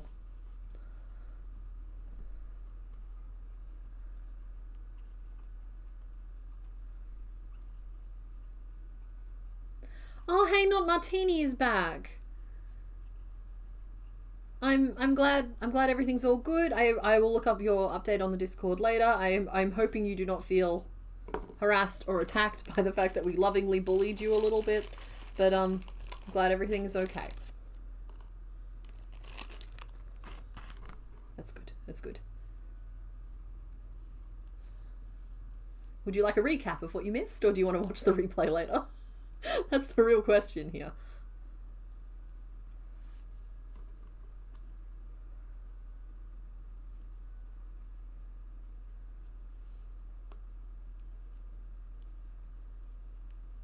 Go.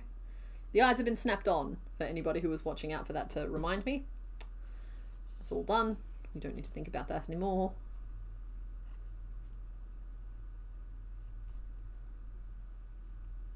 Okay. Here.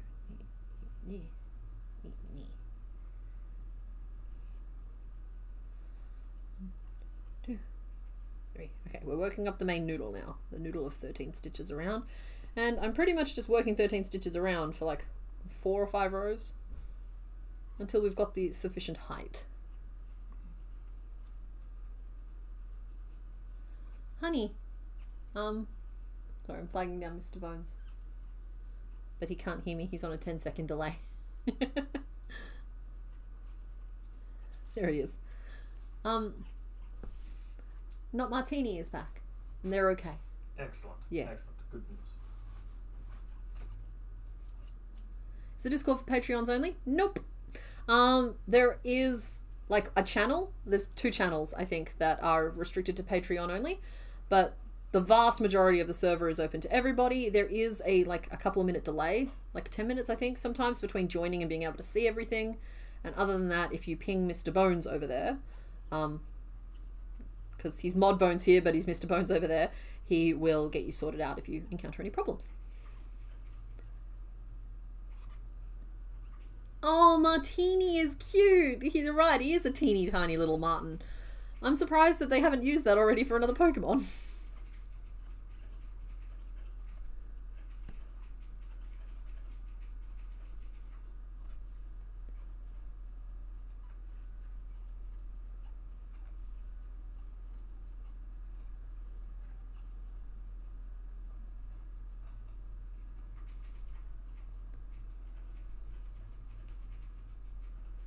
A very good name.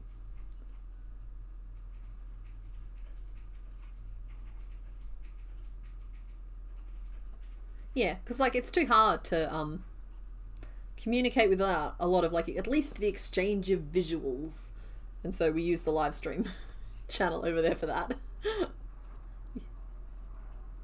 Okay, cool. Not Martini wants a recap, so you're all getting a recap. Ready? Go. So I believe you were around while we were working on Clue Sticky Dog. Answer. Puppetar. We made it to this point when I decided I didn't like the mask overly, and I liked the direction of the eye when it's worked the opposite direction, and so we put him to one side. We named him something funny. I have it written down. Hold on. His name. He's the Forbidden Mentos. Then we picked Tree Incorporated, and the answer was Pineco. Trees Incorporated, Pineco, and we've named him Pineopticon, which goes nicely with Camouflage, who he evolves into. And now we are working on Centret, and the clue was he was number 5, and the clue was pft, and it's because he's furt. He's a furt, so it's fart. So yeah, that is your summary for today.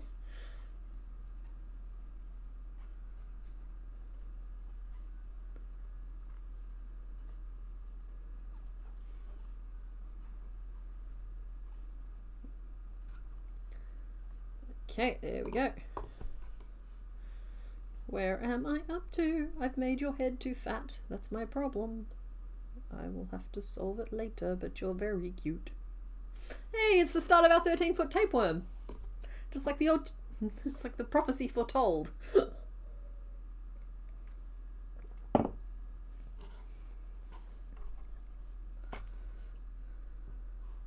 Okay. Do I start curving out now, or do I do it later? How tall is he? I think he's taller than this, so we'll go around again. Happy time zone, Coletti Spaghetti!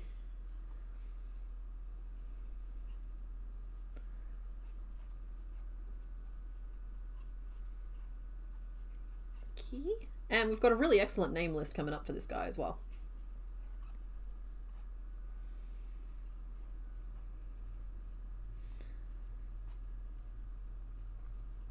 Alrighty, as mentioned, I'm going to make the stripes separately and stitch them on, so nobody panic when you see the whole thing turning out in this banana colour.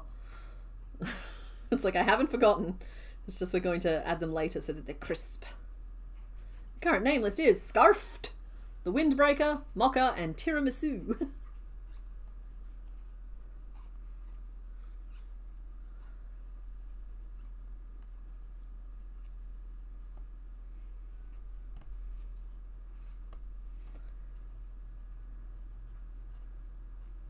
Oh, thank you very much. Yeah, the Forbidden Mentos kind of happened, I think almost by accident. But yeah, we're making furt. They're all missing bits, but they're bits that can happen off stream, and I kind of thought it would be fun to hit the 50 out of 100 today, and we did. We're halfway through Gen 2, as promised. So 1, 2, 3, 4, 5, 6. That has been 6 rows so far of 13. There. Not divisible by anything, but at least we can find a center point. Okay. 4, 5, 6. How's stream going so far? I think it's going good. We've been going for 4 hours and 20 minutes. I've been trying to get back up to longer streams. The only reason last week's stream was as short as it was because the power conked out on us. Last week's stream also, I was planning to do 2 to 3 Pokemon. Instead, we got half of 1. So yeah, I've been missing my late crew. Not that the early crew isn't great relative to me. It's in like the early relative to me, not that the great relative to me. So like yeah, it's just like I've been missing the other guys a little bit. I just wanted to see if any of them were still around. So we're gonna go looking for them. Also, my heart broke every time I saw somebody be like, oh, I got here right as the credits rolled. I'm just like, no, I have to last a little longer. Honestly, things are going pretty cruisy. This will be our last Pokemon for the day. But we've still got a little bit of work to go on them. I did mention the cola trick. But I suggest that you only do it outside. Don't do what Donnie Don't does.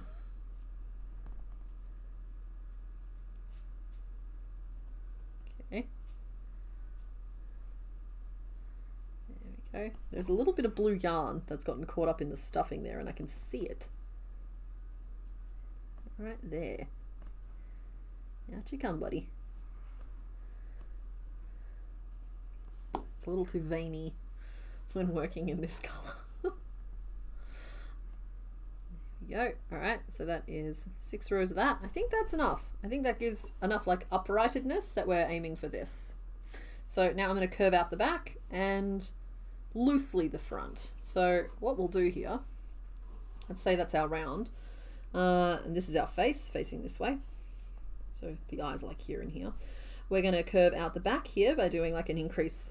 I'm thinking a 3. I could do a 5 and make it really dramatic. We will do a 5 and make it really dramatic. And then at the front here, evenly placed just off to the outside of each of the eyes, we'll do a standard increase, which will keep that front gently curving and the back like flaring out to give us that shape.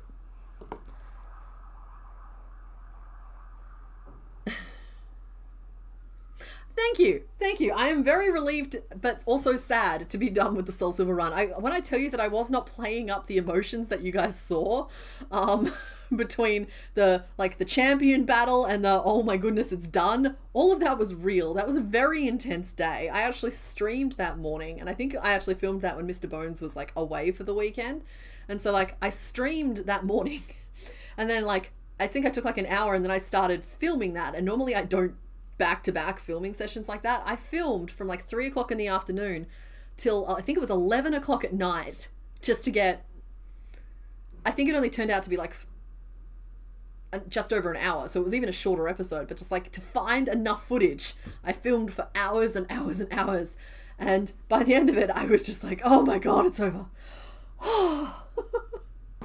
And right up until we beat that Elite Four guy, I didn't think we were going to make it, and I was trying to like think of ways of like how to gracefully lose. It's not something that I'm like, it's not something that I do comfortably. Yeah. So it was one of those things where like the relief was real. It's like, oh. Yeah. Felt good. I miss them already, but we're going to have a really good time when we start the Gen 5 run, because for the first few episodes, there's just no way we're hitting dupes, right? And so like it's going to be hard to space out the evolutions enough to get some content going.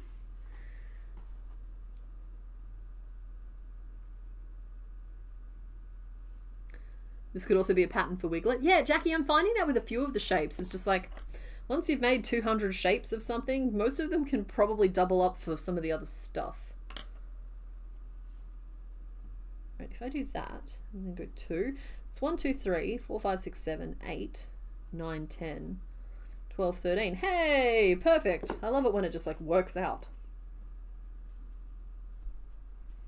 Ink 3, 3, ink 4, ink 1.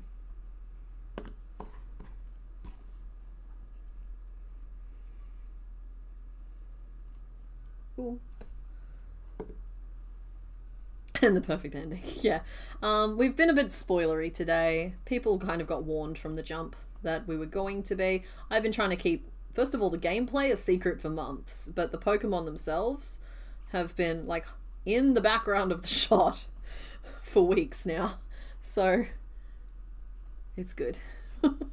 Like even now when I'm just like, oh, you'll find spoilers if you go looking for them, you can actually see my reference page is still up from making those Pokemon, because I only made the last one that we made, I only made them Tuesday night. Yes, it's Sunday. Yes, I mean the same week, same Tuesday. 2, 3. Sometimes that's just be how it do. 1, 2, 3. Why are we all singing Diggy Diggy Hole?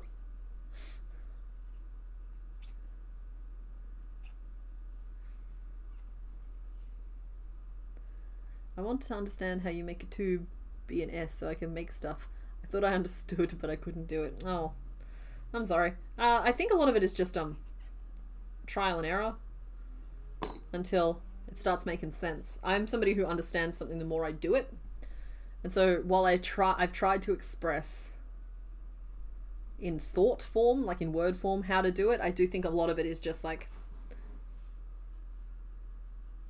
because like what it boils down to is increases on one side and decreases on the other, but there is so much more to that about like, for me, it's about locking in the visual in my brain about what that curve looks like, and then working each row and then working out if it looks the same as the curve should be, and if it doesn't, going back. But the more I do it, the less I have to go back, and so that step doesn't necessarily come across on camera. But like, there's never any shame in frogging and going back. It's just the more you practice something, the less often that'll happen. Unless you're working on 12 days of crochet, in which case you'll be frogging constantly and happy for the privilege. Referring to myself there. That was going to be an ink 5, and instead I did an ink 3, and that's fine. We'll do another ink 3 in the next row, and that'll be the same thing, just smoother. Let's see, so we'll do 4, 5 there. Ink, and then 4. I don't know if I want to curve that anymore, actually.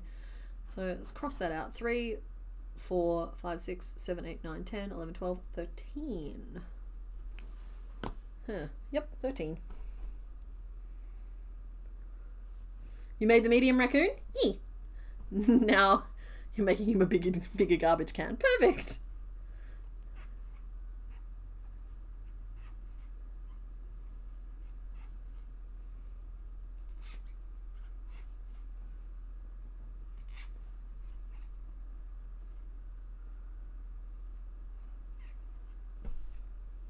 You have a question. Is the theory that with the shiny stone Pokemon are burnt out of the evolution circle? Okay, I understand the thrust of that question. Sorry, I got stuck on a word. Yeah, we had a theory going on that using an evolutionary stone would be enough to force somebody stuck in a Pokemon loop into a different loop or into a different evolutionary line and just force them to evolve into something else. However, after the run finished, I had a really good look at the randomizer file, and what I've deduced is that the way the data actually works and the way the randomization actually works is it decides who a certain Pokemon evolves into. It doesn't decide. Like it's kind of like if you're a programmer, it's kind of like the difference between on click versus after click. So like there's a difference programmatically between when you click on something and when you release that click. And so the choice as to who it was evolving into, or like the trigger as to who it was evolving into, was happening as the original Pokemon changed, not as it decided who it changed into. No matter how a Pokemon evolved, it was always going to turn into the same thing. That is my conclusion that I have reached, particularly as random candies didn't change it. It kind of reinforces that idea, as I couldn't exactly try trading either. But I am fairly confident at this junction, which is why I didn't end up going out of my way to find it and prove it in the final episode, that it wasn't going to have make any kind of difference. And I didn't want to end on like a big final experiment just to end with, and it's the same thing, because like it didn't really gain us anything.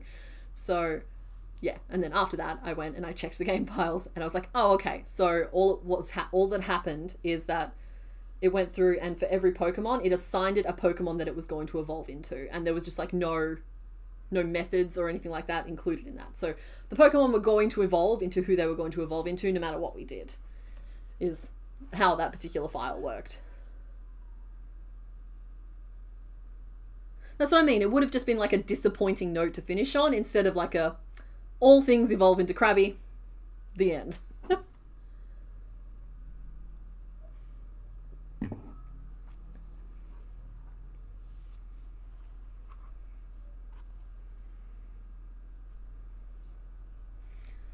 Okay. Did I work the row? Or was I just chalking? No, I worked the row. Go team.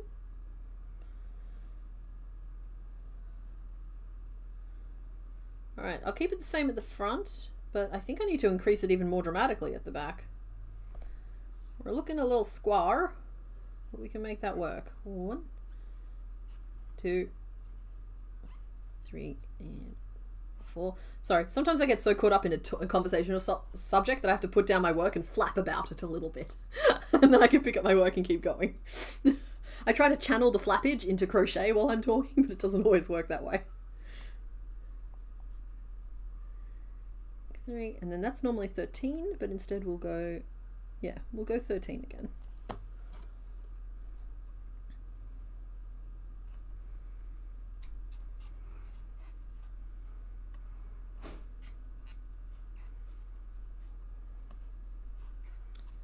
So yeah, I understand if people feel like there's a question left from the run, but the answer is not a fun one. So is there a way to rearrange the code to break loops in the next run? I'm going to play around with it, Bumblebee. There are different randomizers that I can use for it, and I'm going to check for it this time, because last time it didn't occur to me that they would lock us into one loop, but having looked at how the Pokemon all evolve, it was basically just like everything would eventually trickle down into a chaos line, except for Crisis, who is somehow its own little island. And I actually think there may have been one other island as well, but it only included like 3 Pokemon in it. And I could not have possibly known that during the playing of the game unless I went looking for it. And I didn't want spoilers, because it was great fun having stuff just kind of happen and having to roll with it. And it was fun how often it felt narratively driven, even though it wasn't. Because like, I was pretty much randomly deciding, or trying to strategically decide who would evolve when. And at the same time, it always just seemed to be thematically appropriate to what was happening in the background. And it was just like, I'm not doing this. Can it just be fully random? I'm not sure what you mean by that, Lute. Sorry.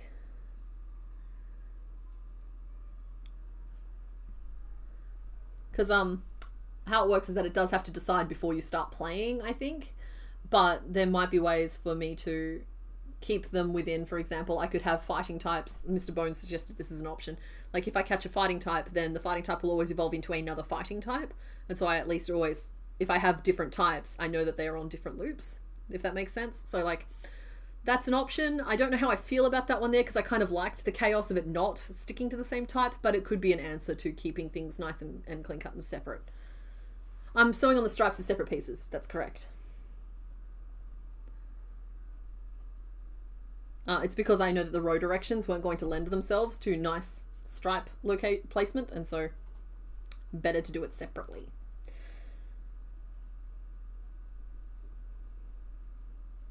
I think I'm just going to do that same thing again. We're doing a lot of it, but it just seems to be the answer. Except this time I'll change that to an ink 5 instead of an ink 3.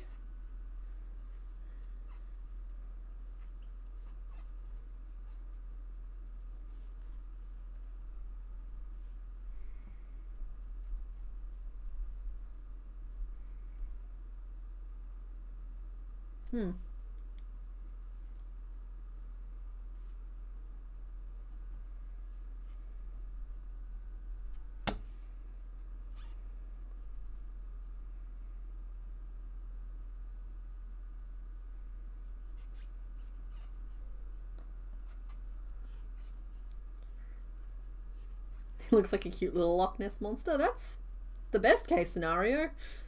There's some other pretty unfortunate things that might look like before I'm done. So let's hope for little and cute. But I am curving the tail up now, so that should help it. You were curious if the evolution can always be random, so 2 Krabbies would each evolve into different Pokemon. I'm not sure. I'm not, like with the randomizer I used, no. It had to designate who was going to become who before I could play it. And I think that that's pretty standard. I don't think it can randomize it at the point of evolution. Just because otherwise you've got, yeah, a game file that isn't quite working. But I also don't know enough to program it myself. I know enough to like understand most of what I'm looking at, but not enough to create it myself. So, and I'm nervous about doing the next run in like black or white, because like I've got them. It's like a personal rule of mine. If I'm going to be playing a certain game, I want to make sure that I own the game in some capacity. And like I own either black or white. I can't remember which one at this point, but I played it that way. And so, I don't know. I was really familiar with the Soul Silver game. And so like I was a little bit more confident about it, but I'm kind of nervous about black and white and knowing how to keep the pacing okay, given that I'm not overly familiar with it. But I'm sure it'll be okay. And I know that Gen 5 was a lot of people's re-entry into Pokemon as well. So I think that there'll be some beloved favorite Pokemon for some people coming up, which would be really nice. And I think Lumiose is where the new Pokemon game is set as well, right? So there'll be some familiarity with it too. So like there's lots of good reasons, but there's also, what is it, Curem? And is it Zygarde? Yikes. Zekrom might be who I'm thinking of. Like the giant black and white Pokemon. Would I do a randomizer Nuzlocke? Nuzlockes aren't my cup of tea. And I have a reason for that.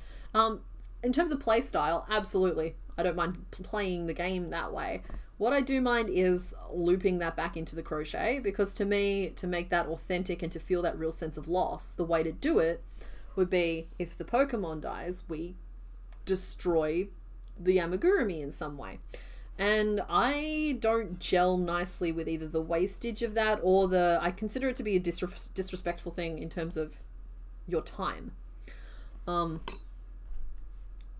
Just like the idea of making something knowing it's just going to be destroyed, and it also puts way too much pressure on me to do a good job, when it's honestly, I'm far more fun when I'm not trying to focus on doing a good job. Lumiosa 6? Okay. Whoops. Alright. Whatever the big city is, because I associate Lumiose with being a big city, and then there's a big city in the middle of black and white. Yeah, I played black or white, can't remember which, and I played X and Y, and I played Alpha and Omega. And then I tried really hard to get into Pokemon Sun, and I've tried multiple times, and I've just never gotten, like, and I mean, like, I've played it for like 3 or 4 hours, and I just can't break out of the tutorial brain boredom. It's so boring. That game is so boring. And then I stopped playing, and then Scarlet was the next one that I played. So, like, there's a big gap in there, because they just threw, like, and before I got Scarlet, I even got Pokemon Sun out again, and I found my 3DS, and I charged it up, and I tried to play again, really determined, and I just could not break into that game. That's what I mean. Don't cut him up. It's too upsetting.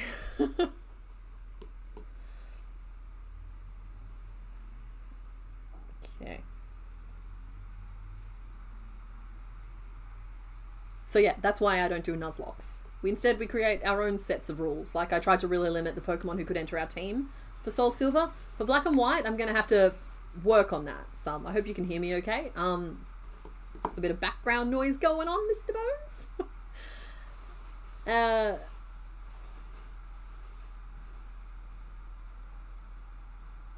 Yeah, I don't know if there is as many gift Pokemon or guaranteed. Sorry, honey. He's rummaging for snacks, and that is perfectly legitimate. So I don't know how we're going to build our team without enough options, but I will work that out. I must mean Castelia City. I'm not great with names. I don't even know the names of the regions super well. I know the first one is Kanto, and then the rest are just like, if you told me a group of names, I'd be able to pick out which ones were Pokemon, but I wouldn't be able to tell you which one belongs where, because there's like a Sinnoh and a Johto and a Unova, and you know, like, they're the 3 I can list off the top of my head. Yeah. And I never played Black 2 or White 2 either. Oh, it's already gone. Okay, I'm going to decrease across the tummy of this one. 1, 2, 3, 4. So probably 4 decreases. Is that going to pull it in too sharply? Yes. I think, my goodness, I don't think we're done yet. The curve on this is extreme. I'm loading increases at the back here to like curve the tail up, but I can't close in the front until we've gotten enough chest here to like, so the angle we're on right now is like this. But we're getting there. Farrett is giving you snail vibes. How could you say that to his face like that?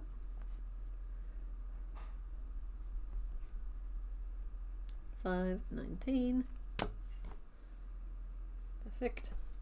Can I make single or sporadic play crochet for other games, like the Monsters game you did, if you ever felt like it, so you have a video but not a new project? Yeah, absolutely. It's about picking the games that I'm actually interested in playing, and I think I can see the story to tell, because like I have to produce as I go, so I have to know kind of what I think that video will look like. And I've got a few ideas percolating around Stardew Valley, maybe an Animal Crossing if I play Animal Crossing at any point. Like some of the cozy games, I've got some like thoughts on projects I could incorporate with them that would just be once off videos, but they'd be very long videos. Because like, I don't want to pick just one thing to make. If I'm making something, I'll be like making every of something. So every fish, every bug, every something, you know? You played Red, Crystal. Oh, yeah, sorry. I started with Red, and then the next one I played was Soul Silver. And then the rest of the things that I said. Oh, wow, you played a few of them. I've heard Arceus is really, really good. And so, like, I do low-key intend to play that at some point, but I'm just not... I'm not in the mood for a new Pokemon game right now. I like the ones that I got so far. You like the Don't Starve video? That's awesome. That was not a strong performing video, but I had a lot of fun making it. So, like, those things even each other out a little bit.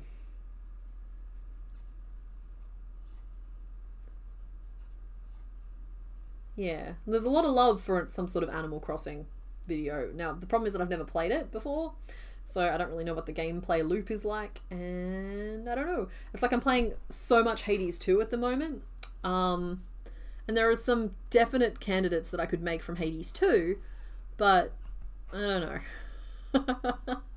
I don't know.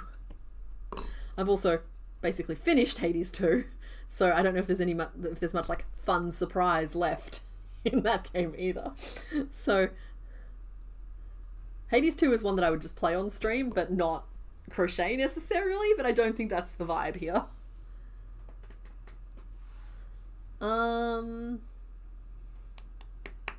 Okay, we curving. I think I can start closing off the front now, because it's looking enough, and then the little arms will go here, little feet will go there. Yep, cool, we're good now. So if I close off 1, 2, 3, 4 decreases at the end of that, and his little head is turning, but I think we're just going to call that pose. 4 decreases at the back, which is 8 stitches off. Oh, that leaves me 11, 12, 13 on one side and 11 on the other. Can I move it over 1? Yes, but I would do that by going 2 decreases and then a single crochet. Okay, 2 decreases, single crochet, and then 2 decreases, which would move this back this way. So it'd be decrease, decrease, single decrease, and decrease. And that gobbles up an extra stitch. They're still not even. Is there anything we can do about that? So that's now 1, 2, 3, 4, 5, 6, 7, 8, 9, leaving 10 on one side. So it would be 12, and 9 on the other. Be 11.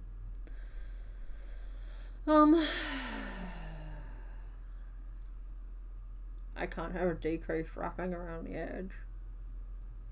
So we're just gonna have to make our piece with it being slightly off center. It's already crooked anyway, who cares?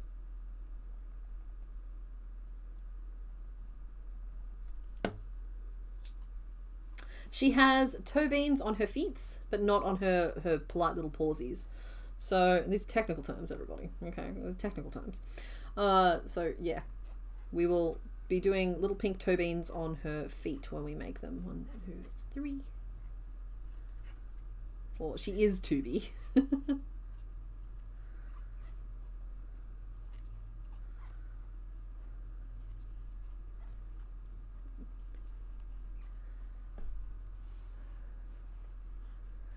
You were thinking of making a giant from the Don't Starve video and you had to reprioritize and do some gifts. That's good choices. Because, like, folks, if you're somebody who is crafting your Christmas gifts this year and you haven't started yet, please spare a kind thought for future you who is going to be required to clean up present you's mess.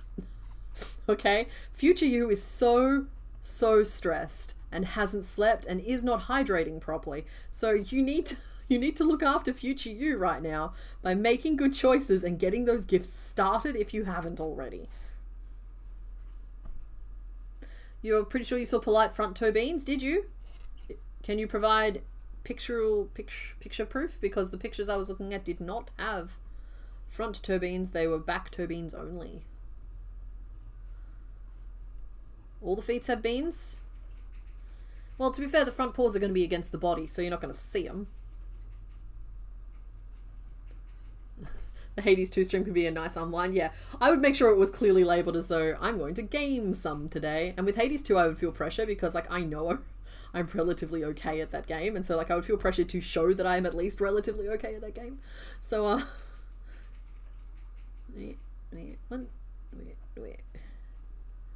I don't think I've ever done any actual gaming on stream.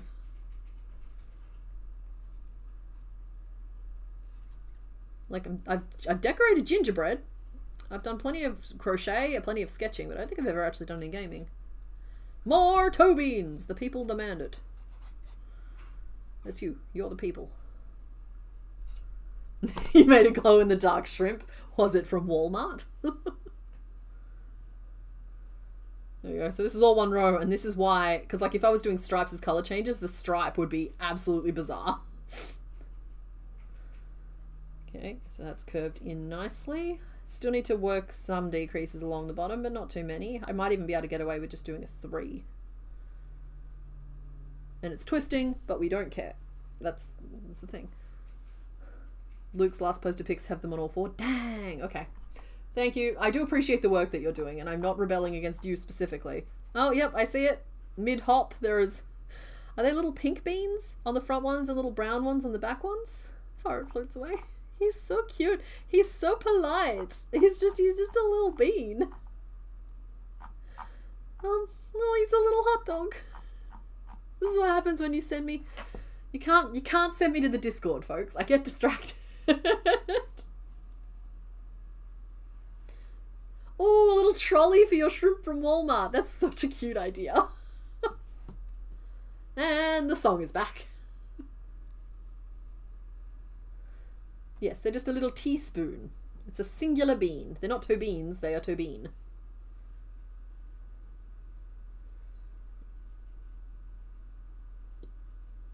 You want to finish making this thing before your niece turns 10? She's currently 7. Good, those are reasonable goals.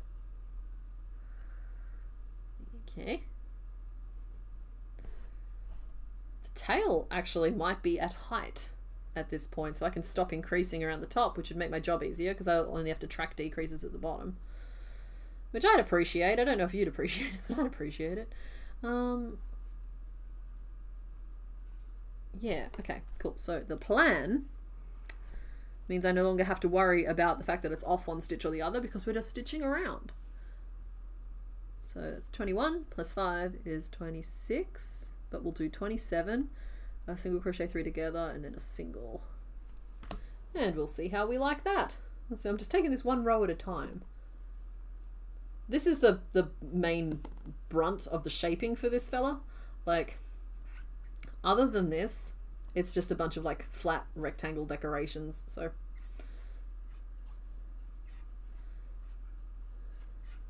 that's what I mean. It's not twisted, it's a pose.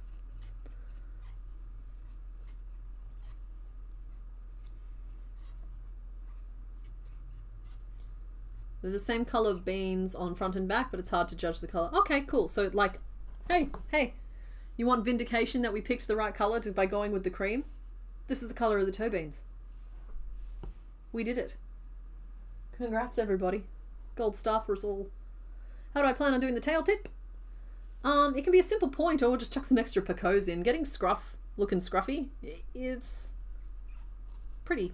It's not hard. We'll just, like the final row or so, just chuck a couple extra picots in, and it adds some pointiness. And if I hate it, I frog it, and we go with a simple point. So that basically it's just that vert has been brushed that day.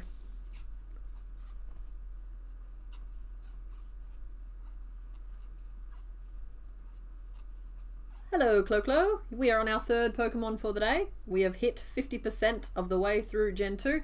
Oh, and I promised you guys some stats too. Let me just mark them off, the ones we made today, and then I'll give you some stats. So let's see, that's you. And who else did we make today? We made some people. Pineco, there you are. And the last one is down the bottom here somewhere. You. Okay, excellent. Alrighty, you guys ready for some stats? I'm including the 3 we made today in these numbers, okay? We have made 265 of the 1026 Pokemon, meaning we are at 25.8% of the way through our Crochetdex. So little pat on the back for all of us, I think. You've been getting your next project ready, a blanket from 8 patterns and using a dice to decide which pattern you're going to do, then roll a d100 to tell you which square of each pattern to do. Wow, that sounds like fun. I showed a blanket on stream a little while ago, like a big blue purple one. It had come back to me for some repairs. It has gone back to its home now. But that one there, I just literally did, not with the dice, but like I basically just trolled the internet till I found squares I liked, and then I just made whatever size square I needed to fill the gaps in. Anyway, what I was saying, we are 100% of the way through Gen 1, 50% of the way through Gen 2, 25% of the way through Gen 3, and 27% of the way through Gen 4. So, oh, and 0.8% of the way through Gen 9. It's a lot. It is. We're amazing. If I finish this project, there's a pretty good chance that I'll have broken the world record for how many crochet items. Because that does not stand very high. It's a little bit more than the 1026, but it's not that much higher than the 1026. Yeah. It's like, I am very aware of that and might do something with it at some point. I think we're going round again. 1, 2, 3. But there is something nice about crochet projects that just like free you from the burden of choice. So like rolling a dice is a great way to do it.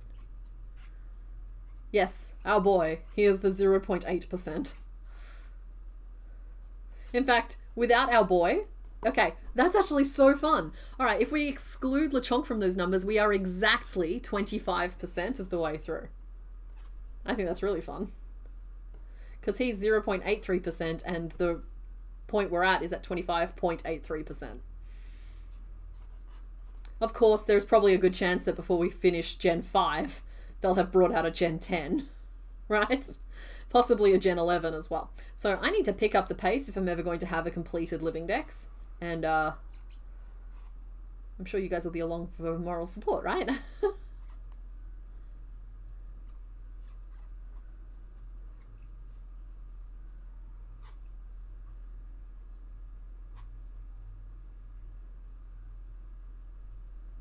Just briefly, like here's the 0.83%. That makes him the cherry on the ice cream sundae of our Living Dex.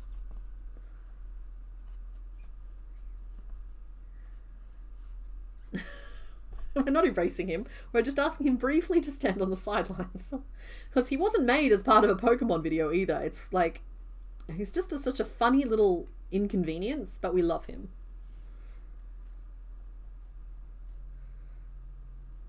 Running out of space on the page and it's fine.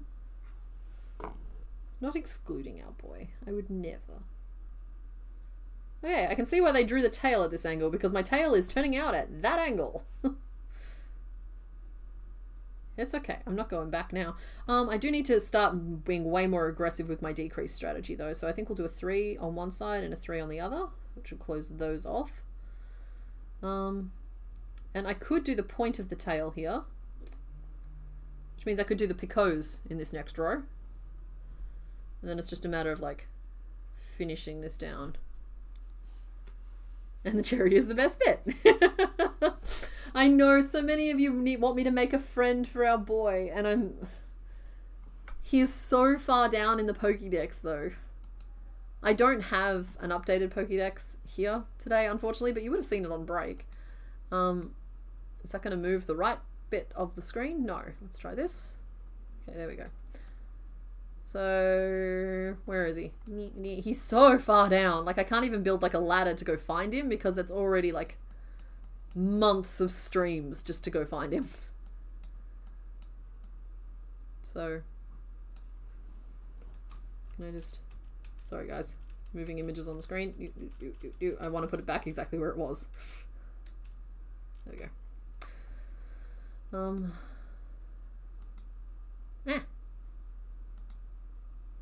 Who taught you to move that way? Funny little inconvenience, as like what my mother used to call me. No, cat. No.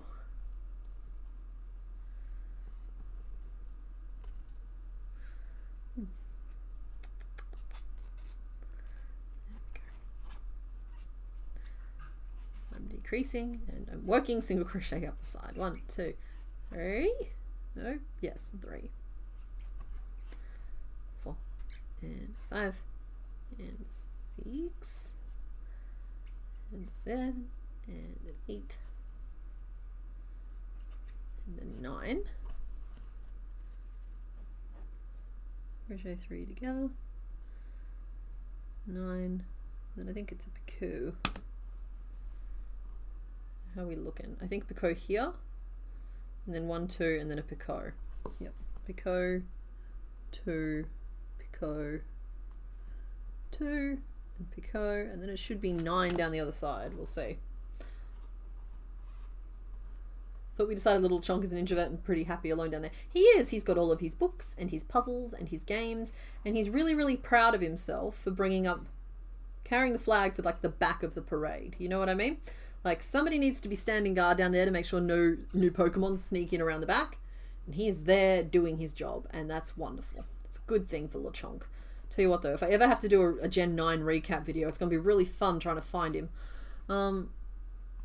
Without it does look a little like Dugong. It looks like a very inquisitive Dugong. Like, hmm?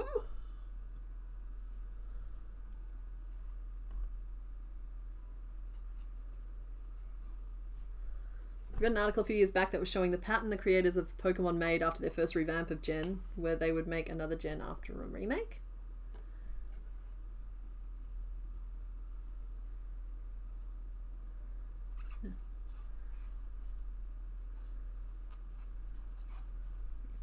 And then we'll picot here as well. So that should give the little bit of scruff to the end of the tail, because the finishing off point is going to be not on the tail, but somewhere near where the batole would be, if you were trying to keep track of that sort of thing.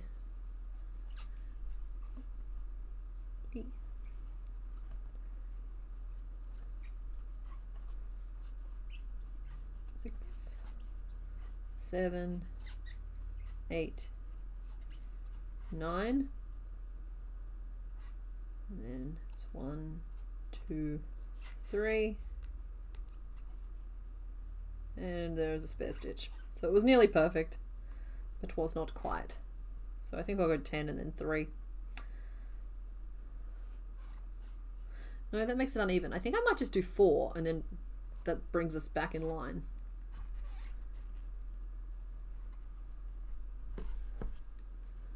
Nine, single crochet 4 together.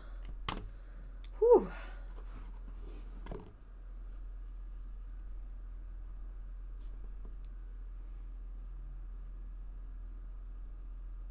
Decrease over the top, decrease over the top, and decrease over the top. It's closing off. So I'm closing off the tip of the tail now as well. And I'm trying to work out if I want to put some Forbidden Mentos in there, and I think I do. Just a couple, just to like confirm the balance. It's my eyeball. Yeah. Coming off on hour number 5, and I'm so pleased that the stream held out, and I held out, and you guys held out. This is the best. This is the best. You guys are the best. Thank you for bearing with me today through this long stream. It's nice to be back at like regulation pace, you know? Actually getting a few things done. No, Coletti. Those are forbidden Mentos.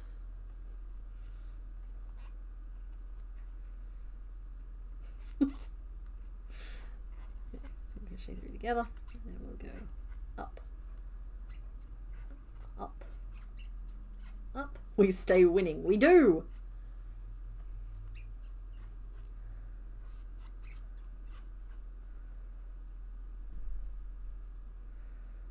3, 4, 5, 6. Okay, 6, and then I think it's 3 decreases.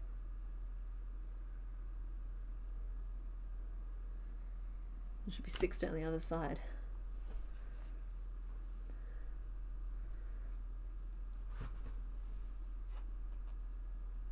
All right, folks, you got to discuss what name do you want on the list more, Mocha or Martini?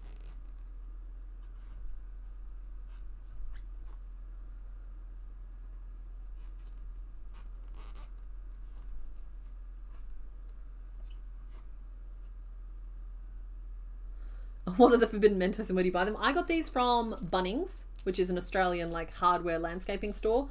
They are glass beads, and I got them in the landscaping section. I bought a 2-kilo bag of them for like $5 or $6. And I use these, and I have a larger size of them as well. Same thing, I bought like a 1 or 2 kilo bag for $5 or $6, but obviously there's less in the bag with the bigger ones. And they're just like, yeah, they're used for landscaping. I think these ones here are advertised specifically for the tops of pot plants, but You can also find ones that are for use in aquariums as well. And I used to just use like something called fairy stones or fairy rocks. They're just glass beads. They make for good weights.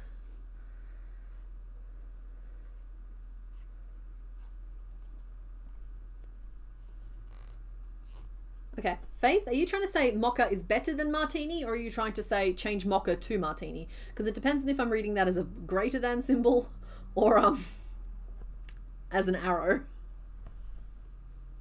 And scarfed is pretty fun. So martini comes from the fact that it's a fort, so it's a ferret, which is like similar to a martin, and then it's tiny, so it's teeny, so it's a martini, so it's a martin-teeny. Martin. It's cute. I think it's cute.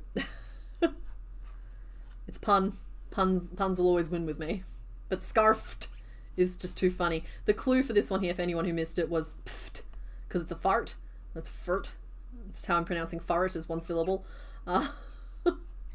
So scarfed is very funny to me. Alright, here we go. Single crochet, 3 together. You're saying mocha is better than martini. Okay, cool. It's just like there are 2 ways to read that grammar.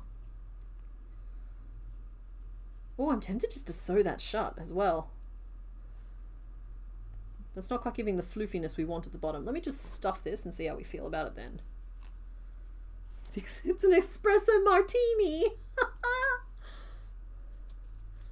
But again, scarfed is superior. Should I just start the name vote if we're having this much discourse about it? If you're drinking up martinis, you might start pronouncing it fruit.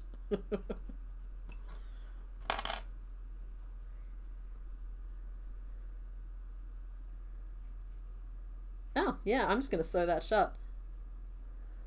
Rather than decreasing any further, because it's sitting really nicely now. We have our little tail. We'll put our little pleats on. It'll be great. Okay, I'm going to sew this shut. Why not? So somebody was asking earlier if this year's 12 Days of Crochet will be no-sew. This is the kind of sewing I'm talking about. It's that like, they're all, so far anyway, made in one piece, and then you will have to do things like sew this shut. So it's about sewing stuff shut, not sewing stuff to other stuff. So it's an easier form of sewing, but the patterns themselves are delightfully complex, as you have come to expect from the 12 Days of Crochet. Forage is canonically 5'11"? My goodness, but wait, is that from nose to tip of the tail? Because he stands in a little U-bend, which means at most he's standing 3 feet tall. So there's a difference between standing upright on the tip of your tail, or if they're talking like with horses, is that shoulder height when he's down on all fours? Because if he's 5'11" on all fours, that's a whole other thing. The way they measure the heights of Pokemon is chaotically, wonderfully inconsistent.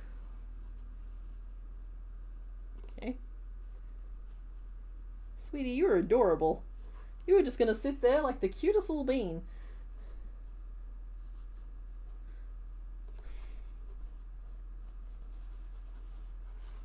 Hello to Queensland, Australia.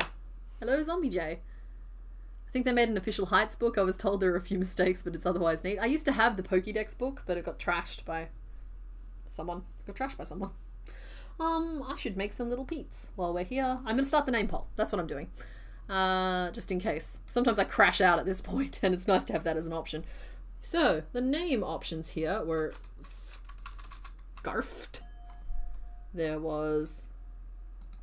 Nidoking has the same height as Ledian? No. One is a beetle. No, one is a beetle. Tiramisu?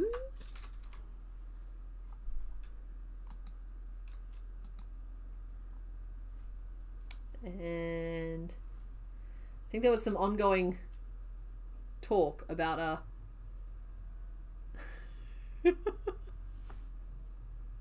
what in tarnation? I'm 5 foot. You're telling me this guy's almost double my height?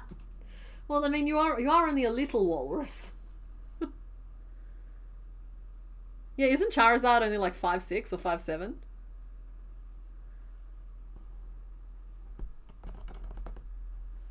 Okay, I'm making up the rest of the names. Here we go. Mocha was in the mix, and I'll scroll up. There it is. Windbreaker. That's the other one I was missing.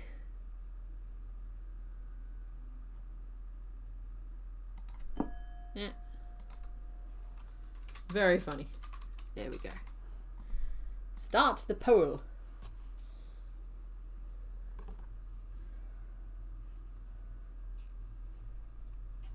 Okay, I'm making feet. I don't like that height information.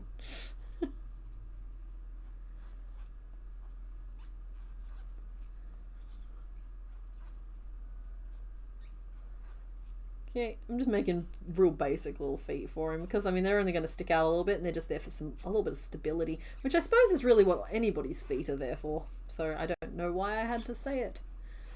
Are we doing 3 Pokemon tonight? We are. This is our third. We did Pupitar, Pineco. Not my choices. There were relatively complex choices in the mix. It's just you guys picked the simpler ones. And Furt. Sorry, they're like there is stuff on the page that's kind of covering it up though, so your confusion is understandable.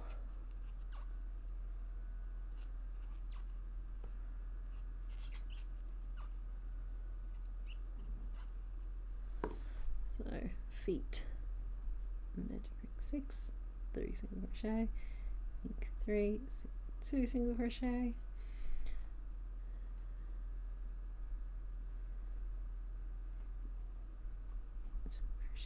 Together, 2 single crochet. Right, cool. Scarfed. Scarfed is great. Scarfed is a really fun name. But it looks like Tiramisu might be in the lead at the moment. Quite commandingly, too.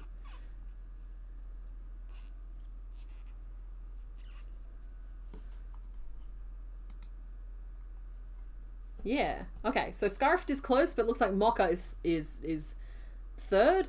Windbreaker is no votes. So, if you want to have a say on the name of this Pokemon, get in there quickly. Night, Destiny. Have a good one. Thanks for hanging out. Are those other two in the same evolution line? No, not at all. So this one here evolves into the Clam Fortress that we made a few weeks ago. And this guy evolves into Muppet the Tyranitar. So they are very different lines. One is a bug and one is technically like a dinosaur.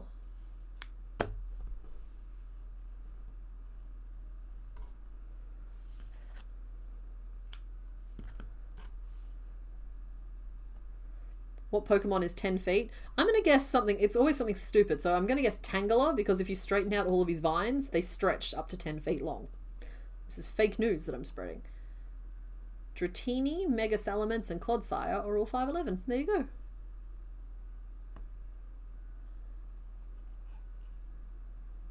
go. You picked up some Mars bars and you're eating them. I don't know if I've been a good influence or a bad influence today, but I've certainly been of influence. You almost forgot to vote. No, go vote. Get in there and vote. The name has pretty much been designated at this point, but enough people showing up could swing it. We've got a good name though. Okay, here's your little foot. And I will stitch Pete's on. Don't you worry about that. We do the beans. And this will go like here. Oh, be still, my poor heart. You can't untangle Tangela. Yes, you can.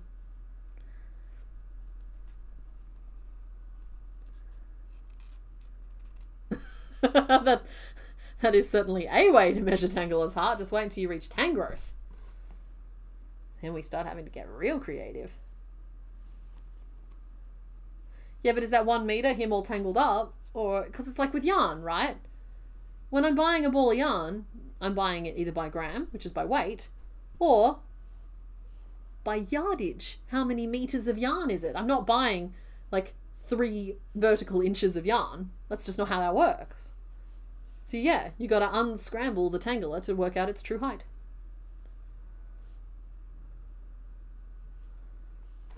But then they'll be all naked, or they'll be combed.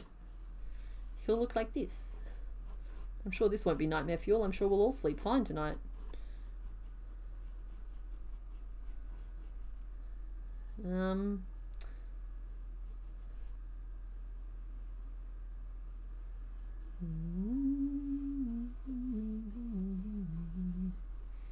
My headcanon is they also grow from a singular spot.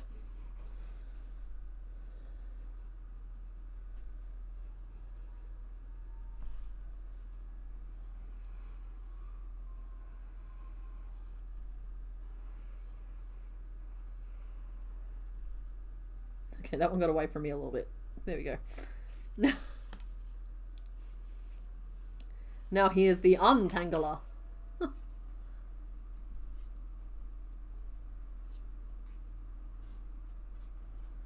Eternamax Eternatus is the biggest known size at 100 meters. Oh, there's a detangled one in the live stream channel. Let me have a look. Oh, that's so funny. He looks just like Tangrowth like that. Oh, he needs a little face like... Oh. What am I making right now? I've started stitching something. Oh, I'm making arms. So he's got little brown pawsies. He pauses for effect. 2, 3, 4, 5,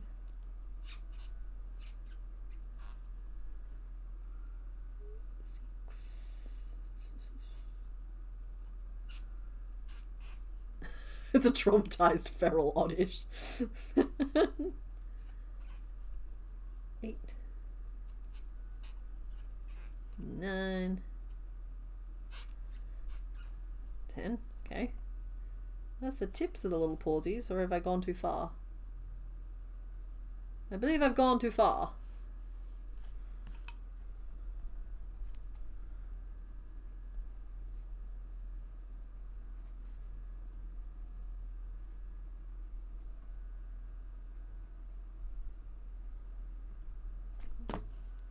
So back we go. 1, 2, 3, 4, 5. Oh, one other thing that I thought was kind of fun from the stats coming out of the Pokemon that we've done so far is that water is still the most common type of Pokemon we've made by a substantial margin at this point. Water is first, poison is second, and normal is third. Now part of that is just because I think normal is a really common secondary typing, and so like secondary typings are included in these numbers. But yeah, water makes up 18.5% of all of the Pokemon that we've made. Night Viara, thank you for hanging out, and good night, Not Martini. Sleep well. You've had kind of an adventurous day.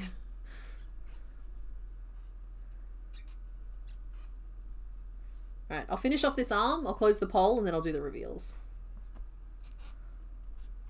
Is it because we all like the colour blue? Yeah, probably. Though, given your fondness for purple, I would have thought poison would have featured more prominently. But there's probably, like, if I really wanted to break this down, looking at the percent, like, what percentage of Pokemon in the gens we've made so far had the potential to have water type, I'm pretty sure water is just a really common type.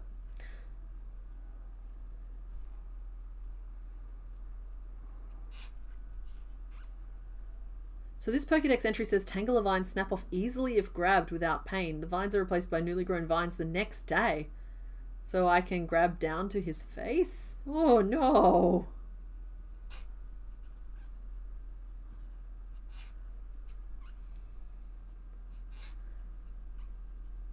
Water has the most abundant Pokemon, and poison because Gen 1 introduced the most poison types. Yeah, so like I said, I'm pretty sure there's like some shenanigans going on. I don't think it's about our choices, particularly as I'm like locking us in. We're not just picking from the 1,000, where like that would produce vastly different results than the fact that I'm just like, currently our breakdown is dominantly made out of the Gen 1 Pokemon breakdown. That makes sense.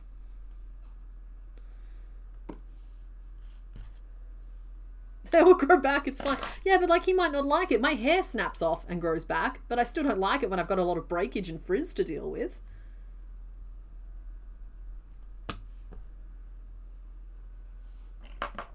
Do they at least have a nutritional quality? Like, can we eat the noodles? Okay.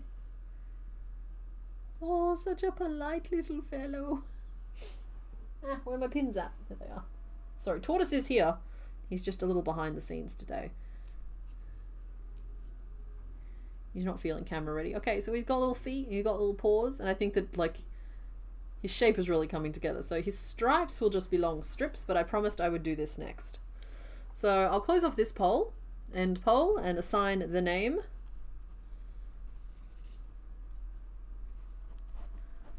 And our fort is officially tiramisu with 44% of the vote. Then came scarfed at 33%, mocha at 21%, and windbreaker at just 2%. Thank you to everybody who voted. And let's round this off. So I'm afraid that our little fort is going to stay naked for the time being. I will work on the 3 we started today. I'm not going to promise that they'll be done by next week because I'd rather prioritize working on the 12 days of crochet. But I'll keep you guys updated, and we will still be here on stream picking at least one more Pokemon, even if we do a 12 days of crochet stream. Again, I'll keep you guys notified. So these are the final 2 responses. So number 3, it's a finger accessory. Or it's a ring. It's a ring. It's funnier if you slur it, because like you could go Ursa ring. There's a ring in there, but no, it's Ursa ring. So that's what number 3 was, and then number 1 is signed, sealed, delivered. Of course, all of you picked those 2 pretty early on. I think that they were the most obvious of the 2. But I had great fun coming up with those riddles for you guys today. And there were some that didn't make the cut, so we might do a second theme that's just riddles. Again, because I just think that it's one of the more fun themes, because everyone's just a little bit more specific and you have to pick which ones you want the answers to, and then you'll judge me for the terrible, terrible jokes I'm telling. So I think that's where we'll call it for today. So yeah. We ticked 3 Pokemon off. We passed the 50 point, the 50 out of 100 point, which is quite exciting. Soul Silver is done and dusted. And I have to think about what I'm going to film this week. So we will be back here next week, same time, 11 a.m. Western Standard Time. And I hope to see you guys there. Happy time zone, everybody. Try not to get bitten by anything. And if you do get bitten by something, go to the doctor. Okay. Bye.